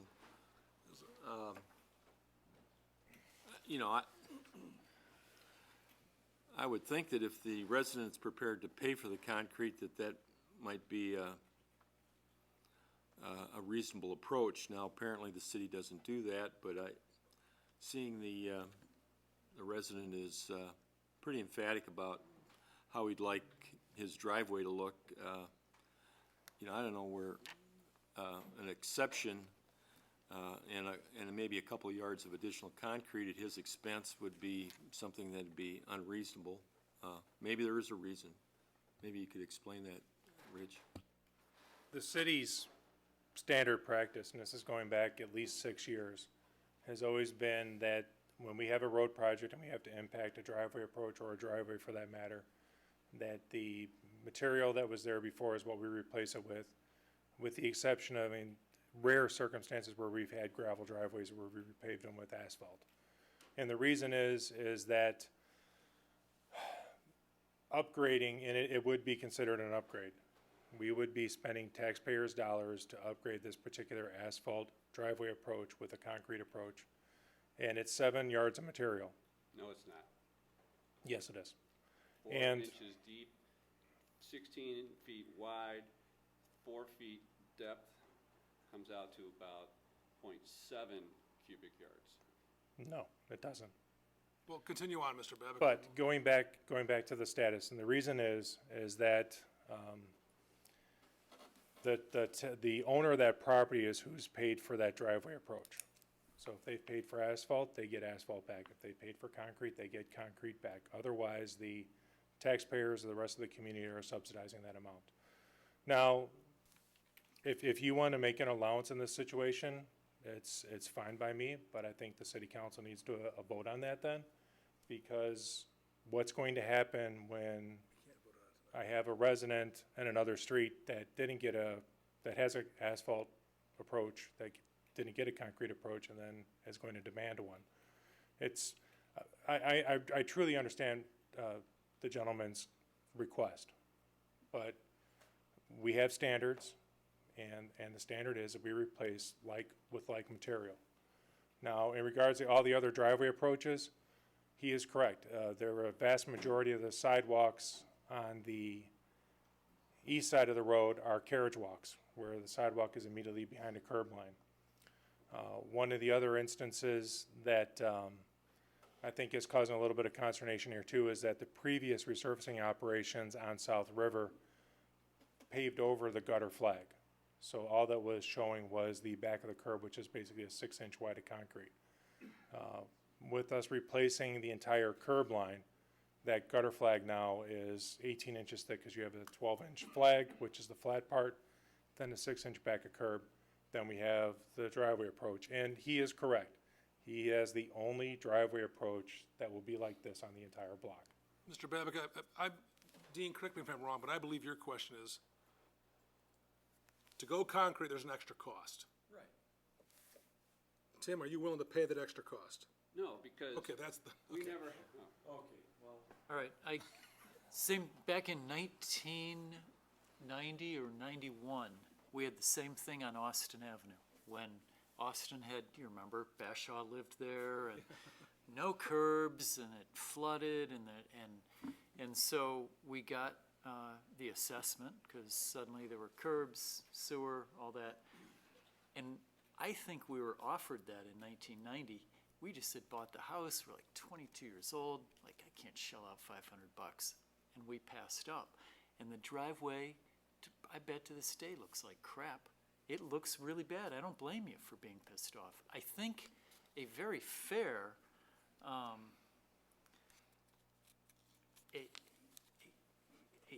a very fair alternative is, on one hand, the city saying, we're not gonna do it, period, like with like. Homeowner saying, I absolutely want it. I think somewhere in the middle is, you know what, we'll halt work. If you pay, we'll pour what you want. But it's gotta be, I think that's fair, but it's gotta be decided on like right now, right? 'Cause Yeah, I you mean, guys are we're- pouring. Wait, I mean, it's. You're saying it's 7 yards, and you're saying it's Well, less all than a right, yard. it's 16 feet by 4 inches deep by what? I It's didn't- not 4 inches deep. Okay, how many inches deep? It's 6 inches deep, and 16 feet is been- 192 inches, so I've got 192. that's not how you by- measure out cubic yards of Well, material. I'm missing a number. It's, again, Missing the the third way one. the way you're calculating out concrete is not the way you calculate out poured concrete. It comes out to 7 yards of 7 yards of concrete. I can get that calculation for you in the morning if you'd like. That'd be, don't you, I mean, 7 yards? It's 7 yards of There's concrete. 27 square cubic feet in a yard, okay? That's 54 square feet in 1 yard, okay? if it's 6 inches deep? How do you Again, get- I can, and if you wanna leave me your email, I can include you with that calculation tomorrow. If we It get comes the- out to 7 yards of concrete, Okay, if we get the number. and it's about twice the price of Cost, what our cost would be. is there interest? If there isn't, I don't know what to do, but Here's the thing, is that I had a nice driveway, no sidewalk, nice, you know, it was really sweet looking. And then I got now a sidewalk going through it. I initially got concerned, and I got my alderman involved in it initially because I said, we don't even want a sidewalk, okay? The curbs were improved around 1997, all right? And no sidewalk was poured then either, okay? This property has survived no sidewalks in the front of our house on, at least one road improvement. This one is different, and now it's being poured, and by golly, if we had a sidewalk there already, yeah, I wouldn't care, because it was the way it was when I moved in. It's not gonna be the way it is, in a week, because it's completely changed, substantially transformed the front of the house.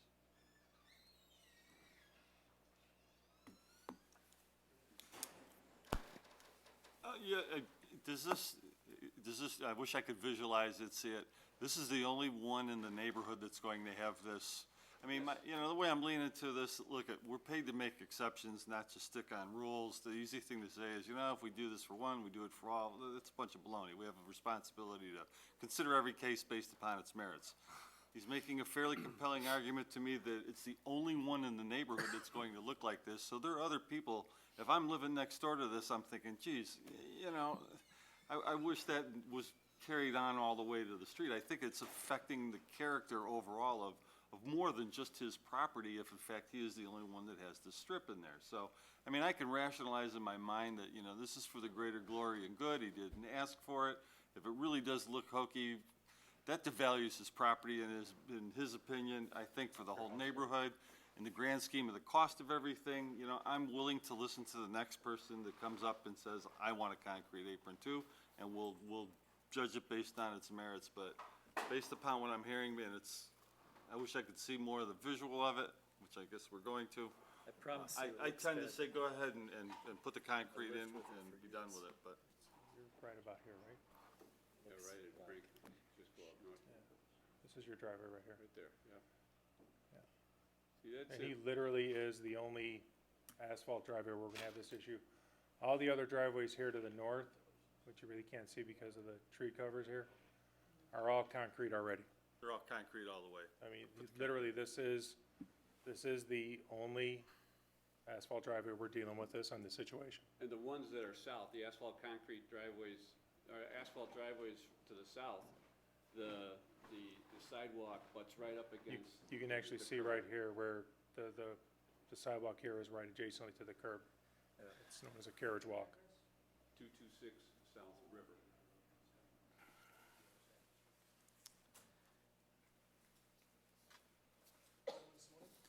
Thank you, Mayor. Excuse me. I've been working, or I've been in communication with Tim on the whole sidewalk thing at the beginning part of this equation, which he didn't want, but then after he saw it, he actually was in favor of it. But I have been dealing with calls on this street for the last, I can't tell you, umpty 9 months, between calls and there is no doubt that this has been a challenge to the city. I don't think anybody will sit here and say, boy, we knew this was all gonna happen. It's been one challenge after another, from underground springs to pipes to lines that weren't, no one knew were there. And this is another one. And if I own that home and you did this to the street and all the challenges and everything else, and I've got a concrete street with an asphalt apron and a concrete sidewalk and then a asphalt driveway, and I'm the only one on the street, I mean, come on, this to me is a no-brainer. Well, I mean, again, it's not a concrete street, it's an asphalt street, so it's, okay, but you got asphalt, concrete curb, asphalt sidewalk, or asphalt apron, concrete sidewalk, asphalt. which is also standard throughout the rest of the city of Geneva. But we're talking about this particular street, this particular house. I understand what you're saying, Alderman Simonian, but the question that me and my staff have to deal with on a daily basis is that we have to be laser focused on making sure that we're not giving preferential treatment or having the implications of giving preferential treatment to any of the residents. So this is a policy decision. You are the policy board. If you want to make an exception in this case, we're okay with that, but we need to make sure that the city council is comfortable with us doing this, because we will get calls in the future from other residents as to why they did not get a concrete approach. And forgive me for pouring water on this, but we cannot take formal action tonight. Well, it's not a formal written policy. Well, I know, but we cannot act. Yeah, we cannot vote on this matter, if you will, tonight. Right. That would be a, No action can be taken tonight. that would be a major no-no. No action can be taken. Well, when's the latest date that this is gonna be poured? Wait 5 minutes, it'll be tomorrow, so you can Isn't there a Hence the cost? awkwardness of this whole thing. Yeah.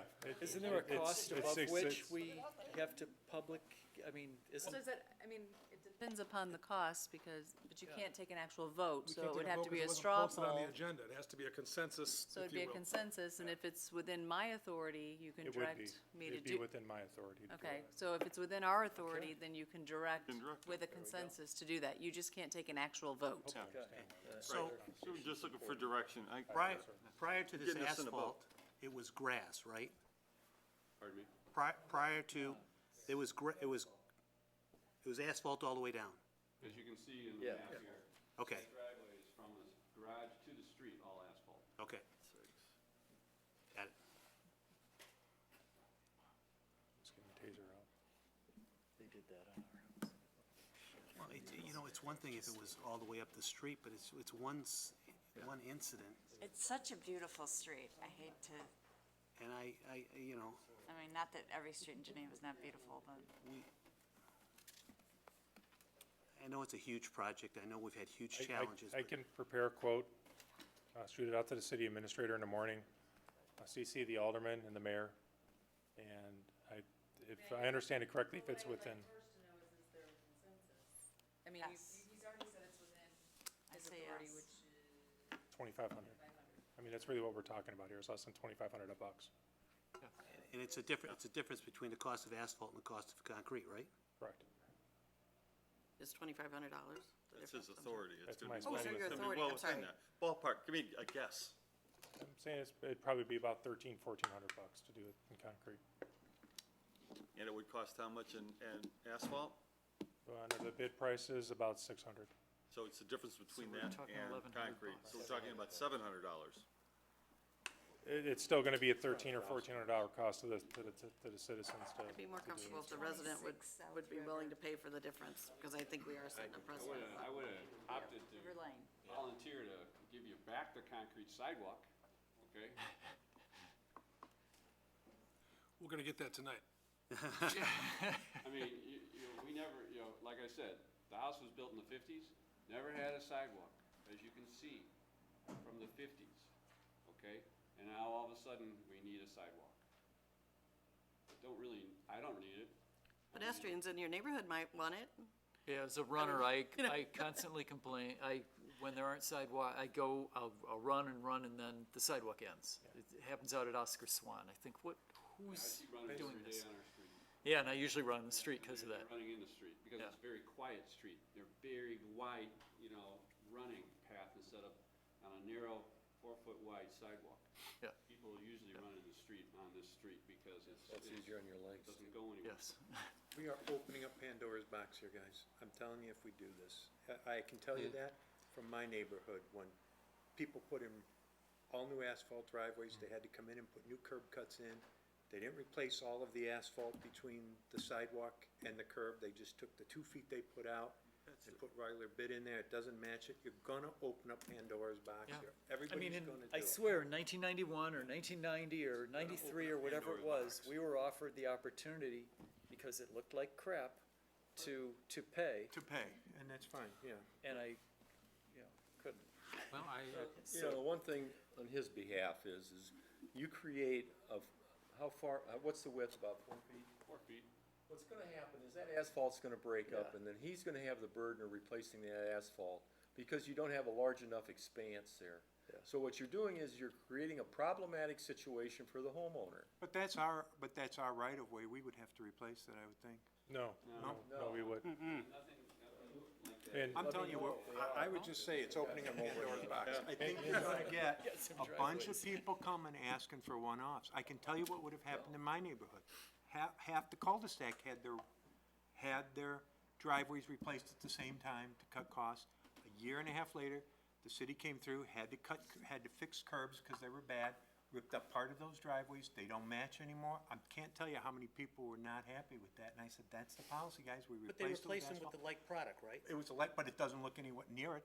Oh, I know, Doesn't look but near it. There's a It cut doesn't. line, too. It's cut open. It's crumbling already. I'm gonna have to replace that apron. You're gonna get one-offs here. If he wants to pay for it, I don't have a problem doing that.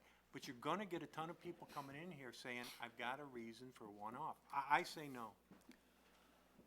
years ago, I repaired some apron improvements. I can't even remember what it was, but I remember I paid for it. I like consistency. I do worry about precedent. It sets a precedent, guys. We're gonna open up a Pandora's box.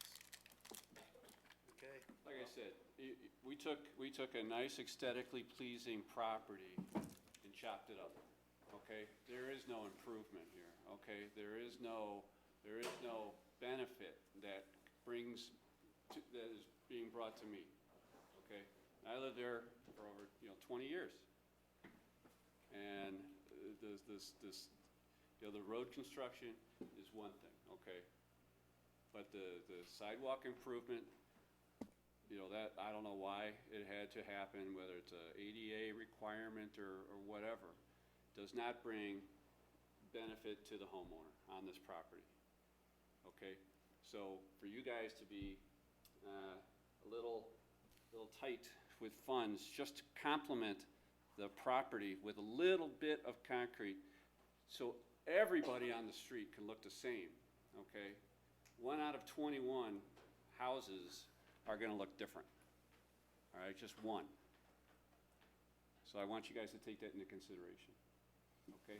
Elton gave me a percentage, 70% of the homes in Geneva have a asphalt apron, okay, but only 4.5% of the homes on South River Lane have an asphalt apron. Okay, that's kind of a very poor ratio.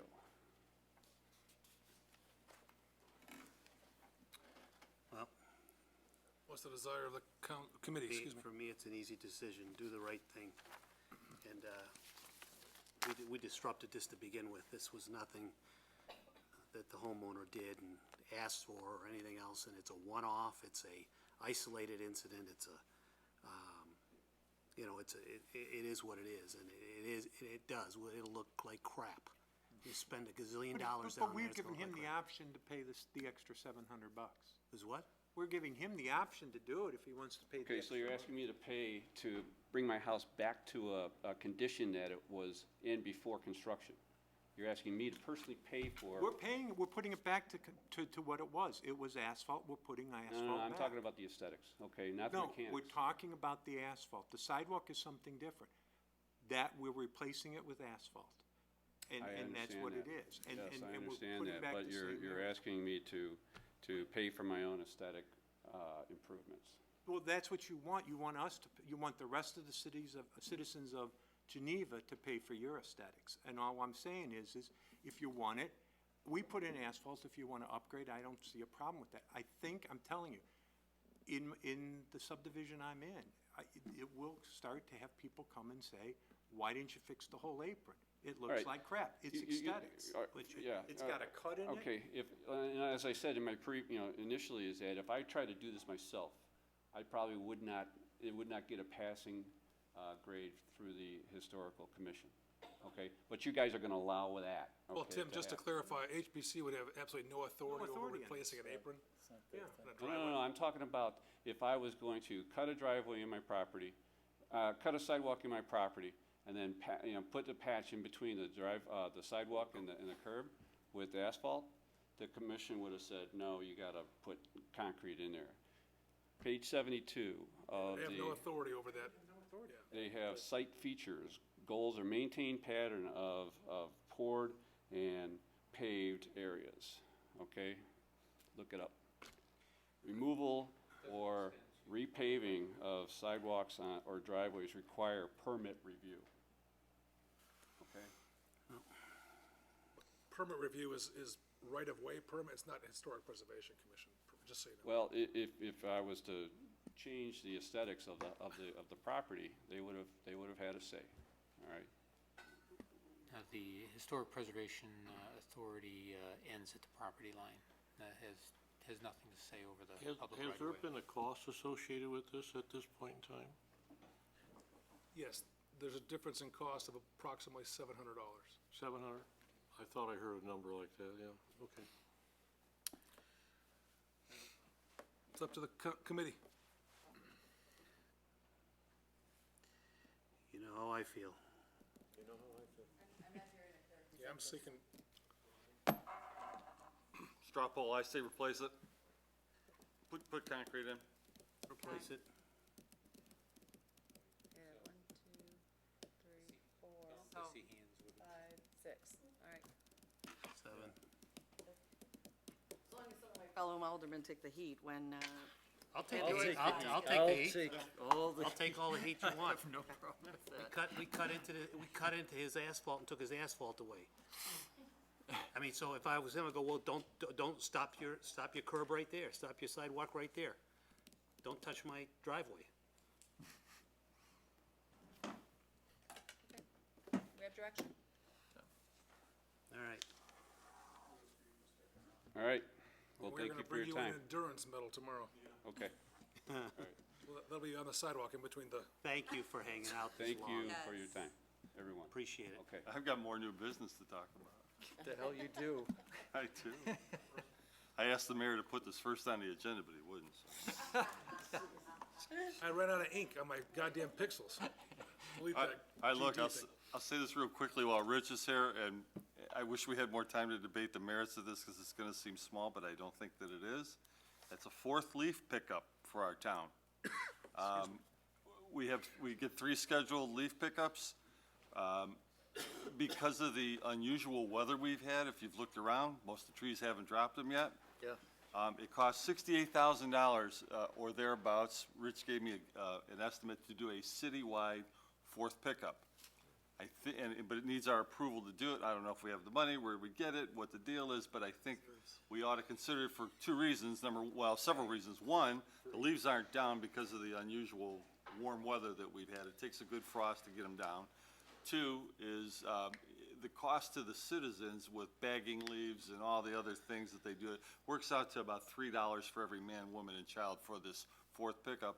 And 3 is, I think the damage that can be potentially done to our sewer system from the clogging and the damming and all that from leaves that don't get picked up because we don't have the vacuum service. So while it may sound like a small thing, it's a hell of a lot more money than we just spent a half hour talking about.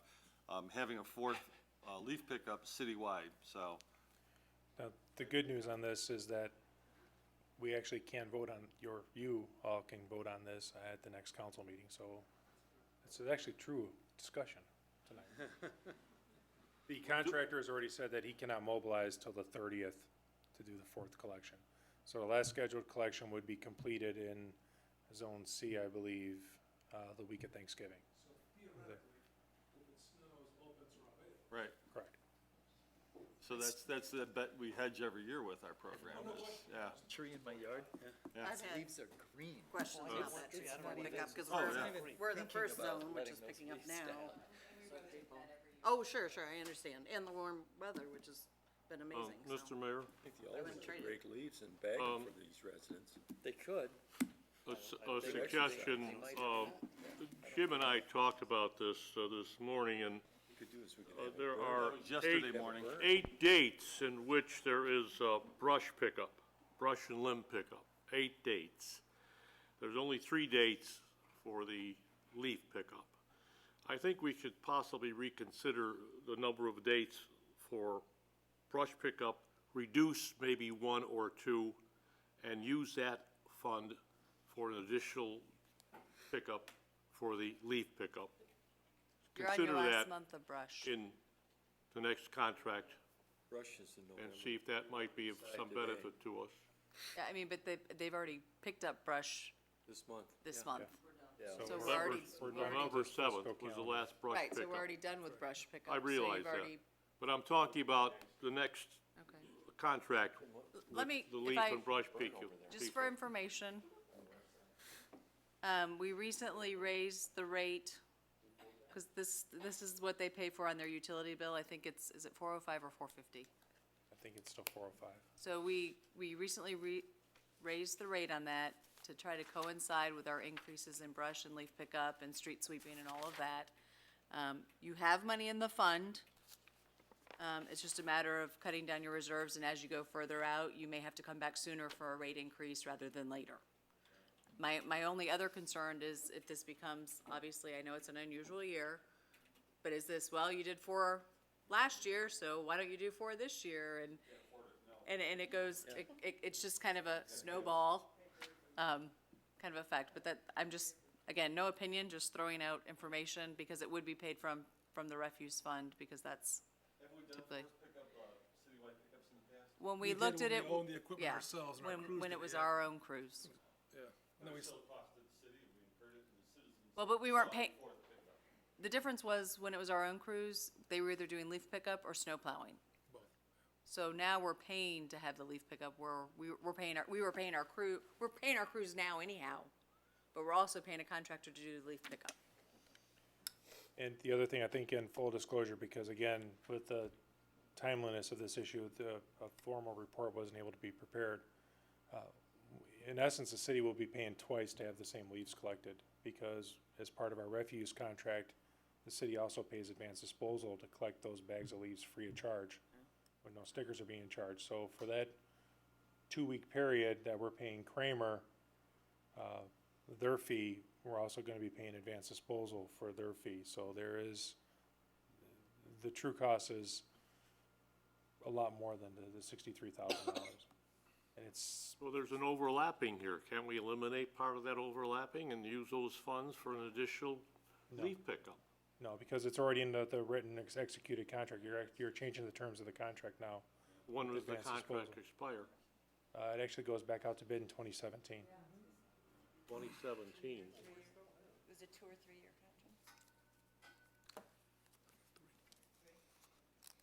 Well, it's a discussion for next week. So the question is, do we have direction to put this as an agenda item to discuss next week, which is a city council meeting, so are you discussing and taking action in the same night? You'd have to. Yeah. Okay, I'd be just so you're all comfortable aware of that, so. Leaf Maybe you pickup. can have a That'd be good. estimate for what so we're paying for 2 more weeks for, the bags to be picked up by Allied. So there's a pay. But they will pick up the bags for the entire month of December with no sticker, is that correct? Correct. Advanced does free brush collect, or free bag collection for the entire month of December, So you still may, Correct. with no stickers. so you're still gonna have people that can still avail themselves to the last 2 weeks of the year to put bags out. Yeah. Correct. All of December. All of December. That's been that way for a long time. Right, but I'm saying we'll have 2 weeks of overlap is what you're saying, because if they start the 4th pickup, it'll start on November 30th, take them about 2 weeks to do the whole city. Correct. The leaf program, it was, I can still put my bags out and they'll pick them up, because maybe I don't wanna wait for the 4th one. I mean, there's still a benefit to the people, but. How about burning? Can we go back to burning? Yeah, really, I like that. This happens every year. There was a point in time when Let's talk everybody had about to that bag for a all half the hour. leaves in Geneva. yes. I mean, hey, come on, Glen Ellen still does that. They really?